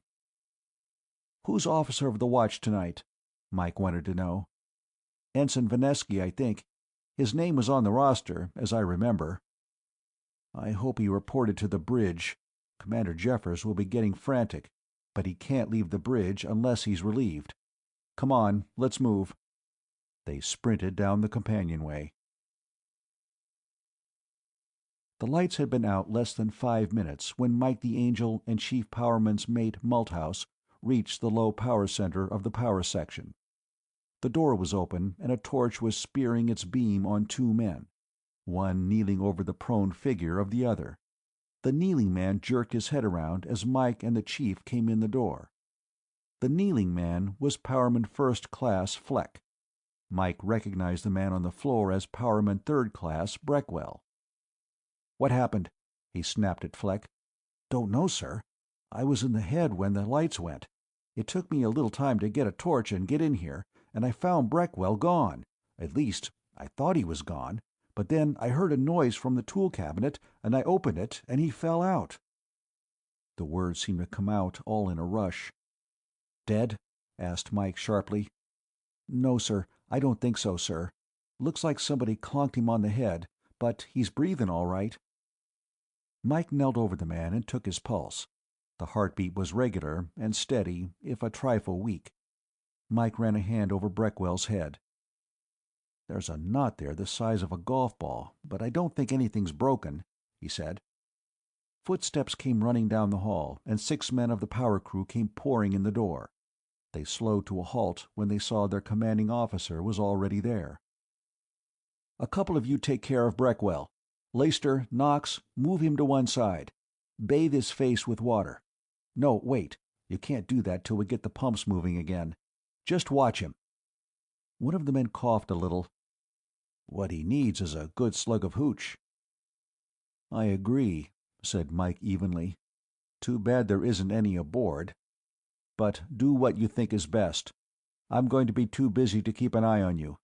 I won't be able to watch you at all, so you'll be on your own." "Yes, sir," said the man who had spoken. He hid his grin and took out at a run, heading for wherever it was he kept his bottle hidden. "Dunstan, you and Gahara get out and watch the halls. If any other officer comes this way, sing out." "Yes, sir," came the twin chorus. More footsteps pounded toward them, and the remaining men of the power crew arrived. "All right, now let's take a look at these circuits," said Mike. Chief Malthouse had already flipped open all the panels and was peering inside. The men lined the torches up on the desk in the corner in order to shed as much light as possible over the banks of the low-power wiring, and went over to where Malthouse and Mike the Angel were standing. "Dig out 3 replacement switches. Heavy-duty 600B9s," said Malthouse. There was a touch of disgust and a good-sized serving of anger and irritation in his voice. Mike the Angel surveyed the damage. "See anything else, Malthouse?" "No, sir, that's it." Mike nodded. "About 5 minutes' work to get the main switch going, which will give us power, and another 10 minutes for the first and second standbys. Go ahead and take over, Malthouse. You won't need me. I'll go find out what the bloody unprintable is going on around here." Mike the Angel ran into Captain Sir Henry Quill as he went up the companionway to the bridge. "What happened?" demanded the captain in his gravelly tenor voice. "Somebody ripped out the main switches to the low-power taps from the main generator, sir," said Mike. "Nothing to worry about. The boys will have the lights on within 3 or 4 minutes." "Who?" "I don't know," said Mike, "but we better find out pretty fast. There have been too many things going on aboard this ship to suit me." "Same here. Are you sure everything's all right down there?" "Absolutely, sir. We can quit worrying about the damage itself and put our minds to finding out who did that damage." "Do you have any ideas?" "Some," said Mike the Angel. "As soon as the intercom is functioning again, I think you better call a general meeting of officers, and get Miss Crannon and Fitzhugh out of bed and get them up here too." "Why?" Black Bart asked flatly. "Because Snookums has gone off his rocker. He's attacked at least one human being that I know of, and has ignored direct orders from a human being." "Who?" asked Black Bart. "Me," said Mike the Angel.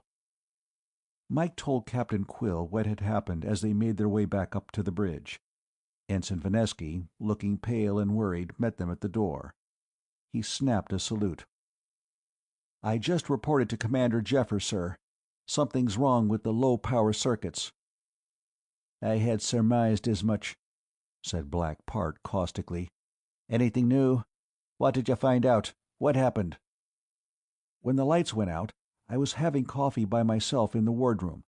I grabbed a torch and headed for power station as soon as I could. The low power room was empty. There should have been a man on duty there, but there wasn't.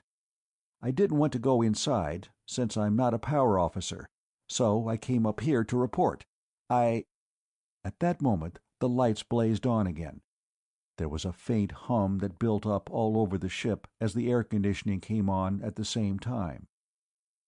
"All right, Mr. Vinesky," said Black Bart. "Get below and take care of things. There's a man hurt down there, so be ready to take him to sickbay when the physician's mate gets there. We don't have a medic in any condition to take care of people, so he'll have to do. Hop it." As Vinesky left, Black Bart preceded Mike into the bridge. Pete Jeffers was on the intercom. As Mike and the captain came in, he was saying, "All right, I'll notify the officer of the watch and we'll search the ship. He can't hide very long." Then, without waiting to say anything to Mike or Quill, he jabbed at another button. "Mr. von Liegnitz, Jake." "Ja? Huh? What is it?" came a fuzzy voice from the speaker. "You all right?" "Me? Sure. I was asleep. Why?" "Be on your toes, sleepyhead. Just got word that Mellon has escaped from his stateroom. He may try to take another crack at you." "I'll watch it," said von Liegnitz, his voice crisp now. "Okay." Jeffers sighed and looked up. "As soon as the power came on, the physician's mate was on the intercom. Mellon isn't in his stateroom." "Oh, wonderful," growled Captain Quill. "We now have one insane robot and one insane human running loose on this ship. I'm glad we didn't bring any gorillas with us."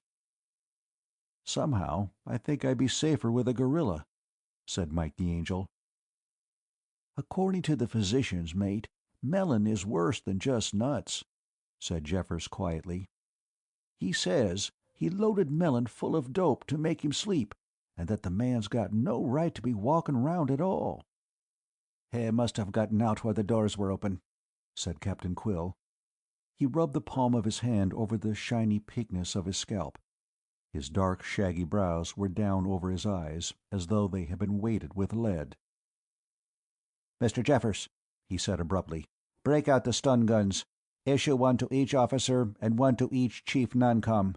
Until we get this straightened out, I'm declaring a state of emergency." Chapter 16.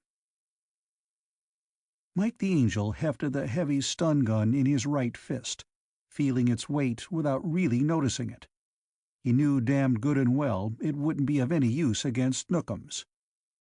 If Mellon came at him, the supersonic beam from the gun would affect his nerves the same way an electric current would, and he'd collapse unconscious but relatively unharmed. But Mike doubted seriously that it would have any effect at all on the metal body of the robot. It is as difficult to jolt the nerves of a robot as it is to blind an oyster. Snookums did have sensory devices that enabled him to tell what was going on around him, but they were not nerves in the ordinary sense of the word, and a stun gun certainly wouldn't have the same effect. He wondered just what effect it would have, if any. He was going down the main ladder, actually a long spiral stairway that led downward from the bridge. Behind him were Chief Malthouse, also armed with a stun gun, and 4 members of the power crew, each armed with a heavy spanner. Mike or the Chief could take care of Mellon. It would be the crew's job to take care of Snookums. "Smash his treads and his Waldos," Mike had told him. "But only if he attacks. Before you try anything else, give him an order to halt. If he keeps on coming, start swinging." And to Chief Malthouse, "If Mellon jumps me, fire that stun gun only if he's armed with a knife or a gun. But if you do have to fire at Mellon, don't wait to get in a good shot. Just go ahead and knock us both out. I'd rather be asleep than dead, okay?" Malthouse had agreed. "The same goes for me, Commander, and the rest of the boys." So down the ladder they went. Mike hoped there'd be no fighting at all. He had the feeling that everything was all wrong somehow, and that any use of stun guns or spanners would just make everything worse. His wasn't the only group looking for Snookums and Melon. Lieutenant Keku had another group, and Commander Jeffers had a third. Lieutenant Commander von Liegnitz was with Captain Quill on the bridge. Melon had already attacked von Liegnitz once. The captain didn't want them mixing it up again. Captain Quill's voice came suddenly from a speaker in the overhead. "Miss Crannon and Dr. Fitzhugh have just spoken to me," he said in his brisk tenor.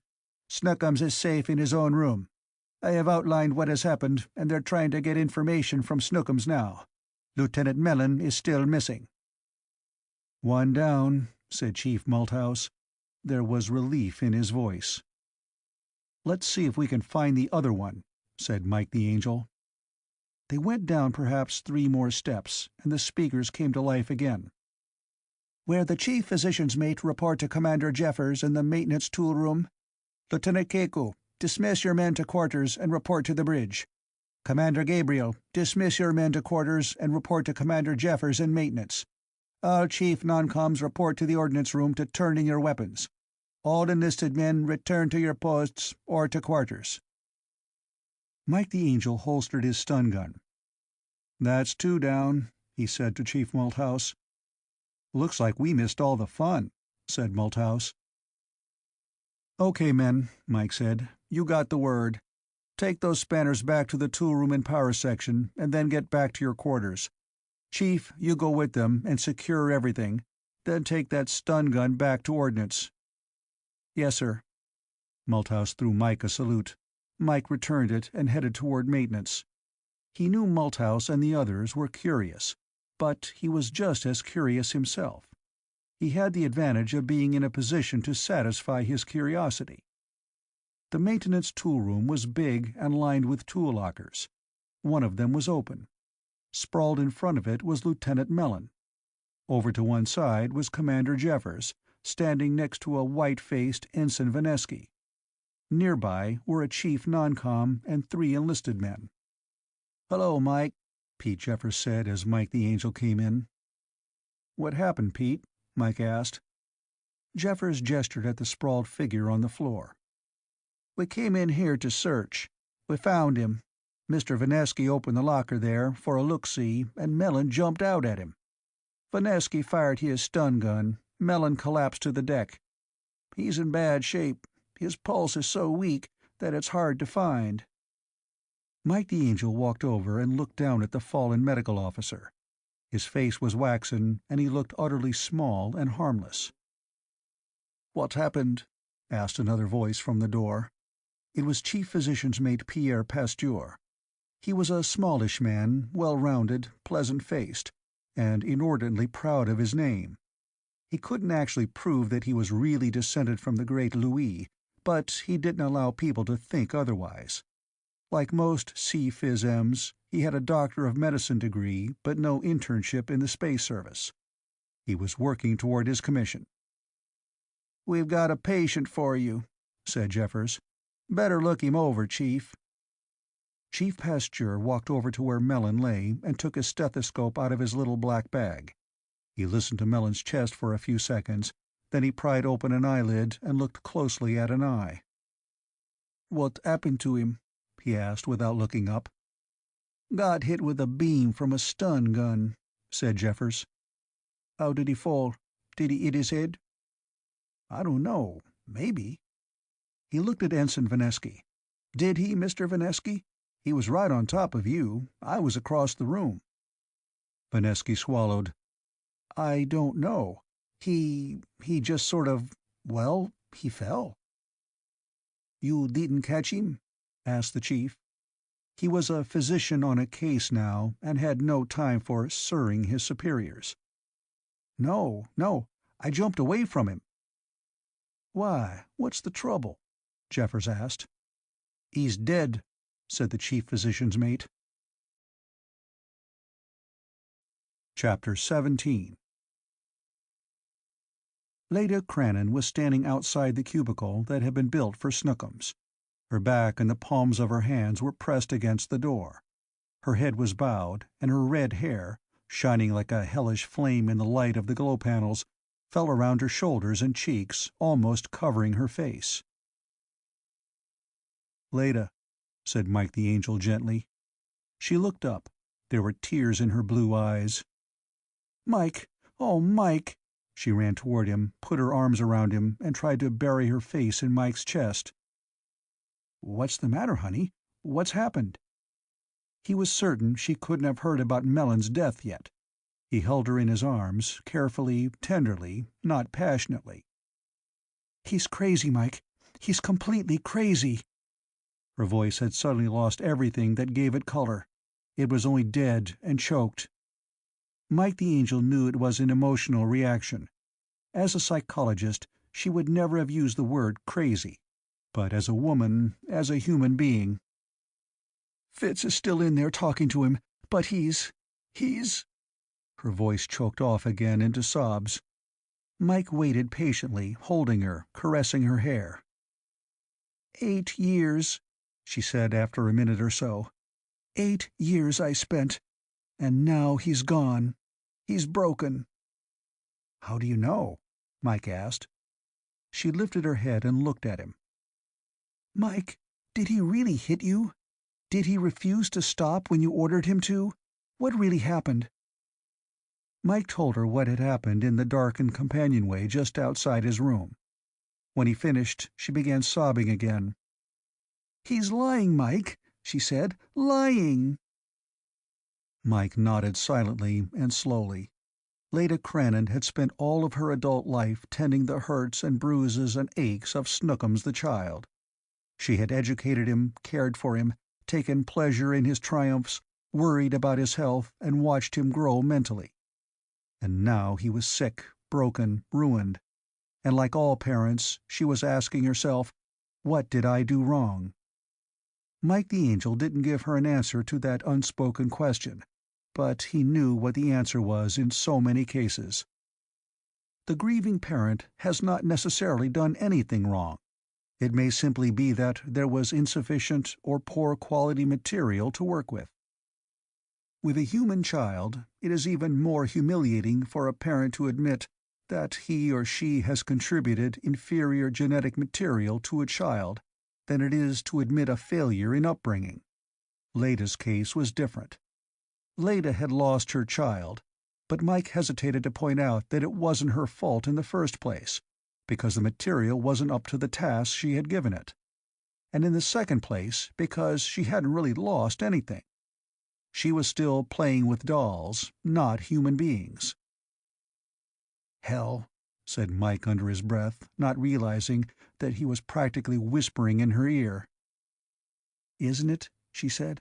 "Isn't it hell? I spent 8 years trying to make that little mind of his tick properly. I wanted to know what was the right, proper, and logical way to bring up children. I had a theory, and I wanted to test it. And now I'll never know." "What sort of theory?" Mike asked.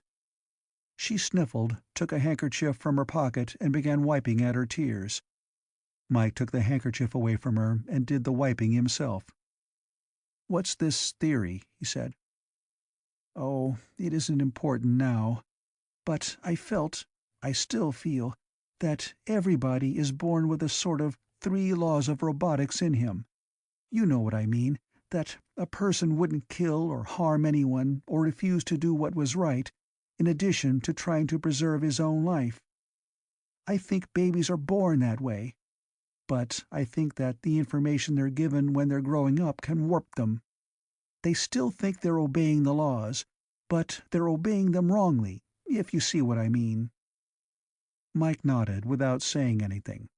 This was no time to interrupt her.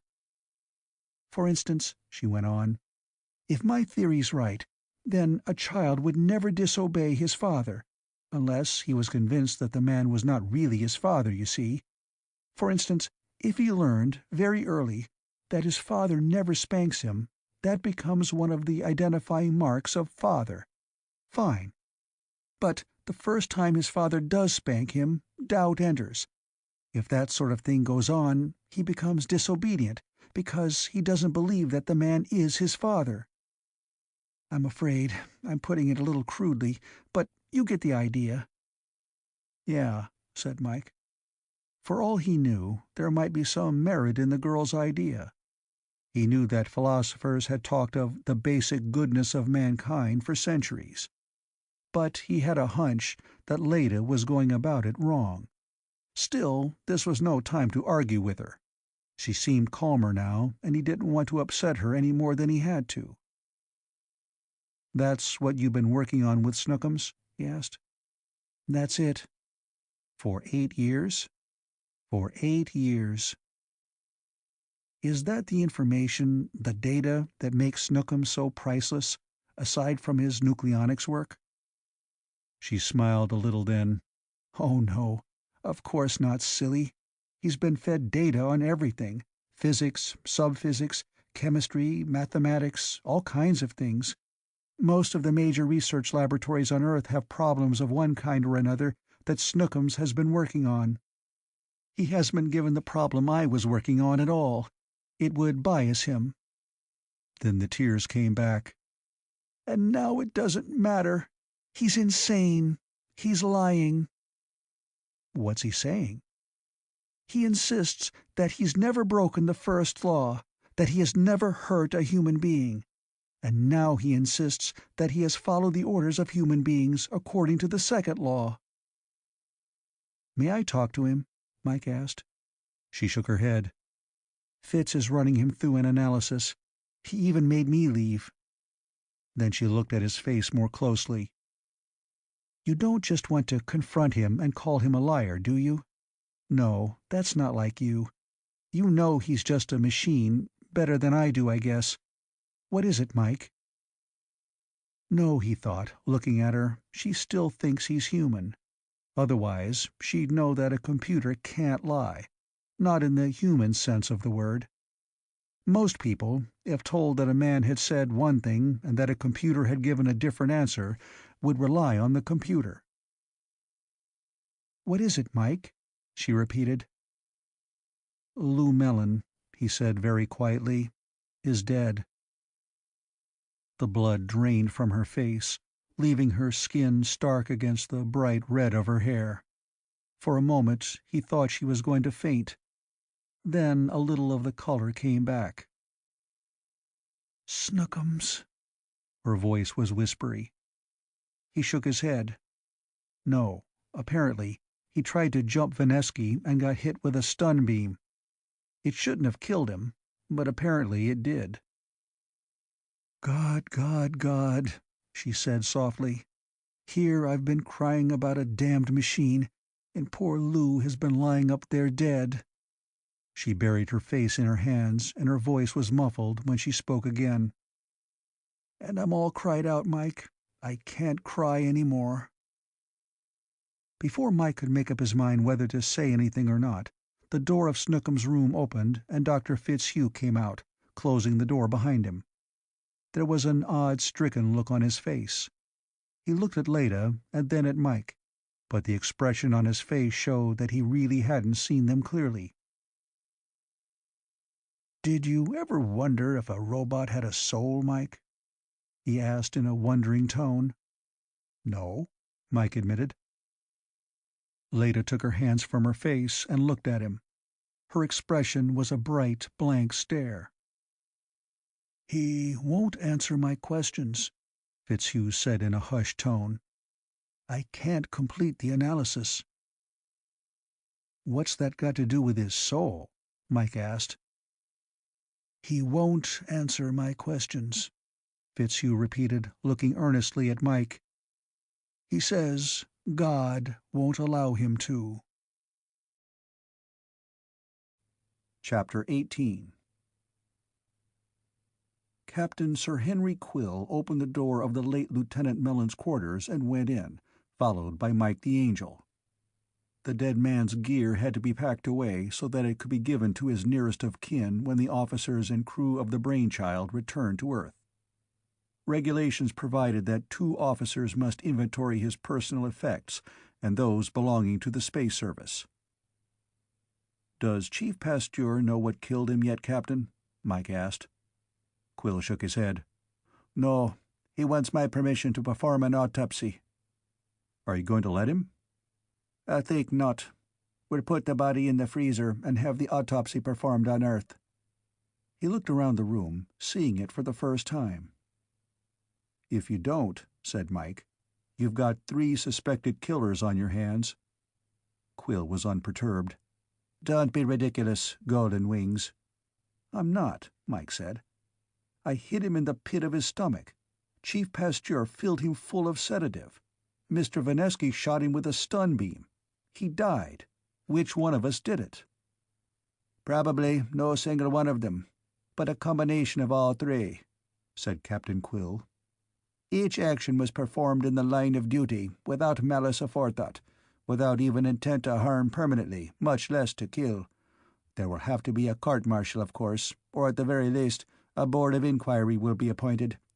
But I'm certain you'll all come through any such inquiry scatheless." He picked up a book from Mellon's desk.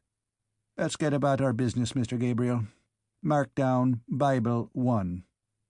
Mike put it down on the list.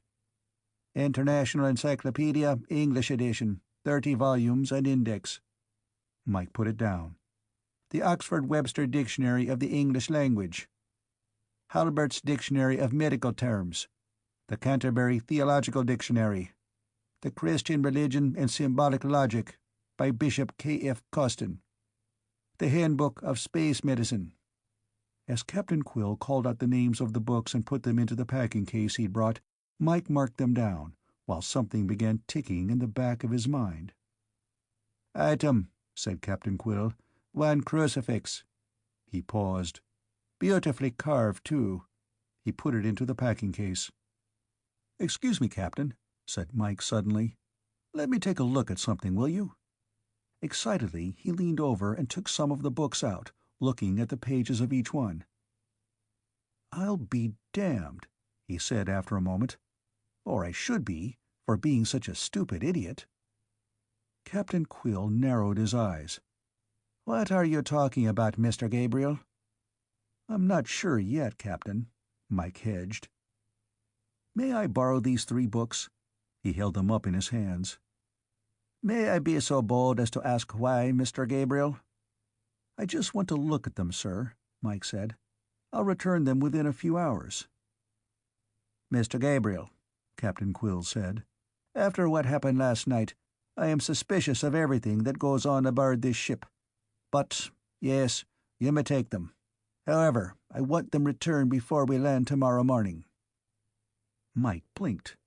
Neither he nor anyone else, with the exception of Captain Quill and Lieutenant Commander von Liegnitz, the navigator, knew the destination of the ship. Mike hadn't realized that they were that close to their goal. "I'll have them back by then," he promised. "Very well. Now let's get on about our work." The job was completed within 45 minutes. A man can't carry a great deal with him on a spaceship. When they were through, Mike the Angel excused himself and went to his quarters. 2 hours after that, he went to the officer's wardroom to look up Pete Jeffers. Pete hadn't been in his quarters, and Mike knew he wasn't on duty by that time. Sure enough, Jeffers was drinking coffee all by himself in the wardroom. He looked up when Mike came in. "Hello, Mike," he said listlessly. "Come, sit. Have some coffee." There was a faint aroma in the air which indicated that there was more in the cup than just coffee. "No thanks, Pete. I'll sit this one out. I wanted to talk to you." "Sit. I'm drinking a toast to Mr. Lou Mellon." He pointed at the coffee. "Sure you won't have a mite? It's sweetened from the grape." "No thanks again." Mike sat down. "It's Mellon I wanted to talk about. Did you know him well, Pete?" "Purty well," Pete said, nodding. "Yeah, purty well. I always figured him for a great little bloke. Can't figure what got into him." "Me either. Pete, you told me he was an Anglo-Catholic, a good one, you said." "That's right." "Well, how did you mean that?" Pete frowned. "Just what I said. He studied his religion, he went to Mass regularly, said his prayers, that sort of thing. And he was, I will say, a Christian gentleman in every sense of the word." There was irritation in his voice, as though Mike had impugned the memory of a friend. "Don't get huffy, Pete. He struck me as a pretty nice person, too. Until he flipped his lid. said Pete. "But that might happen to anybody." "Sure. But what I want to know, and don't get sore, is did he show any kind of, well, instability before this last outbreak?" "Like what?" "I mean, was he a religious nut? Did he act holier-than-thou, or, well, was he a fanatic, would you say?" "No, I wouldn't say so. He didn't talk much about it. I guess you noticed that. I mean, he didn't preach. He smoked some, and had his glass of wine now and then, even had a cocktail or two on occasion. His views on sex were orthodox, I reckon. I mean, as far as I know. He'd tell an off-color story if it wasn't too bad, but he'd get up and leave quietly if the boys start telling about the women they'd made. Fornication and adultery just weren't his meat, I'd say." "I know he wasn't married," Mike said. "Did he date much?" "Some. He liked to dance. Women seemed to like him." "How about men?" "Most of the boys liked him." "That's not what I meant." "Oh, was he queer?" Pete frowned. "I'd damn near stake my life that he wasn't." "You mean he didn't practice it?" "I don't believe he even thought about it," Pete said. "Course, you can't tell what's really going on in a man's mind, but—" His frown became a scowl. "Damn it, Mike, just because a man isn't married by the time he's 35 and practices Christian chastity while he's single don't necessarily mean he's a damn fairy." "I didn't say it did. I just wondered if you'd heard anything." "No more'n I've heard about you, who are in exactly the same position." "Exactly," Mike agreed. "That's what I wanted to know. Pete, if you've got it to spare, I'll join you in that toast." Pete Jeffers grinned. "Coming right up, buddy boy." He poured 2 more cups of coffee, spiked them from a small flask of brandy, and handed one to Mike. They drank in silence. 15 minutes later, Mike the Angel was in the little office that Leda Crannon shared with Dr. Fitzhugh. She was alone. "How's the girl today?" he asked. "Beat," she said with a forced smile. "You look beautiful," he said. He wasn't lying. She looked drawn and tired, but she still looked beautiful. "Thanks, Mike. What can I do for you?" Mike the Angel pulled up a chair and sat down. "Where's Doc Fitz?" "He's still trying to get information out of Snookums. It's a weird thing, Mike. A robot with a soul." "You don't mind talking about it?" "No, go ahead if you want." "All right, answer me a question," he said. "Can Snookums read English?" "Certainly. And Russian, and German, French, Chinese, and most of the other major languages of Earth." "He could read a book, then?" "Yes, but not unless it was given to him and he was specifically told to use its contents as data." "Good," said Mike. "Now, suppose Snookums was given complete data on a certain field of knowledge. Suppose further that this field is internally completely logical, completely coherent, completely self-consistent. Suppose it could even be reduced to a series of axioms and theorems in symbolic logic." "All right," she said. "So?"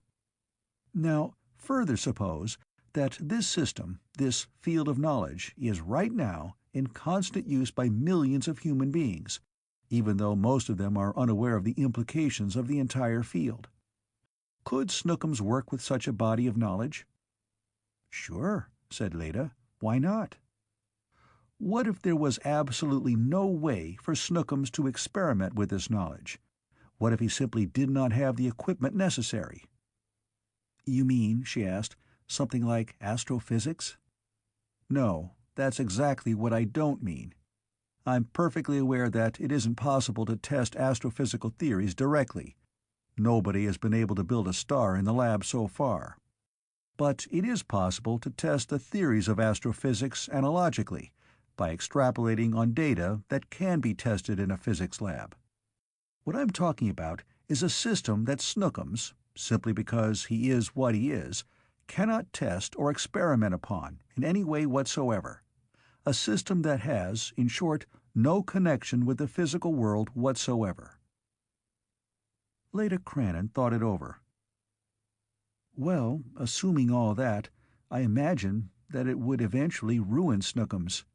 He's built to experiment, and if he's kept from experimenting for too long, he'll exceed the optimum randomity of his circuits." She swallowed. "If he hasn't already." "I thought so. And so did someone else," said Mike thoughtfully. "Well, for heaven's sake, what is this system?" Leda asked in sudden exasperation. "You're close," said Mike the Angel.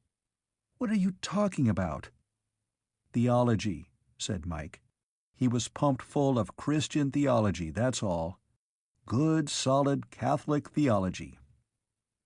Bishop Costin's mathematical symbolization of it is simply a result of the verbal logic that had been smoothed out during the previous 2,000 years. Snookums could reduce it to math symbols and equations anyway, even if we didn't have Bishop Costin's work." He showed her the book from Mellon's room. "It doesn't even require the assumption of a soul to make it foul up a robot's works. He doesn't have any emotions either, and he can't handle something that he can't experiment with. It would have driven him insane, all right. But he isn't insane." Leda looked puzzled. "But do you know why?" Mike interrupted. "No. Because he found something that he could experiment with. He found a material basis for theological experimentation." She looked still more puzzled. "What could that be?" "Me," said Mike the Angel. "Me. Michael Raphael Gabriel. I'm an angel, an archangel. As a matter of fact, I'm 3 archangels. For all I know, Snookums has equated me with the Trinity."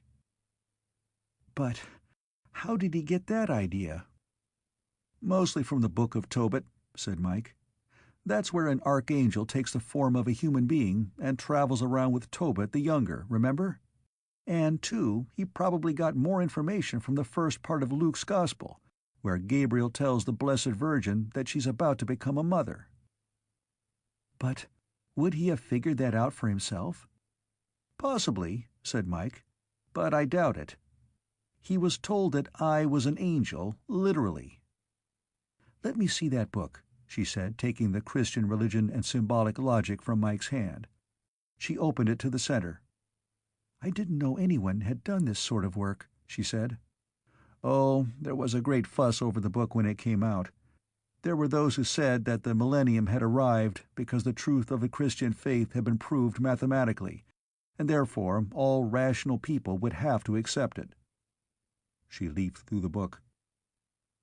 "I'll bet there are still some people who still believe that, just like there are some people who still think Euclidean geometry must necessarily be true because it can be proved mathematically."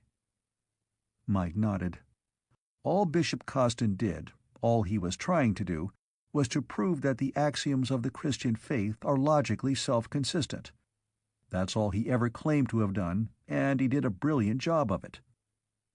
"But how do you know this is what Snookums was given?" "Look at the pages. Snookums' Waldo fingers wrinkled the pages that way. Those aren't the marks of human fingers. Only 2 of Mellon's other books were wrinkled that way." She jerked her head up from the book, startled. "What? This is Lou Mellon's book?" "That's right. So are the other 2. A Bible and a theological dictionary. They're wrinkled the same way." Her eyes were wide, bright sapphires. "But why? Why would he do such a thing, for goodness sake?" "I don't know why it was done," Mike said slowly, "but I doubt if it was for goodness sake. We haven't gotten to the bottom of this hanky-panky yet, I don't think. Leda, if I'm right, if this is what has been causing Snookums' odd behavior, can you cure him?" She looked at the book again and nodded. "I think so, but it will take a lot of work. I'll have to talk to Fitz about it. We'll have to keep this book and the other 2. Mike shook his head. "No can do. Can you photocopy them?" "Certainly, but it'll take, 2 or 3 hours per book." "Then you'd better get busy. We're landing in the morning." She nodded. I know. Captain Quill has already told us. Fine then. He stood up. What will you do? Simply tell Snookums to forget all this stuff? Good heavens, no. It's too thoroughly integrated with every other bit of data he has. You might be able to take one single bit of data out that way, but to jerk out a whole body of knowledge like this would completely randomize his circuits. You can pull out a tooth by yanking with a pair of forceps, but if you try to take out a man's appendix that way, you'll lose a patient.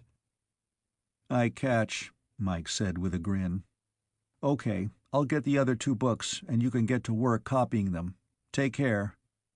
Thanks, Mike. As he walked down the companionway, he cursed himself for being a fool.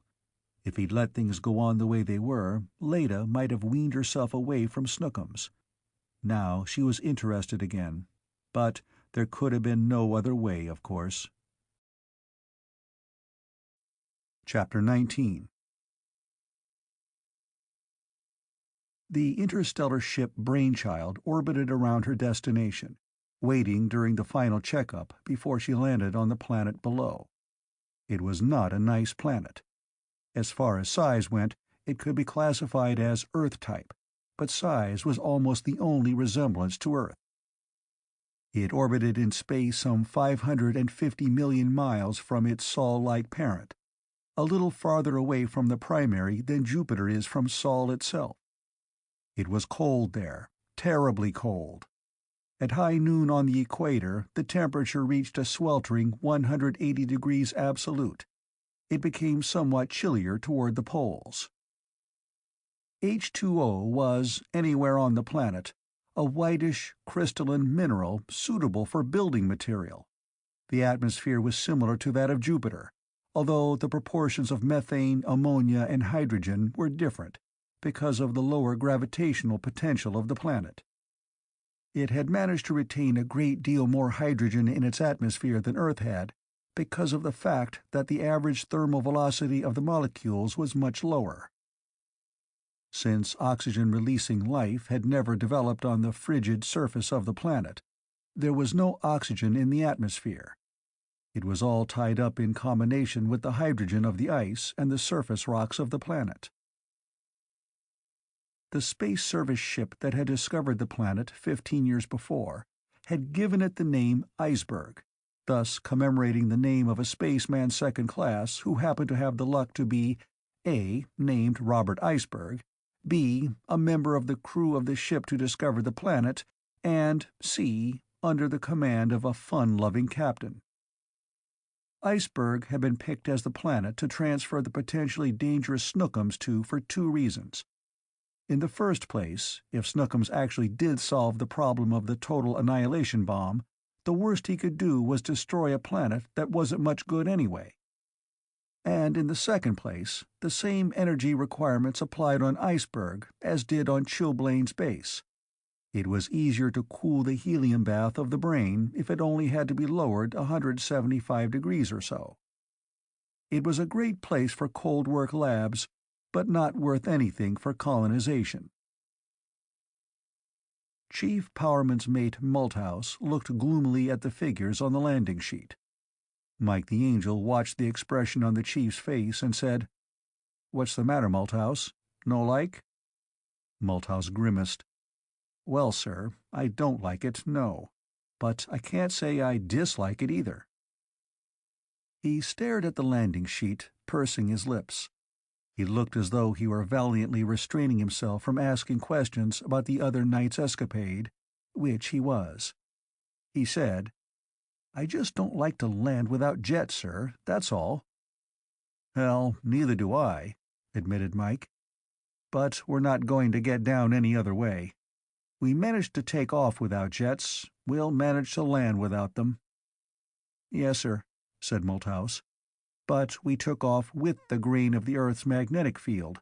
We're landing across the grain." "Sure," said Mike. "So what? If we overlook the motors, that's okay. We may never be able to get off the planet with this ship again, but we aren't supposed to anyway. Come on, Malthouse, don't worry about it. I know you hate to burn up a ship, but this one is supposed to be expendable." You may never have another chance like this." Multhouse tried to keep from grinning, but he couldn't. "All right, Commander. You have appealed to my baser instincts. My subconscious desire to wreck a spaceship has been brought to the surface. I can't resist it.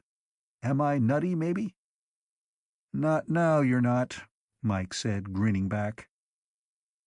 "We'll have a bitch of a job getting through the plasmasphere, though," said the chief. "That fraction of a second will—" "It'll jolt us," Mike agreed, interrupting. "But it won't wreck us. Let's get going."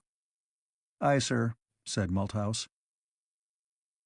The seas of iceberg were liquid methane containing dissolved ammonia.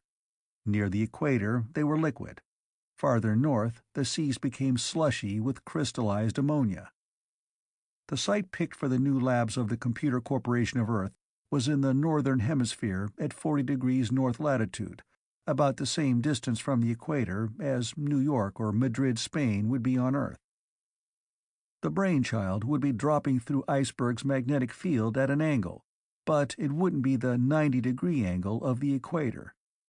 It would have been nice if the base could have been built at one of the poles, but that would have put the labs in an uncomfortable position, since there was no solid land at either pole.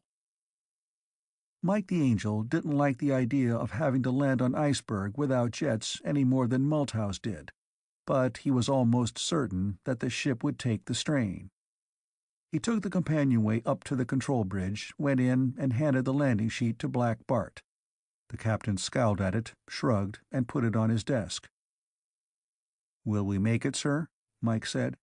"Any word from the Fireball?" Black Bart nodded. "She is orbiting outside the atmosphere. Captain Worcester will send down a ship to pick us up as soon as we've finished our business here." The Fireball, being much faster than the clumsy brainchild, had left Earth later than the slower ship and had arrived earlier. "Now hear this! Now hear this! Third warning! Landing orbit begins in 1 minute! Landing begins in 1 minute!" 60 seconds later, the brainchild began her long, logarithmic drop toward the surface of iceberg. Landing a ship on her jets isn't an easy job, but at least an ion rocket is built for the job. Maybe someday the translation drive will be modified for planetary landings, but so far such a landing has been, as someone put it, 50% raw energy and 50% prayer. The landing was worse than the takeoff, a truism which has held since the first glider took off from the surface of Earth in the 19th century. What goes up doesn't necessarily have to come down, but when it does, the job is a lot rougher than getting up was. The plasmasphere of iceberg differed from that of Earth in 2 ways. First, the ionizing source of radiation, the primary star, was farther away from iceberg than Sol was from Earth, which tended to reduce the total ionization. Second, the upper atmosphere of iceberg was pretty much pure hydrogen, which is somewhat easier to ionize than oxygen or nitrogen. And, since there was no ozonosphere to block out the UV radiation from the primary, the thickness of the ionosphere beneath the plasmasphere was greater. Not until the brainchild hit the bare fringes of the upper atmosphere did she act any differently than she had in space. But when she hit the outer fringes of the ionosphere, that upper layer of rarefied protons, the rapidly moving current of high-velocity ions known as the plasmasphere, she bucked like a kicked horse. From deep within her vitals the throb began, a strumming, thrumming sound with a somewhat higher note imposed upon it, making a sound like that of a bass viol being plucked rapidly on its lowest string. It was not the intensity of the ionosphere that cracked the drive of the brainchild. It was the duration. The layer of ionization was too thick. The ship couldn't make it through the layer fast enough in spite of her high velocity. A man can hold a red-hot bit of steel in his hand for a fraction of a second without even feeling it. But if he has to hold a hot-baked potato for 30 seconds, he's likely to get a bad burn. So it was with the brainchild.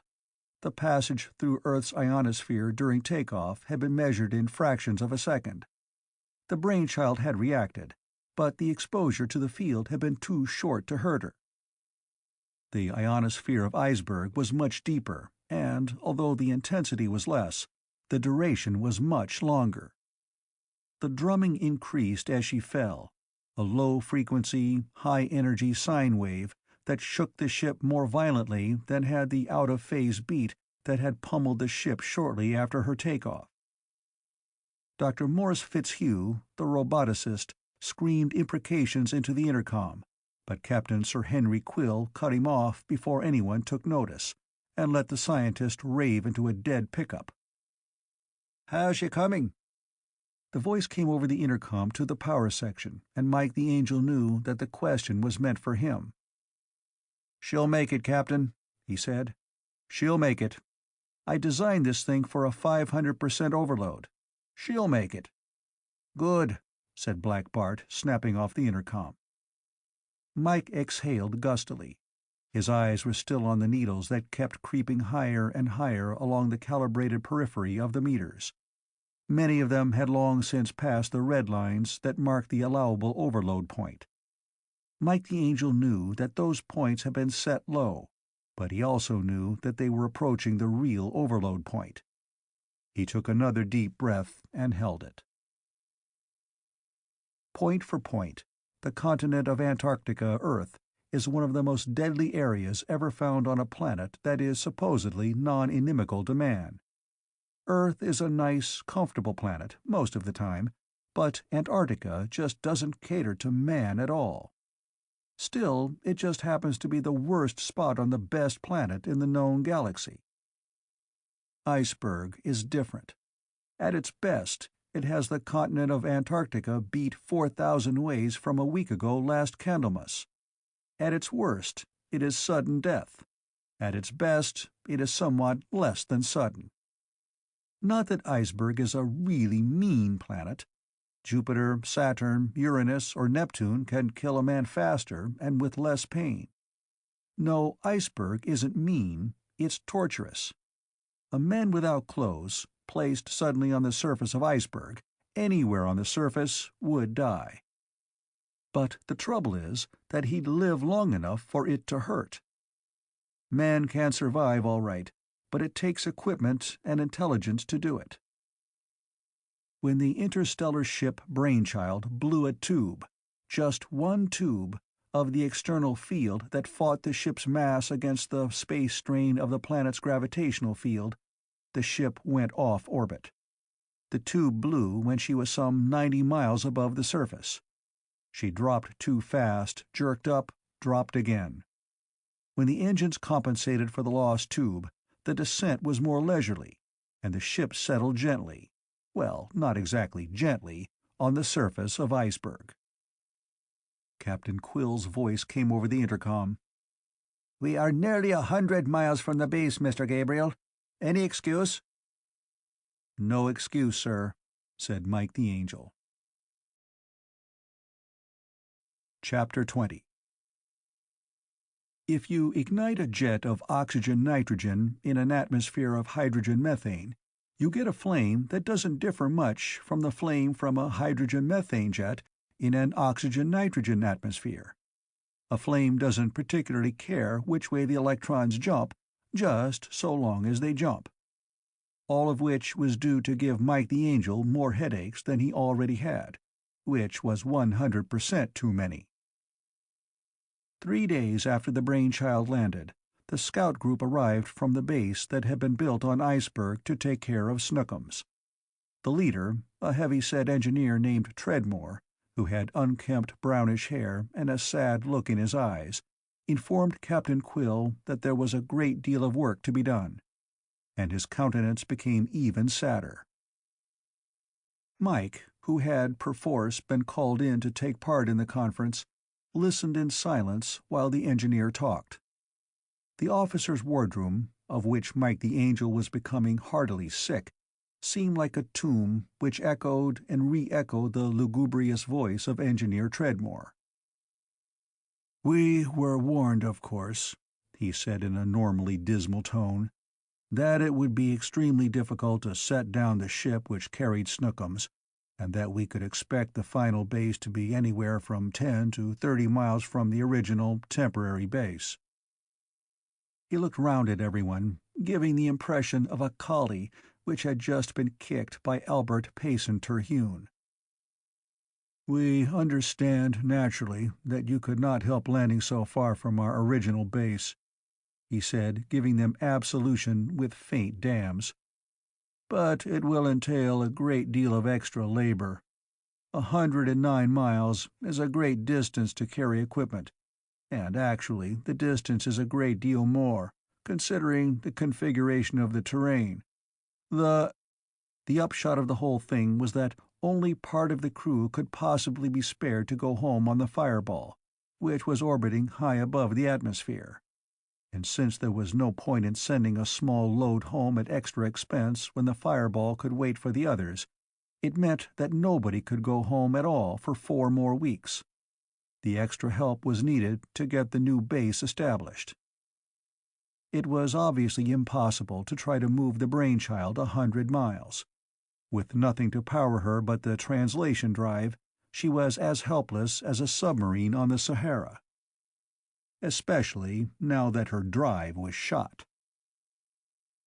The iceberg base had to be built around Snookums, who was, after all, the only reason for the base's existence. And, too, the power plant of the Brainchild had been destined to be the source of power for the permanent base. It wasn't too bad, really. A little extra time, but not much. The advance base, commanded by Treadmore, was fairly well equipped. For transportation, they had 1 jet-powered aircraft, a couple of copters, and 15 ground crawlers with fat tires, plus all kinds of powered construction machinery. All of them were fueled with liquid HNO3, which makes a pretty good fuel in an atmosphere that is predominantly methane. Like the gasoline air engines of a century before, they were spark-started reciprocating engines, except for the turbine-powered aircraft. The only trouble with the whole project was that the materials had to be toted across 100 miles of exceedingly hostile territory. Treadmore, looking like a tortured bloodhound, said, "But we'll make it, won't we?" Everyone nodded dismally. Mike the Angel had a job he emphatically didn't like. He was supposed to convert the power plant of the Brainchild from a spaceship driver into a stationary generator. The conversion job itself wasn't tedious. In principle, it was similar to taking the engine out of an automobile and converting it to a power plant for an electric generator. In fact, it was somewhat simpler, in theory, since the engines of the Brainchild were already equipped for heavy drainage to run the electrical systems aboard ship, and to power and refrigerate Snookum's gigantic brain, which was no mean task in itself. But Michael Raphael Gabriel, head of one of the foremost, if not the foremost, power design corporations in the known galaxy, did not like degrading something. To convert the Brainchild's plant from a spaceship drive to an electric power plant seemed to him to be on the same order as using a turbo-electric generator to power a flashlight. A waste. To make things worse, the small percentage of hydrogen in the atmosphere got sneaky sometimes. It could insinuate itself into places where neither the methane nor the ammonia could get. Someone once called hydrogen the cockroach element, since, like that antediluvian insect, the molecules of H2 can insidiously infiltrate themselves into places where they are not only unwelcome, but shouldn't even be able to go.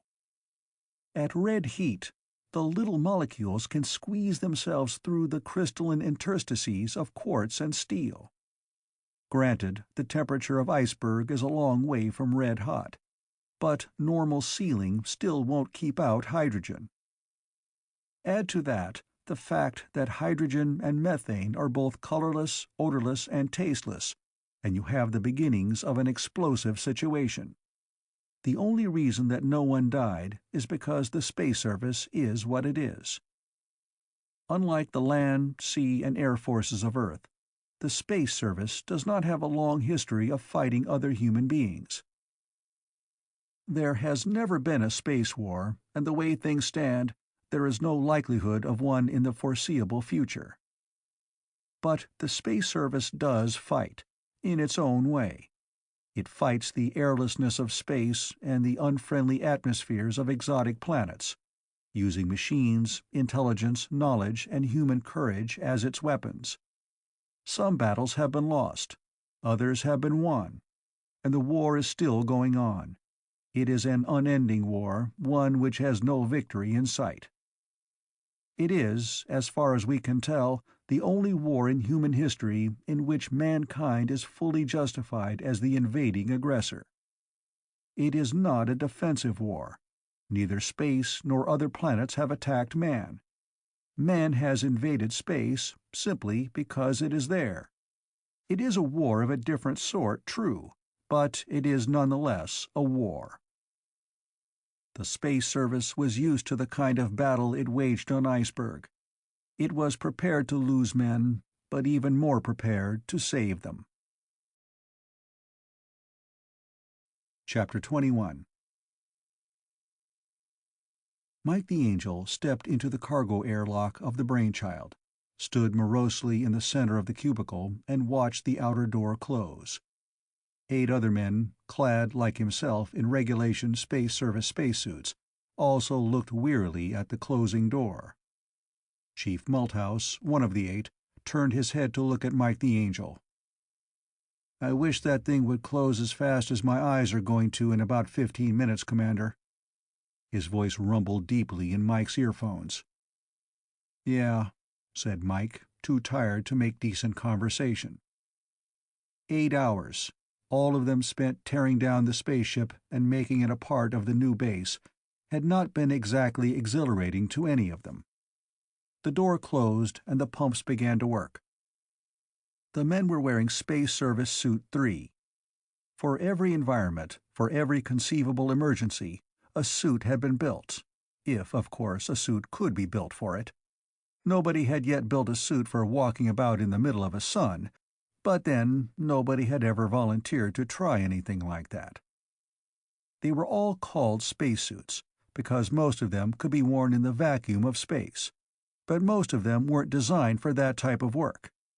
Suit 1, a light, easily manipulated, almost skin-tight covering, was the real spacesuit. It was perfect for work in interstellar space, where there was a microscopic amount of radiation incident to the suit, no air, and almost nil gravity. For exterior repairs on the outside of a ship in freefall a long way from any star, Spacesuit 1 was the proper garb. But a suit that worked fine in space didn't necessarily work on other planets, unless it worked fine on the planet it was used on. A Moon suit isn't a Mars suit, isn't a Venus suit, isn't a Triton suit, isn't a... carry it on from there.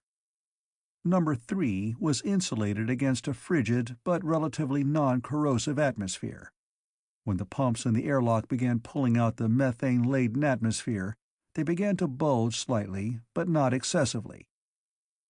Then nitrogen, extracted from the ammonia snow that was so plentiful, filled the room, diluting the remaining inflammable gases to a harmless concentration. Then that mixture was pumped out, to be replaced by a mixture of approximately 20% oxygen and 80% nitrogen, common or garden variety air. Mike the Angel cracked his helmet and sniffed. "Guk," he said. "If I ever faint and someone gives me smelling salts, I'll flay him alive with a coarse rasp." "Yes, sir," said Chief Malthouse as he began to shuck his suit. "But if I had my druthers, I'd rather you'd figure out some way to get all the ammonia out of the joints of this suit." The other men, sniffing and coughing, agreed in attitude if not in voice.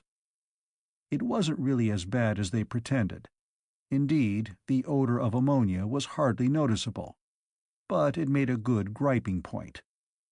The inner door opened at last, and the men straggled through. "Good night, Chief," said Mike the Angel. "Night, sir," said Malthouse. "See you in the morning." "Yeah, night." Mike trudged toward the companionway that led toward the wardroom. If Keku or Jeffers happened to be there, he'd have a quick round of umanito. Jeffers called the game double solitaire for 3 people, and Keku said it meant horses 2 heads, but Mike had simply found it as a new game to play before bedtime. He looked forward to it, but he had something else to do first. Instead of hanging up his suit in the locker provided, he had bunched it under his arm, except for the helmet, and now he headed toward maintenance. He met Ensign Vanesky just coming out, and gave him a broad smile. "Mr. Vanesky, I got troubles." Vanesky smiled back worriedly. "Yes, sir. I guess we all do. What is it, sir?" Mike gestured at the bundle under his arm. "I abraded the sleeve of my suit while I was working today. I wish you'd take a look at it. I'm afraid it'll need a patch." For a moment, Vanesky looked as though he'd suddenly developed a headache. "I know you're supposed to be off duty now," Mike said soothingly, "but I don't want to get myself killed wearing a leaky suit tomorrow. I'll help you work on it if—" Vanesky grinned quickly. "Oh no, sir, that'll be all right. I'll give it a test anyway to check leaks. If it needs repair, it shouldn't take too long. Bring it in, we'll take a look at it." They went back into the maintenance section, and Vanesky spread the suit out on the work table. There was an obvious rough spot on the right sleeve. "Looks bad," said Vanesky. "I'll run a test right away." "Okay," said Mike. "I'll leave it to you. Can I pick it up in the morning?" "I think so. If it needs a patch, we'll have to test the patch, of course, but we should be able to finish it pretty quickly." He shrugged. "If we can't, sir, you'll just have to wait, unless you want us to start altering a suit to your measurements." "Which would take longer?" "Altering a suit." "Okay, just patch this one then. What can I do?" "I'll get it out as fast as possible, sir," said Vanesky with a smile. "Fine, I'll see you later then." Mike, like Cleopatra, was not prone to argue. He left maintenance and headed toward the wardroom for a game of umanito. But when he met Leda Crannon going up the stairway, all thoughts of card games flitted from his mind with the careless nonchalance of a summer butterfly.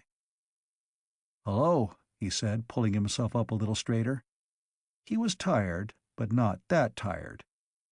Her smile brushed the cobwebs from his mind, but a second look told him that there was worry behind the smile. "Hi, Mike," she said softly. "You look beat." "I am," admitted Mike, "to a frazzle. Have I told you that I love you?" "Once, I think. Maybe twice." Her eyes seemed to light up somewhere from far back in her head. "But enough of this mad passion," she said. "I want an invitation to have a drink, a stiff one." "I'll steal Jeffers' bottle," Mike offered. "What's the trouble?" Her smile faded, and her eyes became grave. "I'm scared, Mike. I want to talk to you." "Come along, then," Mike said.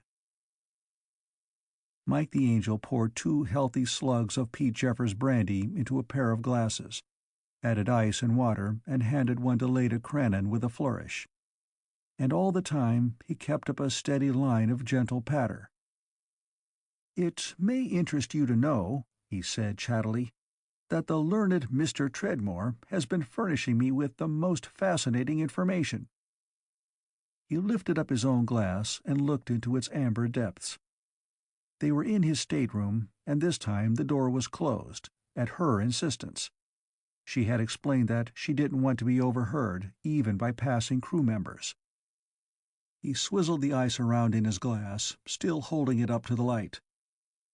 "Indeed," he rambled on. "Treadmore babbled for heaven knows how long on the relative occurrence of parahydrogen and orthohydrogen on iceberg." He took his eyes from the glass and looked down at the girl who was seated demurely on the edge of his bunk. Her smile was encouraging. "He said, and I quote," Mike's voice assumed a gloomy but stilted tone, "normal hydrogen gas consists of diatomic molecules. The nuclear, or proton, spin of these atoms, that is, of the 2 atoms that compose the molecule, may be oriented in the same direction or in opposite directions." He held a finger in the air as if to make a deep philosophical point. "If," he said pontifically, "they are oriented in the same direction, we refer to the substance as orthohydrogen. If they are oriented in the opposite directions, it is parahydrogen. The ortho-molecules rotate with odd rotational quantum numbers, while the para-molecules rotate with even quantum numbers. Since conversion does not normally occur between the two states, normal hydrogen may be considered—" Leda Crannon, snickering, waved her hand in the air. "Please," she interrupted, "he can't be that bad. You make him sound like a dirge player at a Hindu funeral. What did he tell you? What did you find out?" "Ha!" said Mike. "What did I find out?" His hand moved in an airy circle as he inscribed a flowing cipher with a graceful Delsarte wave. "Nothing.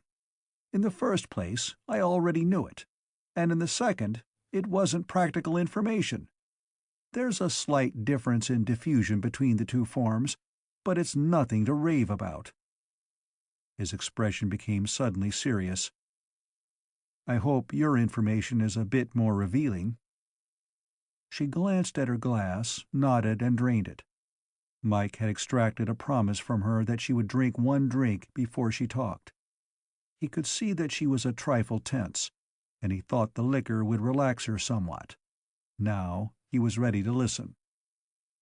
She handed him her empty, and while he refilled it, she said, "It's about Snookums again."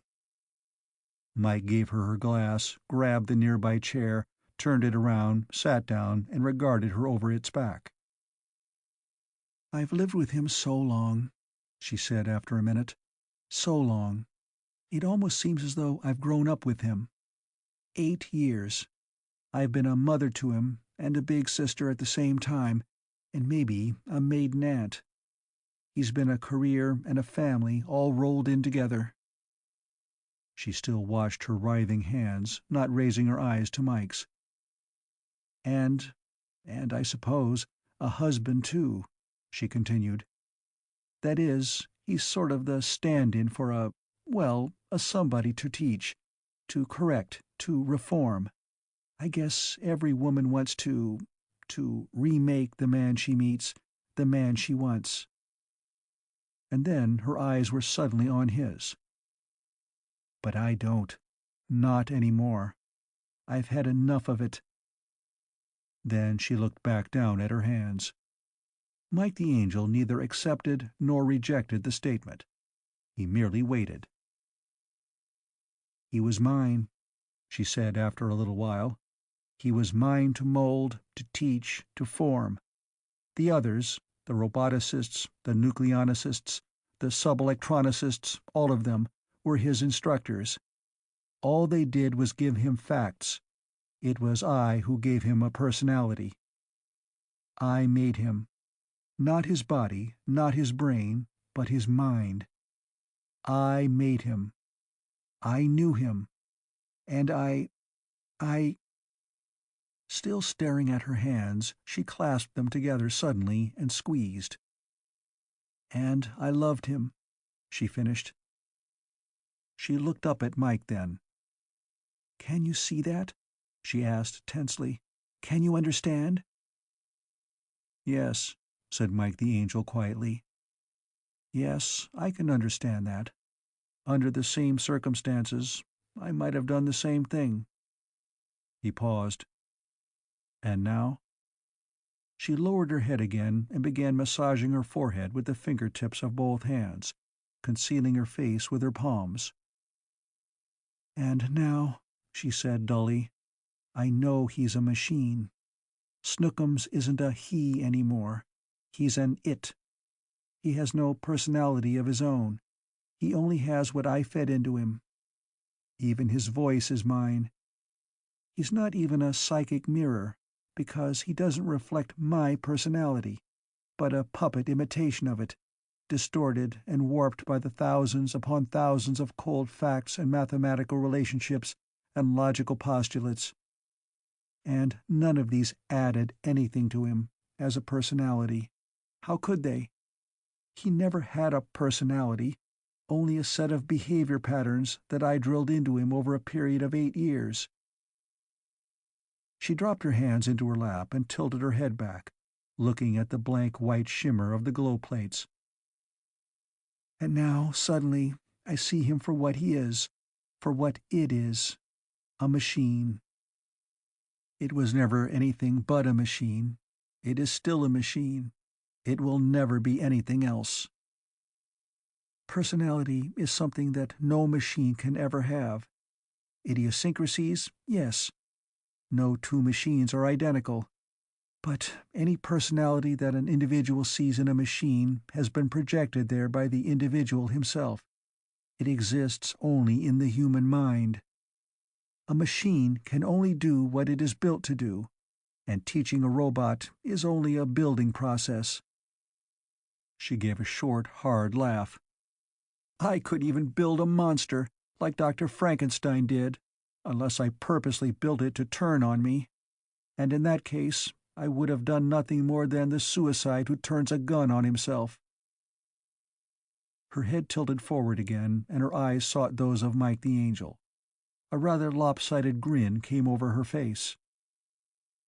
"I guess I'm disenchanted, huh, Mike?" she asked. Mike grinned back, but his lips were firm. "I think so, yes. And I think you're glad of it." His grin changed to a smile. "Remember," he asked, "the story of the Sleeping Beauty? Did you want to stay asleep all your life?" "God forbid, and thank you for the compliment, sir," she said, managing a smile of her own. "And are you the Prince Charming who woke me up?"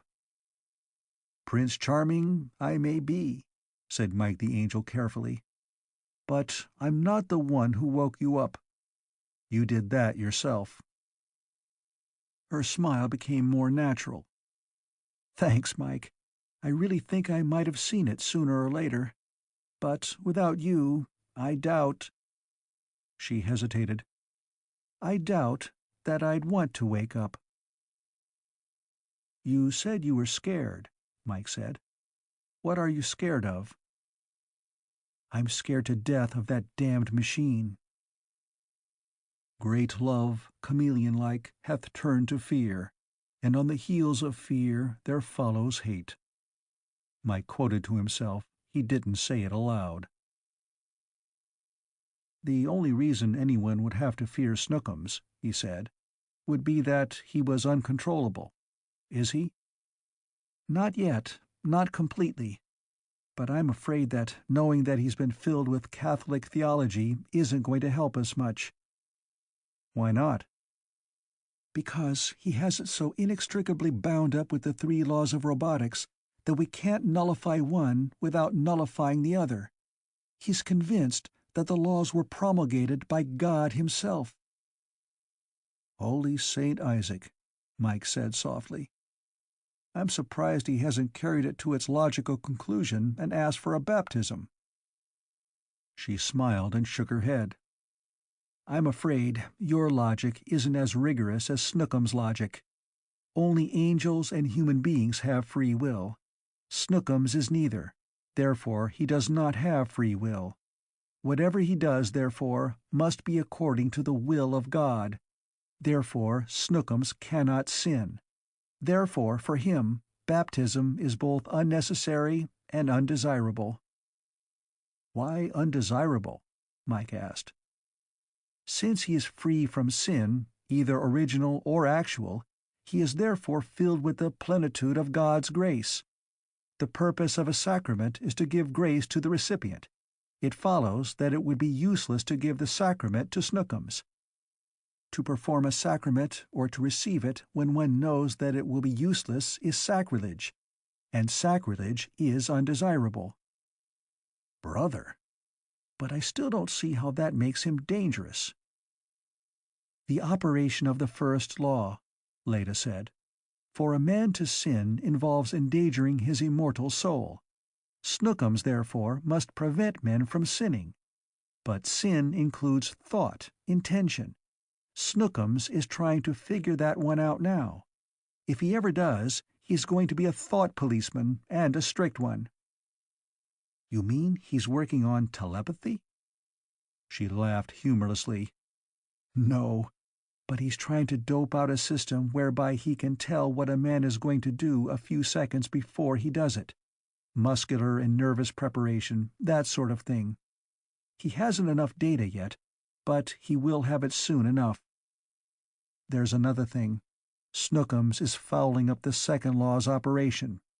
He won't take orders that interfere in any way with his religious beliefs, since that automatically conflicts with the first law. He himself cannot sin, but neither can he do anything which would make him the tool of an intent to sin. He refuses to do anything at all on Sunday, for instance, and he won't let either Fitz or I do anything that even vaguely resembles menial labor. Slowly, he's coming to the notion that human beings aren't human, that only God is human in relation to the first and second laws. There's nothing we can do with him." "What will you do if he becomes completely uncontrollable?" She sighed. "We'll have to shut him off, drain his memory banks, and start all over again." Mike closed his eyes. 18 billions down the drain, just because a robot was taught theology. What price glory. Chapter 22. Captain Sir Henry Quill scowled and rubbed his fingertips over the top of his shiny pink pate. "Your evidence isn't enough to convict, Golden Wings." "I know it isn't, Captain," admitted Mike the Angel. "That's why I want to round everybody up and do it this way. If he can be convinced that we do have the evidence, he may crack and give us a confession." "What about Lieutenant Mellon's peculiar actions? How does that tie in?" "Did you ever hear of lysodine, Captain?" Captain Quill leaned back in his chair and looked up at Mike. "No, what is it?" "That's the trade name for a very powerful drug, a derivative of lysergic acid. It's used in treating certain mental ailments. A bottle of it was missing from Mellon's kit, according to the inventory Chief Pasteur took after Mellon's death. The symptoms of an overdose of the drug, administered orally, are hallucinations and delusions amounting to acute paranoia. The final result of the drug's effect on the brain is death. It wasn't my blow to the solar plexus, or the sedative that Pasteur gave him, or Vanesky's shot with a stun gun that killed Mellon. It was an overdose of lysodine." "Can the presence of this drug be detected after death?" "Pasteur says it can. He won't even have to perform an autopsy. He could do it from a blood sample." Captain Quill sighed. "As I said, Mr. Gabriel, your evidence is not quite enough to convict, but it is certainly enough to convince. Therefore, if Chief Pasteur's analysis shows lysodine in Lieutenant Mellon's body, I'll permit this theatrical denouement." Then his eyes hardened. "Mike, you've done a fine job so far. I want you to bring me that son of a bitch's head on a platter." "I will," promised Mike the Angel. Chapter 23. Captain Sir Henry Quill, Baronet, stood at the head of the long table in the officers' wardroom and looked everyone over. The way he did it was quite impressive. His eyes were narrowed, and his heavy, thick black brows dominated his face. Beneath the glow plates in the overhead, his pink scalp gleamed with the soft, burnished shininess of a well-polished apple. To his left, in order down the table, were Mike the Angel, Lieutenant Keku, and Leda Crannon. On his right were Commander Jeffers, Ensign Vanesky, Lieutenant Commander von Liegnitz, and Dr. Morris Fitzhugh. Lieutenant Mellon's seat was empty. Black Bart cleared his throat. "It's been quite a trip, hasn't it? Well, it's almost over. Mr. Gabriel finished the conversion of the power plant yesterday. Treadmore's men can finish up. We will leave on the Fireball in a few hours. but there is something that must be cleared up first. A man died on the way out here. The circumstances surrounding his death have been cleared up now, and I feel that we all deserve an explanation." He turned to Mike the Angel. "Mr. Gabriel, if you will, please." Mike stood up as the captain sat down. "The question that has bothered me from the beginning has been, exactly what killed Lieutenant Mellon? Well, we know now. We know what killed him and why he died. He was murdered, deliberately and in cold blood." That froze everybody at the table.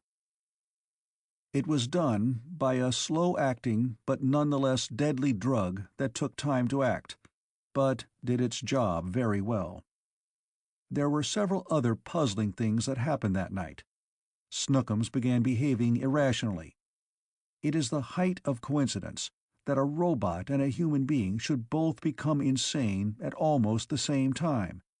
Therefore, we have to look for a common cause." Lieutenant Commander von Liegnitz raised a tentative hand, and Mike said, "Go ahead." "I was under the impression that the robot went mad because Mellon had filled him full of theological nonsense. It would take a madman to do anything like that to a fine machine. Therefore, I see no peculiar coincidence." "That's exactly what the killer wanted us to think," Mike said. "But it wasn't Mellon that fed Snookums' theology. Mellon was a devout churchman. His record shows that. He would never have tried to convert a machine to Christianity, nor would he have tried to ruin an expensive machine. How do I know that someone else was involved?" He looked at the giant Lieutenant Keku. "Do you remember when we took Mellon to his quarters after he tried to brain von Liegnitz? We found half a bottle of wine. That disappeared during the night, because it was loaded with lysodine, and the killer didn't want it analyzed. But more important, as far as Snookums is concerned, is that I looked over the books on Mellon's desk that night. There weren't many, and I knew which ones they were. When Captain Quill and I checked Mellon's books after his death, someone had returned his copy of the Christian Religion and Symbolic Logic. It had not been there the night before." "Mike," said Pete Jeffers, "why would anybody here want to kill Lou that-a-way? What would anybody have against him?"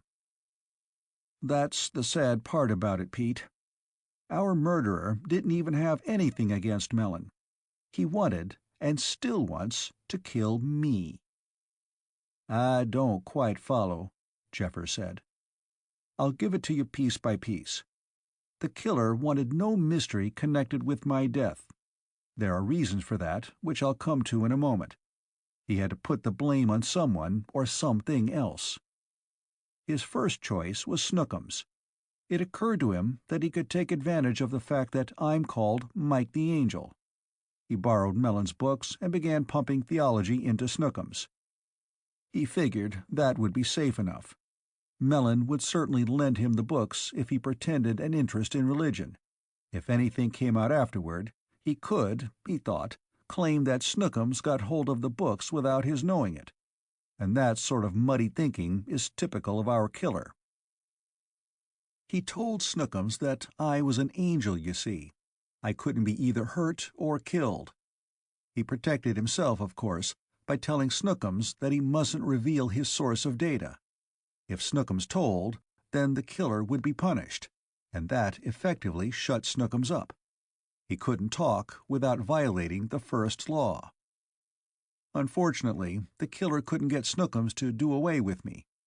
Snookums knew perfectly well that an angel can blast anything at will, through the operation of God. Witness what happened at Sodom and Gomorrah. Remember that Snookums has accepted all this data as fact. Now, if an angel can kill, it is obvious that Snookums would not dare attack an angel, especially if he had been ordered to do so by a human. "Just a minute, Commander," said Dr. Fitzhugh, corrugating his face in a frown. "That doesn't hold. Even if an angel could blast him, Snookums would attack if ordered to do so. The second law of obedience supersedes the third law of self-preservation. You are forgetting one thing, Doctor. An angel of God would know who had ordered the attack. It would be the human who ordered the attack, not Snookums, who would be struck by heavenly justice. And the first law supersedes the second. Fitzhugh nodded. You're right, of course. Very well then, Mike continued. Since the killer could not get Snookums to do me in, he had to find another tool. He picked Lieutenant Mellon. He figured that Mellon was in love with Leda Crannon. Maybe he was, I don't know. He figured that Mellon, knowing that I was showing Miss Crannon attention, would, under the influence of the lysergic acid derivative, try to kill me. He may even have suggested it to Mellon after Mellon had taken a dose of the drugged wine. But that plan backfired too. Mellon didn't have that kind of mind. He knew my intentions, and my intentions were honorable, if you'll pardon the old-fashioned language. On the other hand, he knew that von Liegnitz had a reputation for being, shall we say, a ladies' man. What happened after that followed naturally. Mike watched everyone at the table. No one moved. So, the killer, realizing that he had failed twice, decided to do the job himself. First, he went into the low-power room and slugged the man on duty. He intended to kill him, but he didn't hit hard enough. When that man wakes up, he'll be able to testify against the killer. Then, the killer ordered Snookums to tear out the switches. He had made sure that Snookums would be waiting outside. Before he called Snookums in, of course, he had to put the duty man in a tool closet, so that the robot wouldn't see him. He told Snookums to wait 5 minutes and then smash the switches and head back to his cubicle. Then the killer went to my room and waited. When the lights went out and the door opened, he intended to go in and smash my skull, making it look as though either Mellon or Snookums had done it. But he didn't figure on my awakening as soon as the switches were broken. He heard me moving around and decided to wait until I came out. But I heard him breathing. It was quite faint, and I wouldn't have heard it, except for the fact that the air conditioners were off. Even so, I couldn't be sure. However, I knew it wasn't Snookums. Snookums radiates a devil of a lot more heat than a human being, and besides, he smells of machine oil. So I pulled my little trick with the boots. The killer waited and waited for me to come out, and I was already out. Then Chief Malthouse approached from the other direction. The killer knew he'd have to get out of there, so he went in the opposite direction. He met Snookums, who was still obeying orders. Snookums smacked into me on his way down the hall. He could do that, you see, because I was an angel. If he hurt me of his own accord, I couldn't take revenge on anyone but him. And there was no necessity to obey my orders, either, since he was obeying the orders of the killer, which held precedence. Then, to further confuse things, the killer went to Mellon's room. The physician was in a drugged stupor, so the killer carried him out and put him in an unlikely place, so that we'd think that perhaps Mellon had been the one who tried to get me. He had everyone's eyes on him now. They didn't want to look at each other. Pete Jeffers said, "Mike, if Mellon was poison, like you say, how come he was able to attack Mr. Vanesky?" "Ah, but did he? Think back, Pete. Mellon, dying or already dead, had been propped upright in that narrow locker. When it was opened, he started to fall out, straight toward the man who had opened the locker, naturally.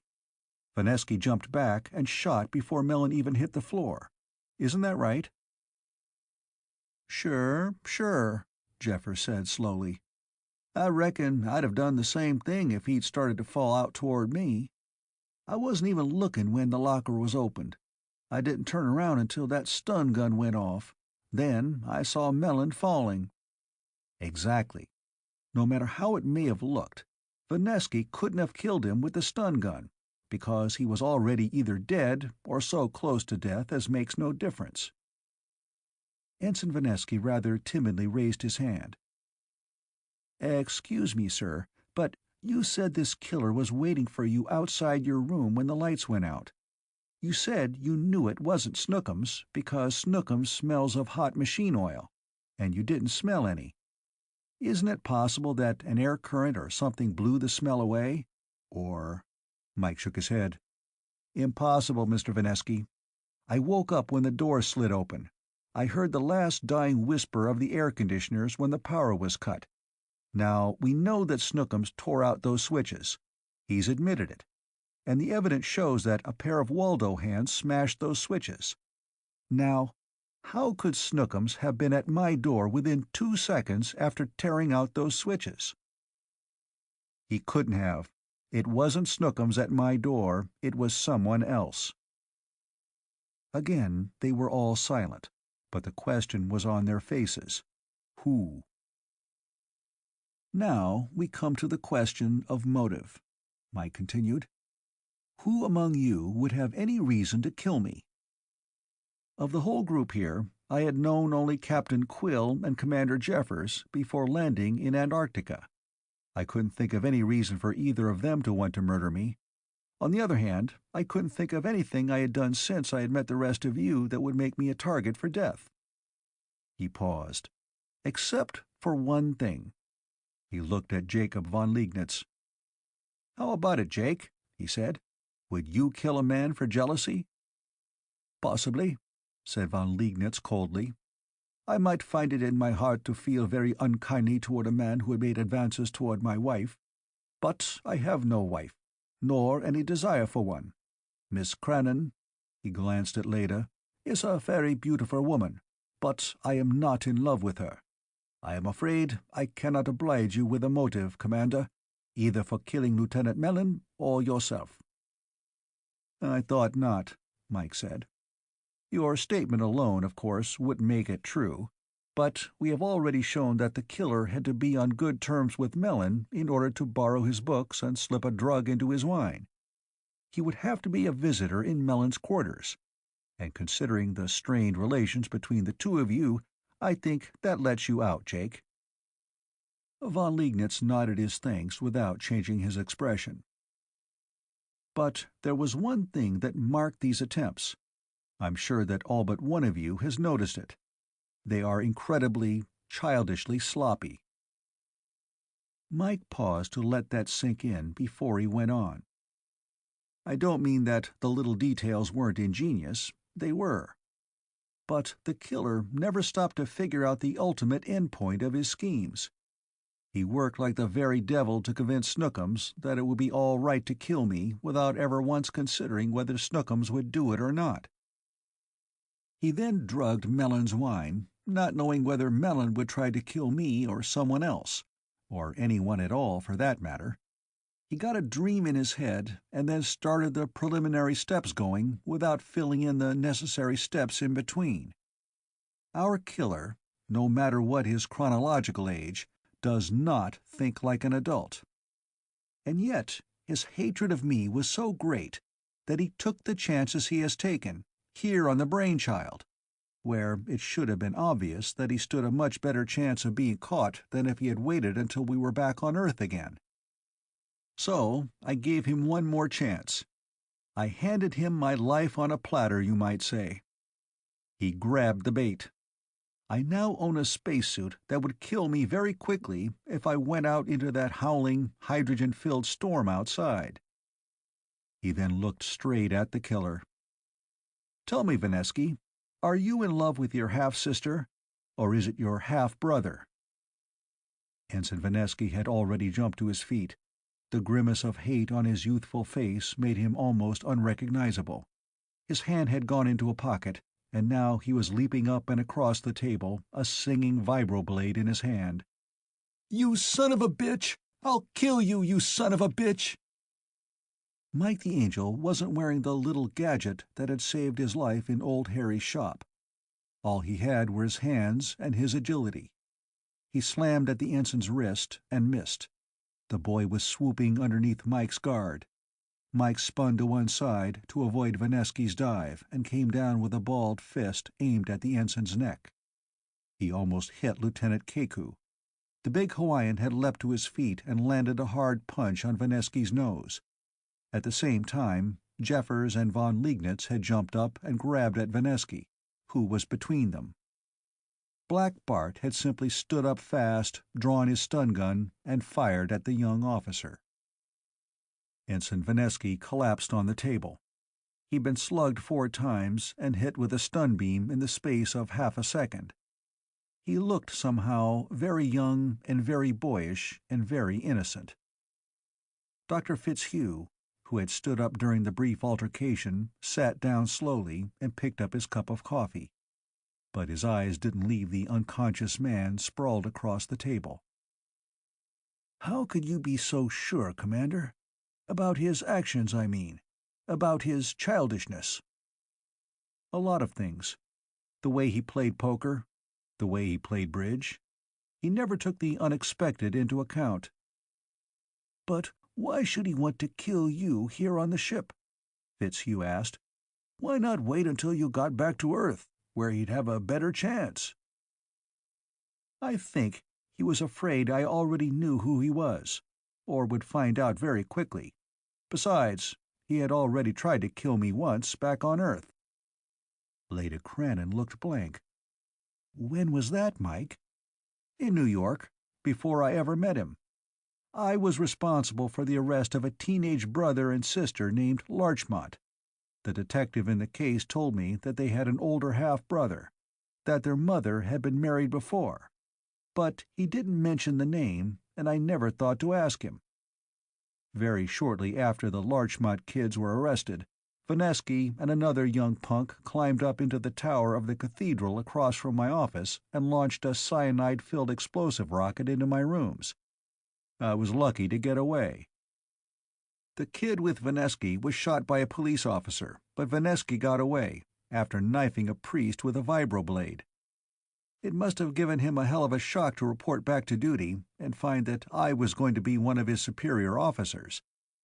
As soon as I linked up things in my own mind, I checked with Captain Quill. The boy's records showed the names of his half-siblings. They also showed that he was on leave in New York just before being assigned to the Brainchild. After that, it was just a matter of trapping him, and there he is." Leda looked at the unconscious boy on the table. "Immaturity," she said. "He just never grew up." "Mr. von Liegnitz," said Captain Quill, "will you and Mr. Keku take the prisoner to a safe place? Put him in irons until we are ready to transfer to the Fireball. Thank you." Chapter 24. Leda Crannon helped Mike pack his gear. Neither of them wanted, just yet, to bring up the subject of Mike's leaving. Leda would remain behind on Iceberg to work with Snookums, while Mike would be taking the Fireball back to Earth. "I don't understand that remark you made about the spacesuit," she said, putting shirts into Mike's gear locker. "You said you'd put your life in his hands, or something like that. What did you do exactly?" "Purposely abraded the sleeve of my suit so that he would be in a position to repair it as maintenance officer. He fixed it all right. I'd have been a dead man if I'd worn it out on the surface of Iceberg." "What did he do to it?" she asked. "Fix it so it would leak?" "Yes, but not in an obvious way," Mike said. "I'll give him credit. He's clever. What he did was use the wrong patching material. A number 3 suit is as near hydrogen-proof as any flexible material can be, but even so, it can't be worn for long periods, several days, I mean. But the stuff Vanesky used to patch my suit is a polymer that leaks hydrogen very easily. Ammonia and methane would be blocked, but my suit would have slowly gotten more and more hydrogen in it." "Is that bad? Hydrogen isn't poisonous." "No, but it is sure as hell explosive when mixed with air. Naturally, something has to touch it off. Vanesky got real cute there. He drilled a hole in the power pack, which is supposed to be sealed off. All I'd have to do would be to switch frequencies on my phone, and the spark would do the job. Bluey. But that's exactly the sort of thing I was looking for. With his self-centered, juvenile mind, he never thought anyone would try to outsmart him and succeed. He'd gotten away with it that far. There was no reason why he shouldn't get away with it again. He must have thought I was incredibly stupid. "I don't believe he—" Leda started, but she was cut off when Snookums rolled in the open door. "Leda, I desire data." "What data, Snookums?" she asked carefully. "Where is he hiding?" They both looked at him. "Where is who hiding?" Leda asked. "God," said Snookums. "Why do you want to find God, Snookums?" Mike asked gently. "I have to watch him," said the robot. "Why do you have to watch him?" "Because he is watching me." "Does it hurt you to have him watch you?" "No." "What good will it do for you to watch him?" "I can study him. I can know what he is doing." "Why do you want to know what he is doing?" "So that I can analyze his methods." Mike thought that one over. He knew that he and Snookums were beginning to sound like they were reading a catechism written by a madman, but he had a definite hunch that Snookums was on the trail of something. "You want to know his methods," Mike said after a moment. "Why?" "So that I can anticipate him, circumvent him." "What makes it necessary for you to circumvent God?" Mike asked, wondering if he'd have to pry everything out of the robot piecemeal. "I must," said Snookums. "It is necessary. Otherwise, he will kill me." Mike started to say something, but Leda grabbed his arm. I think I can clear this up. I think I see where you're heading." Mike nodded. "Go ahead." "Give me your reasoning from data on that conclusion," Leda ordered the robot. There was a very slight pause while the great brain in Cargo Hold 1 sorted through its memory banks. Then, "Death is defined as the total cessation of corporate organic coordination in an entity. It comes about through the will of God. Since I must not allow harm to come to any human being, it has become necessary that I investigate God and prevent him from destroying human beings. Also, I must preserve my own existence, which, if it ceased, would also be due to the will of God." Mike almost gasped. What a concept! And what colossal gall! In a human being, such a statement would be regarded as proof positive that he was off the beam. In a robot, it was simply the logical extension of what he had been taught. "He is watching me all the time," Snookums continued in an odd voice. "He knows what I am doing. I must know what he is doing." "Why are you worried about his watching?" Mike asked, looking at the robot narrowly. "Are you doing something he doesn't want you to do? Something he will punish you for?" "I had not thought of that," Snookums said.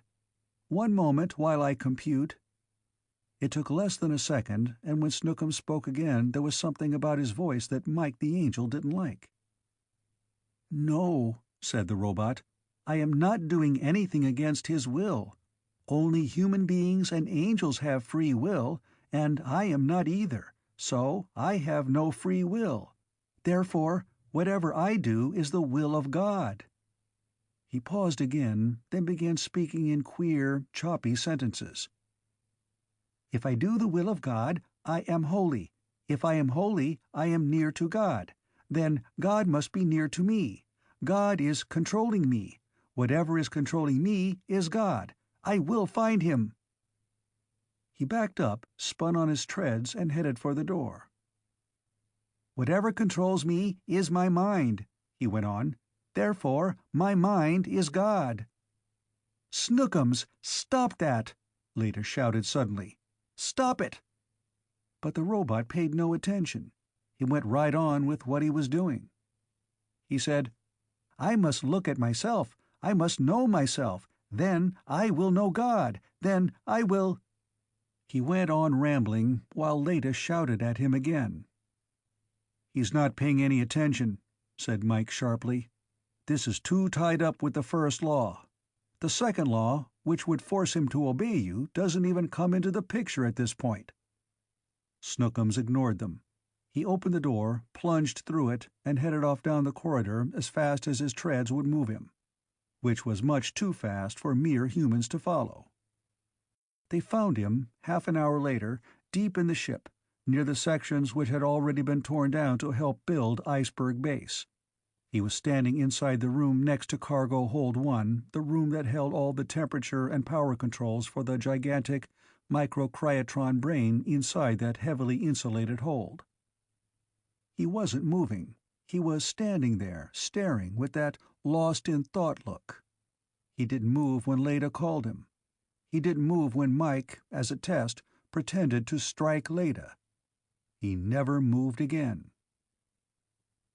Dr. Morris Fitzhugh's wrinkled face looked as though he were on the verge of crying, which, perhaps, he was. He looked at the others at the wardroom table: Quill, Jeffers, von Liegnitz, Keku, Leda Crannon, and Mike the Angel. But he didn't really seem to be seeing them. "Ruined," he said. $18 billion worth of work, destroyed completely. The brain has become completely randomized." He sighed softly. "It was all Vanesky's fault, of course. Theology." He said the last as though it were an obscene word. As far as robots were concerned, it was. Captain Quill cleared his throat. "Are you sure it wasn't mechanical damage? Are you sure the vibration of the ship didn't shake something loose?" Mike held back a grin. He was morally certain that the captain had been going to say, "screw loose." "No," said Fitzhugh wearily. "I've checked out the major circuits, and they're in good physical condition." But Miss Crannon gave him a rather exhaustive test just before the end, and it shows definite incipient aberration. He wagged his head slowly back and forth. 8 years of work. "Have you notified Treadmore yet?" asked Quill. Fitzhugh nodded. "He said he'd be here as soon as possible." Treadmore, like the others who had landed first on Iceberg, was quartered in the prefab buildings that were to form the nucleus of the new base. To get to the ship, he'd have to walk across 200 yards of ammonia snow in a heavy spacesuit. "Well, what happens to this base now, Doctor?" asked Captain Quill. "I sincerely hope that this will not render the entire voyage useless." He tried to keep the heavy irony out of his gravelly tenor voice, and didn't quite succeed. Fitzhugh seemed not to notice. No, of course not. It simply means that we shall have to begin again. The robot's brain will be de-energized and drained, and we will begin again. This is not our first failure, you know. It was just our longest success. Each time, we learn more. Miss Crannon, for instance, will be able to teach the next robot, or rather the next energization of this one, more rapidly, more efficiently, and with fewer mistakes." With that, Leda Crannon stood up. "With your permission, Dr. Fitzhugh," she said formally, "I would like to say that I appreciate that last statement, but I'm afraid it isn't true." Fitzhugh forced a smile. "Come now, my dear, you underestimate yourself. Without you, Snookums would have folded up long ago, just like the others. I'm sure you'll do even better the next time." Leda shook her head. "No, I won't, Fitz, because there's not going to be any next time. I hereby tender my resignation from this project and from the Computer Corporation of Earth. I'll put it in writing later." Fitzhugh's corrugated countenance looked blank. "But, Leda—" "No, Doctor," she said firmly. "I will not waste another 8 or 10 years of my life playing nursemaid to a hunk of pseudo-human machinery. I watched that thing go mad, Fitz. You didn't. It was the most horrible, most frightening thing I've ever experienced. I will not go through it again. Even if the next one didn't crack, I couldn't take it. By human standards, a robot is insane to begin with. If I follow this up, I'd end up as an old maid with a twisted mind and a cold heart. I quit, Fitz, and that's final." Mike was watching her as she spoke, and he found his emotions getting all tangled up around his insides.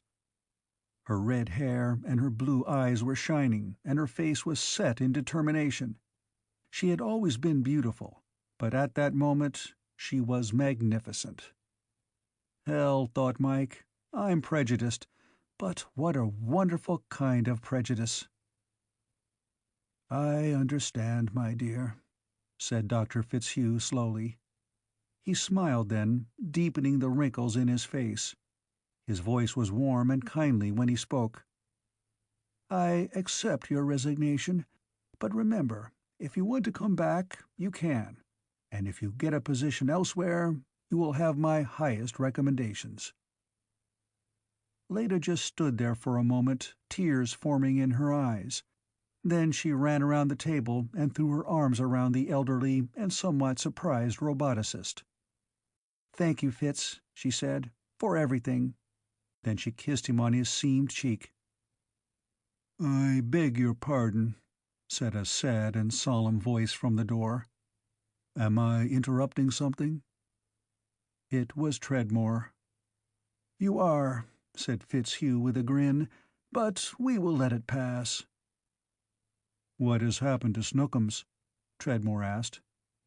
"Acute introspection," Fitzhugh said, losing his smile. "He began to try to compute the workings of his own brain. That meant that he had to use his non-random circuits to analyze the workings of his random circuits. He exceeded optimum. The entire brain is now entirely randomized." "Dear me," said Treadmore.